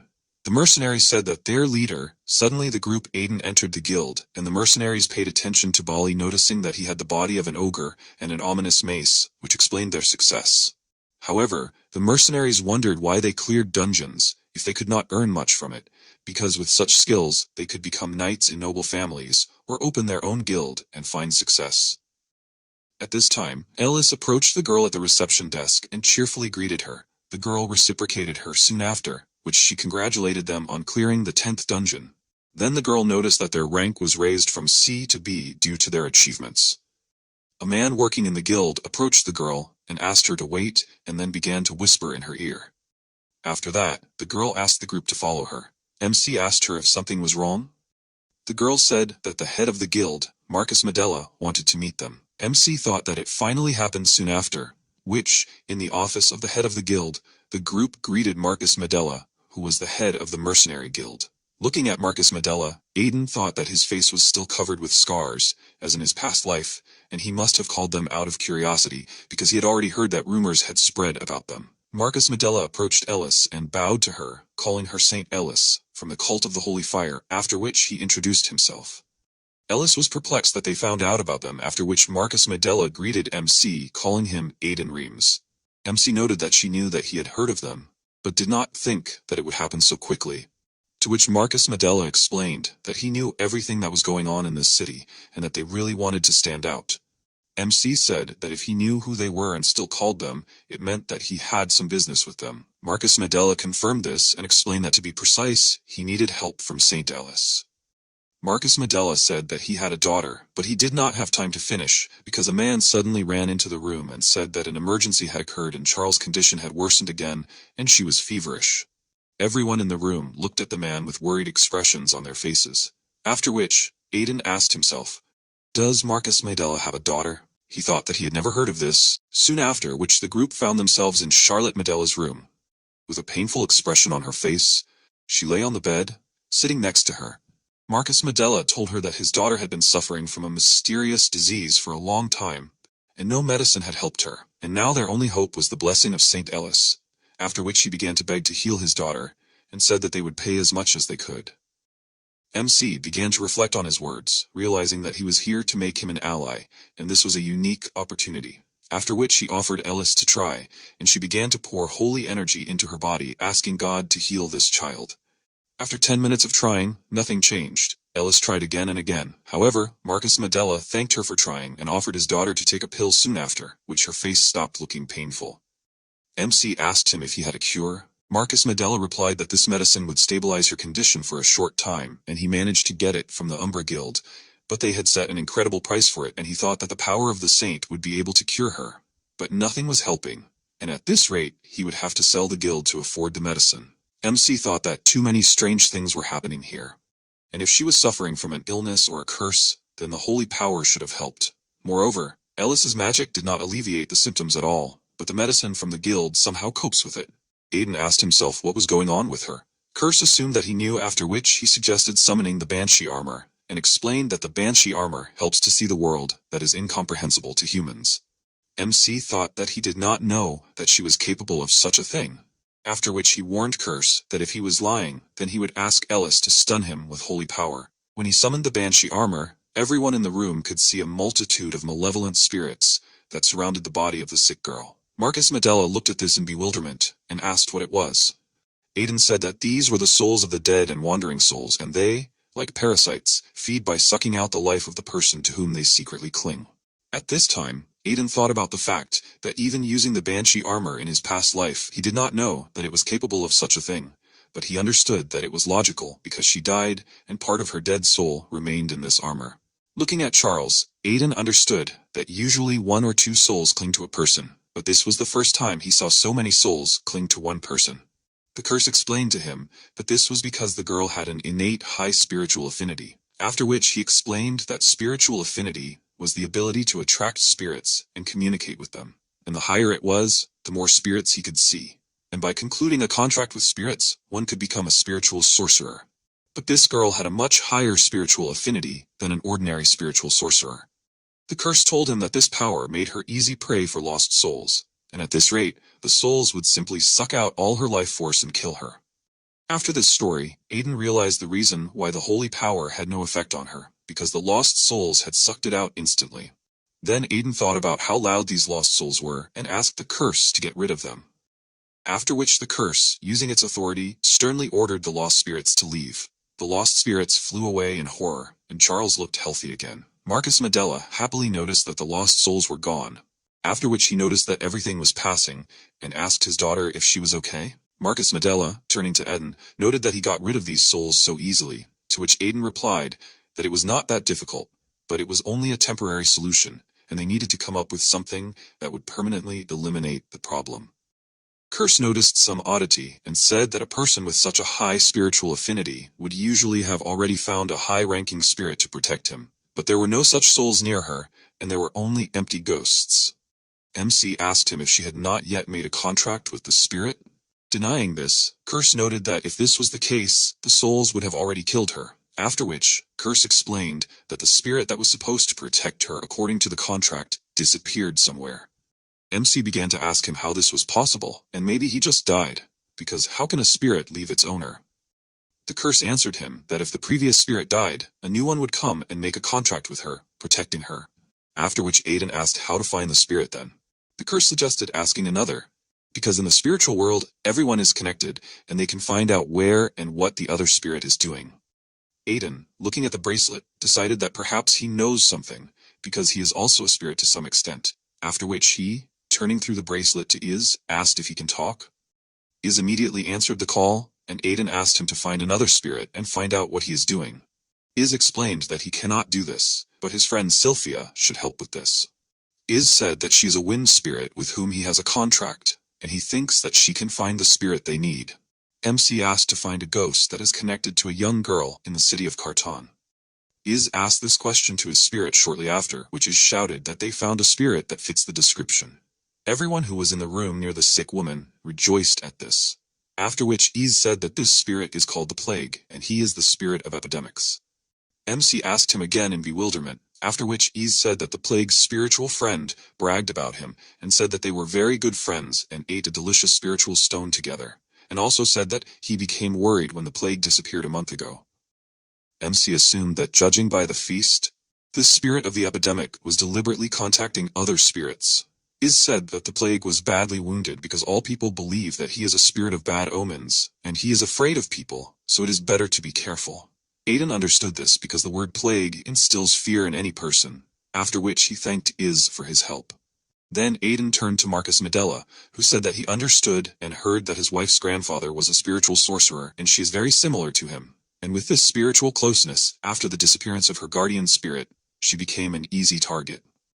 MC tried to cheer up the worried Marcus Medella and asked him not to blame himself, because first, they need to figure out where the spirit went, and they will collect all possible clues. Lo, turning to Aiden, asked him, "Doesn't it seem strange to him?" Then Lo said that she is definitely sick because the lost spirits are sucking her strength out of her. Then he asked, "Then what did this medicine do that briefly slowed down the process?" With a surprised expression on his face, Aiden looked ahead in complete confusion. Marcus Medella said that he does not trust these guys, but the pills work. Then Marcus Medella asked what the pills are made of. Soon after, he was informed that these pills are poison. Marcus Medella shouted that this couldn't be happening because she was getting better. But Cassie explained that it was just a trick, and it seemed like the pills were really helping her. But the pill forcibly distorted the patient's mana, weakening the life force. and with weakened life force, the lost souls began to think that she was dead, and they left her. Cassie told Marcus Medela that if he had continued to give her these pills, she would have actually died. A gloomy Marcus Medela asked her again if she wanted to say now that he had been feeding his daughter poison all this time. Aiden began to ask how Umbra had made this medicine, because they seemed to know the cause of her illness. Suddenly Marcus Medela stood up and walked away with an angry and confident expression, declaring that he would figure it out himself. He was filled with anger and said that he would kill this Umbra worthlessness with his own hands. But Aiden stopped him and asked him to be patient.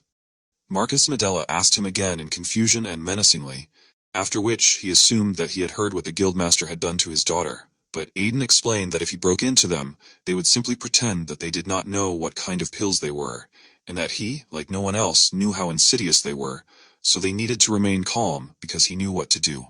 Soon after, in the office of the guildmaster Marcus Medela, they were sitting next to stacks of papers.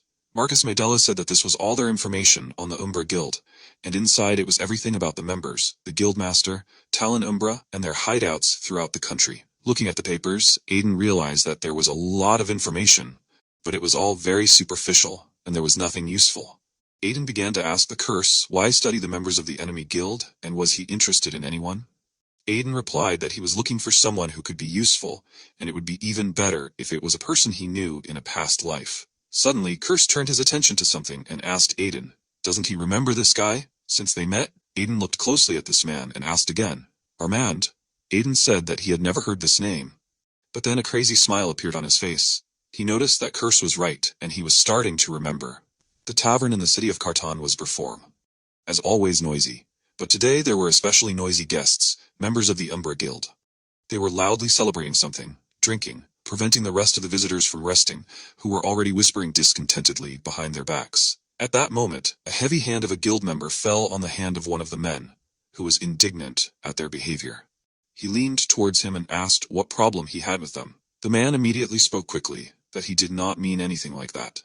At that moment, the mysterious Armand picked up his mug, asking what he was doing there. He told the guy to finish and go back to them for a drink, because the drinks that day were simply wonderful. This guy laughed in his thoughts, thinking that there are white and black stripes in life. In fact, it was Onkal, the head of the Cerberus Guild.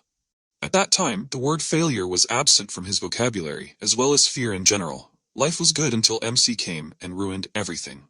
According to Ankal, it was because of him that the guild broke up, and the members of this one betrayed him.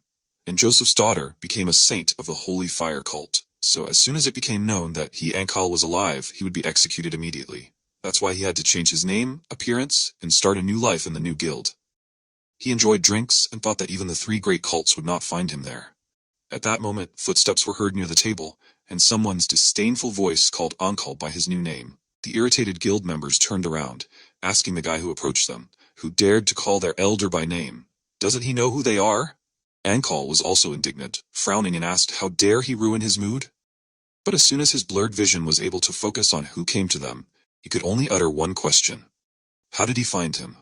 Right in front of him stood the MC, who with a predatory expression on his face told him that they needed to go out and talk.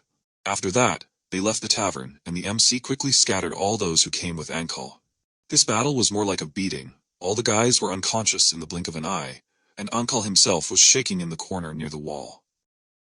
Aiden slowly approached him and said that Ankal had changed a lot, and he didn't even understand who it was at first. Aiden was warming his fists, approaching him, while Ankal was shaking. They say that it was a part for him that Aiden recognized him, but in his thoughts there was still one question spinning. How did he find him? Did he really come to return him to the cult of the Holy Fire? A terrible picture with a guillotine appeared before his eyes. Ankal squeezed his fist and thought that he could still run, but the next moment, he knelt down, clasped his hands in a pleading gesture, and started screaming at MC to beg him to do anything but spare him. MC thought he was planning to mock him a little before dragging him away, but this was even better. Meanwhile, in the Medela Guild, in the Guildmaster's office, Marcus sat as black as a thundercloud. He asked Ankal in a cold voice if he meant to say that the Umbra Guild was experimenting on humans. Ankal trembled in fear and horror, but replied that it was true. He said that since the city of Carton was the center of the dungeons, people often disappeared there, and no one paid attention to it, and it was the perfect place to conduct experiments without raising suspicion. MC tensed up, wondering, could it be those abnormal ones from Chaos again? He asked Ankal where these experiments were conducted, to which Ankal replied that he didn't know that, but he heard that it was happening somewhere in the dungeon near the city. MC was surprised, but the curse said that it was nothing surprising. Aiden was outraged in his thoughts. The dungeons were the official trading areas of the spirit merchants, and when the dungeon was cleared, the merchants exchanged the loot, extracted the core, and then the dungeon disappeared. But if you stay in the dungeon or conduct experiments on people, then things will take a completely different turn. The merchants will not tolerate anyone hiding a store on their territory. And although they are bound by the rules about not harming people, in such unusual situations it can be considered an encroachment. So the merchants have the right to use force. And with this, the merchants have absolute power inside the dungeon. Even a novice merchant like rabbits can destroy a half-master in a few seconds. The curse asks the protagonist, why were they still there then? MC replied that there was only one way, to offer such a good deal that the merchants would turn a blind eye to the rules, in which case they would not report it to the trade union and would allow the use of the dungeon. Marcus asked Ankal who was covering for them. After all, for one guild, this was somehow too much. Ankal hesitated, and then Aiden leaned towards him with an angry look, saying that if he did not answer, then go back to the cult.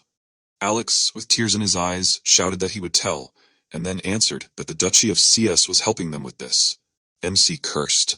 Marcus asked in surprise why the Grand Duchy, the Northern Military House, would cooperate with the Umbra at all. Ankal replied that it was not only them who did this, it seemed that a couple of other organizations were involved. Marcus cursed, saying that there were much more problems than he thought, because it was impossible to act against the Duchy, and so on. MC thought with hatred that he had already begun to suspect. When it came to the experiments, Silbida and Chaos were working together again. He gritted his teeth, and said that they needed to be defeated. However, Marcus reminded him that their enemy was the Dukedom, the home of the superhuman Grand Master, and although Aiden was strong, Marcus Medella knew that it was not enough.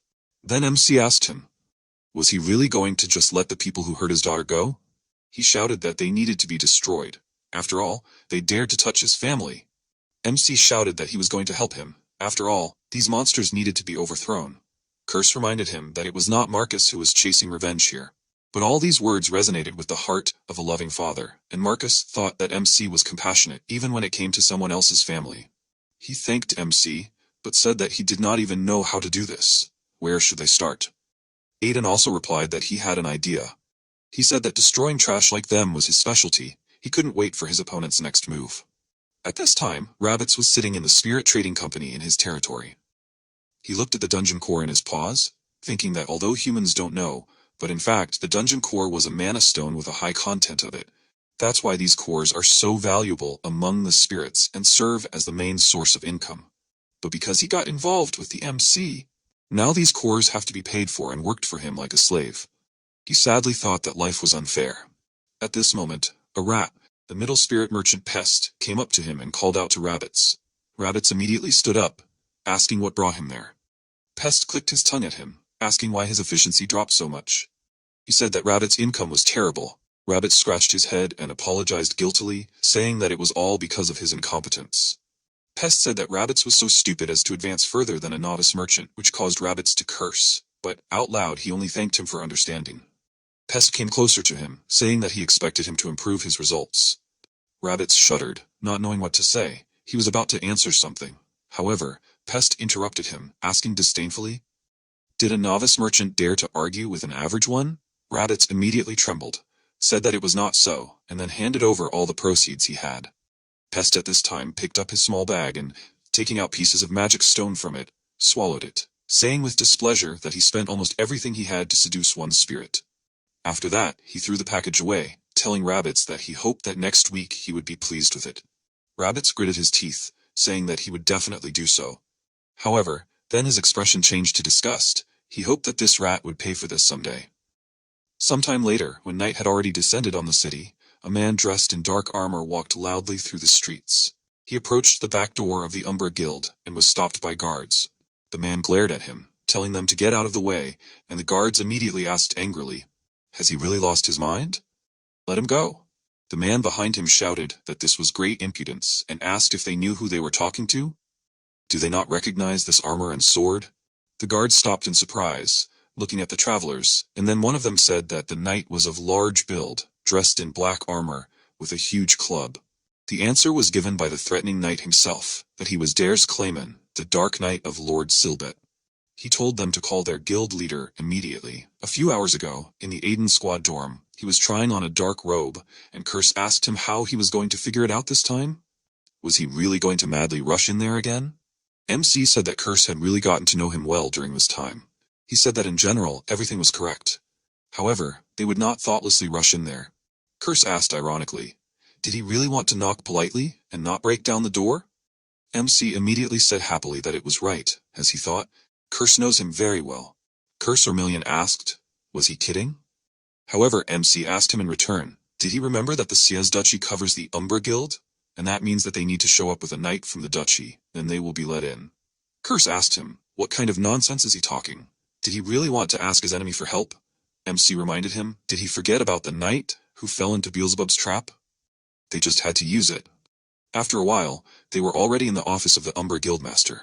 The Guildmaster, Talon Umbra, greeted them, saying that this was the part to meet the Dark Knight. Aiden thought that most likely, they did not even suspect that the Dark Knight was already dead. After all, only a fool would tell people that they lost an important person from their army. Talon bowed, saying that he regretted that the guards did not recognize him. After all, no one warned about his nature, so he deeply apologizes. However, then he asked who was with him at that moment. The spirit of Dares, who was controlled by MC, answered that his subordinate mage was with him. He could not be touched. Then Talon asked what brought him there. An unexpected inspection? The spirit of Dares replied that they were very clever and that he needed to confirm everything. He asked to take him to the dungeon. After a while, they were already on their way to that place, the secret Umbra dungeon. MC thought that it was no wonder that it was so hard to find because it was right below their guild. The moment they went down to the very bottom, the protagonist's eyes widened. He saw many dark mages walking around the laboratory, and in the cages there were many monsters, and not only. MC wondered, what kind of experiments could Chaos have? Why so many monsters? At that moment, Talon said that they arrived just in time because their research had finally made a breakthrough. They approached two tables on which people were lying, and Talon said that these two were their new achievement. He ordered both people, calling them by numbers, to stand up. MC thought that these people were no different from ordinary people, but something was wrong. Talon said that as they were asked, they gave these people the abilities of monsters without changing their appearance. The regeneration power of trolls and the monstrous strength of ogres. But that was not all. Talon told them to watch. At that moment, one of these people picked up a sword, and the next moment, an aura appeared around this sword. Aiden, looking at this, literally screamed in his mind, do the test subjects really possess a sword aura? However, when he saw the color of this aura, he began to guess the reason. Then he said that he managed to raise the sword mastery of these test subjects to a high rank. The sword aura combined with monstrous strength and regeneration, mind control was perfect, so these people are absolutely loyal and cannot rebel. Talon shouted that they will soon mass-produce them, and then their dream of an immortal army will come true. He shouted that they were the Berserker Blood Knights, immortal warriors who had conquered death itself, would soon serve the Lord of Silbet. Blood Knights. The puzzle began to form in the protagonist's mind. He squeezed his hand. He had heard a lot about them. Curse asked him if he had seen them before. Was it really in a past life? MC replied that the Blood Knights were an elite order of the duchy that Silbet led when he came to power. They had accomplished many great feats during the waves of catastrophic-level monsters and even in the Great Talus War. Their insane loyalty and courage in the face of death immortalized Silbet, earning him the nickname, the King of Knights. So did that mean the Blood Knights were monsters now? How much dirt is Silbet worth? At that moment, Talon pointed his hand somewhere, asking if the knight remembered how weak the human body was to withstand the essence of a monster. They finally found a way out. Then, using his doll, MC asked what the way out was. Talon began to open the huge bolt on the door, and when they entered, he said, it was he who helped solve this problem. Aiden knew that this was true. Now he understood where they were hiding it. Right in front of them was the plague spirit, encased in a magic stone. They came closer, and Talon, looking at it with pride, began to tell that this was the plague spirit that they sealed, and also extracted one of its abilities, the lycanthrope curse, and then injected it into the test subjects. The lycanthrope curse, simply put, was the curse of a werewolf. Talon said that after learning about the curse, he searched everywhere for this spirit, but one merchant told about it just in time, and by the will of fate, this spirit made a contract with the daughter of Marcus Medella, who said that Marcus would not even understand when everything would be over for him, and his guild would belong to Talon. MC said that he thought they had heard enough. At that moment, Talon gritted his teeth and turned around. asking how he dared to interrupt him. Then the main characters commanded dares to kill him. Before Talon could finish his last words, he found himself cut neatly in half. After that, Aiden took off his hood, saying that it was time to release the spirit and close everything there. At that moment, suddenly someone rushed up and pierced the dare's doll through and through. Someone's nasty voice said that it was not a person at all, asking, did he really dare to attack him? MC turned around, realizing that his opponent was not that simple, and at that moment, a lizard appeared in front of him, asking Aiden, who is he? Talon quickly swung his sword, advancing on the protagonist. MC thought that he definitely saw the Dark Knight pierce him, so how did all this happen? He activated the sword's aura and lunged forward, and what an opponent, after which a cut was left on the lizard's chest, which healed in just an instant. Talon attacked the protagonist again, pushing him against the wall. Aiden, watching the enemy, said that Talon also turned himself into a Blood Knight. Talon asked him, does he really think it's stupid? He said that it was stupid to waste such power. Thanks to this, he was finally able to move from this stupid stage of a half-master, which he had been at for so long. Talon said that it was undeniable that the Dark Knight's soul was under control, and that he had the courage to challenge him. He said that it didn't seem like MC was a simple person, so he wasn't going to ask him who sent him there. He offered him to work for him, saying that he would give him the same power and even make him the leader of the guild. But MC didn't even want to listen to that, and after picking his ear, he said that it was tempting, but he wasn't sure that he would even keep the guild. Talon asked in surprise, what did he mean? At that moment, someone ran into the secret room. It was one of his subordinates, who shouted that they had a problem, or turned around asking what happened. At that moment, his subordinate said that the Mydella guild was taking over their guild. Talon shuddered, asking what that meant. The guard shouted that they were led by Marcus Mydella, and they couldn't stand against him. They shouted that they needed his help or it would be the end. Talon gritted his teeth, telling the protagonist that it was because of him that he came. Aiden only smirked in response, asking what was wrong with that. Didn't he like his little surprise? Talon was furious, and clutching his sword, he rushed at the protagonist, shouting that he would finish him off on the spot. But Aiden quickly dodged the attack, while Talon was thinking that he needed to quickly deal with him and go help outside. After all, if he lingered here, the guild would be in danger, and he fought with all his might, quickly delivering attacks, but MC quickly dodged it. He understood that without a doubt, his opponent's strength was great. After all, with every swing of the sword, a threat was felt, but that was all. The regeneration is incredibly strong, and the sword itself began to collapse. It felt like a giant was swinging his blade wildly.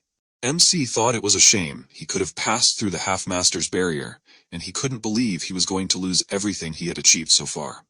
His eyes lit up, and he thought he should show Talon what it felt like to be thrown. Talon froze, feeling threatened, and Aiden said he had created this sword technique to cut through dragon scales. His sword literally caught fire, and he said that only a berserker dragon slayer could do that. He used his ultimate skill, the dragon slayer sword technique, scale slash. Making a quick judgment, he sliced his opponent's body in half, causing him to fall to his knees and cough up blood. Talon noticed in horror that his wound was not healing, but rather, it was as if he was burning from the inside. MC clicked his tongue, asking Talon, is this all he can do? Aiden said that ideally, Talon's entire body would be on fire. However, thanks to his new cultivation technique, Aiden was able to use it. Even though it was a sword master level technique right now, he should consider it a victory. Aiden said that Talon's wounds were currently burning, and they would not heal, so he should just stay. Talon clenched his hand into a fist, cursing in his mind, why was he being humiliated by some little fool? He thought that he didn't want to do this, but now he had to do it. He raised his head, turning to the dungeon, shouting that he, Talon Umbra, subjects, demanded to summon the spirit of the merchant Pestle. Aiden immediately understood where this was going. At that moment, the walls of the basement shook, and a familiar hat appeared in the air. From this hat appeared the rat Pestle, who with an important expression on his face slowly descended, asking, what happened? MC, looking at this merchant, thought that now he understood who secretly sold the dungeon, stole the spirit of the epidemic, and hid it from the main merchant. Assessing the situation, the Pestle said that Talon even took advantage of the chance for an urgent summoning that he gave him. Apparently, he was in serious trouble. Talon shouted that he needed his help. He asked him to help him deal with the main character. But the Pestle suddenly said that he would need additional compensation to interfere with the affairs of the dungeon. Then she shouted that she would do whatever he asked. Just let him kill his opponent. Right now, the rat broke into a smile, and then he said that in that case, they had an agreement. The pestle merchant increased in size several dozen times, becoming similar to the mutant rat from the Ninja Turtles. Curse, seeing this, said that he now understands what was the true strength of the merchant's spirit, which is limited by the rules. Now he realized that these creatures were as strong as the sword masters. MC smiled, answering that they were even stronger. Humans could not compare with these creatures. MC said that he was sure that the spirit merchants were forbidden to interfere with the affairs of the dungeon, so he asked the pestle if he thought he could get away with it. The rat pestle chuckled, saying that MC was well aware of how they were doing things, and then asked, what did that mean? As long as he wasn't caught, everything was fine. Then the rat said that it was time to retire now, and Aiden shouldn't worry about it. He raised his fist, but MC chuckled for a moment, ironically repeating Pestle's words, reminding him that those who were caught first usually said that. Pestle asked Aiden, what kind of nonsense is this? MC knew that inside the dungeon, it was impossible to defeat a merchant with full power, but he had one trump card. At that moment, someone's casual voice was heard. The voice said that rabbits had reported correctly after all. At that moment, Pestle began to shrink, becoming normal size again. He realized with horror who was in front of him. The trump card was that he needed to call a merchant who would be of a higher rank than the current one. The same merchant, dressed in, said that they Pest long time no see.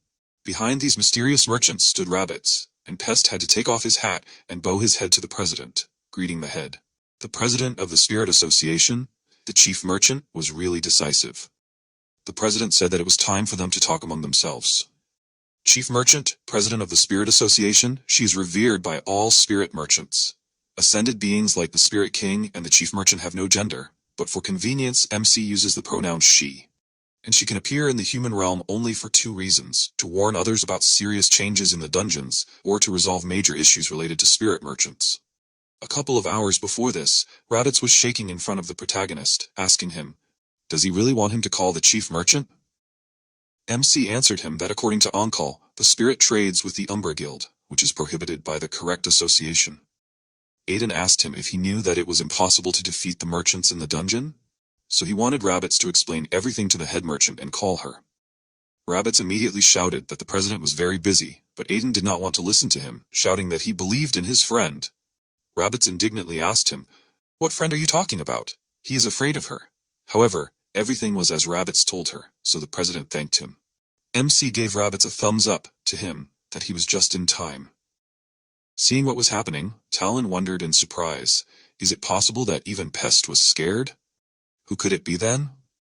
Pest, with fear and trembling in his voice, asked how she ended up there. He begged her to listen to him first, because this understanding had happened. The president coldly asked, what misunderstanding were we talking about? Does he really think she doesn't know anything? Pest asked what she was talking about. She replied that she always knew he was cheating for his own sake, but she hoped he would correct himself, but now it was over. MC was watching this, as was Rabbits. The vile rat at this time began to shine, screaming that she could explain everything and begging the president to stop. But the president, without a trace of doubt in her voice, said that he was fired, directing a beam of her magic towards Pest. Pest screamed loudly, again trying to interrupt this terrible process, but his body began to dissolve, and then the president put her hand forward, accepting all this energy into her palm. A few moments later, a small mouse was already sitting on her hand, which was Pestle just a few seconds ago. It hid the mouse in the pocket of her jacket, and then, turning to the main character, said that Rabbits told her everything, and on behalf of the entire association, she apologized for the inconvenience caused. Aiden said that everything was fine, but the president replied that words alone were not enough, so she snapped her fingers and a small bag appeared in the air. MC extended his hand forward as the president spoke. There were some useful things in there for his future travels. MC thanked her, thinking that it was a gift from the head merchant, so there must be something incredible in there. After she did so, the president said that it was time for her to leave, but MC called out to her, asking if he could ask her a question, and Aiden asked, after her permission, how should he save that plague spirit? The small plague spirit was still trapped inside the large stone, and after looking at it, the president replied that it was the child who was in a deep sleep. This spirit would not return to consciousness, even if for all the seals were broken. The only way to awaken this spirit was through an official contract. According to her, it was also possible to go a completely different way. She thought it would be better for the subject. MC thought that by that she must mean the spirit disappearing. Taking off her hat, the president said that if that was all she was leaving, and MC thanked her for answering his questions. The president said that she wished him the best in his adventures, and to his surprise, she called him Aiden Albiro. The protagonist's eyes widened, and he looked at the disappearing chief merchant in shock. He shouted, asking, "How did she know that?" But at that moment, she had already disappeared right under his nose, dissolving into thin air. The curse also looked in surprise at the place where she was just a second ago, asking,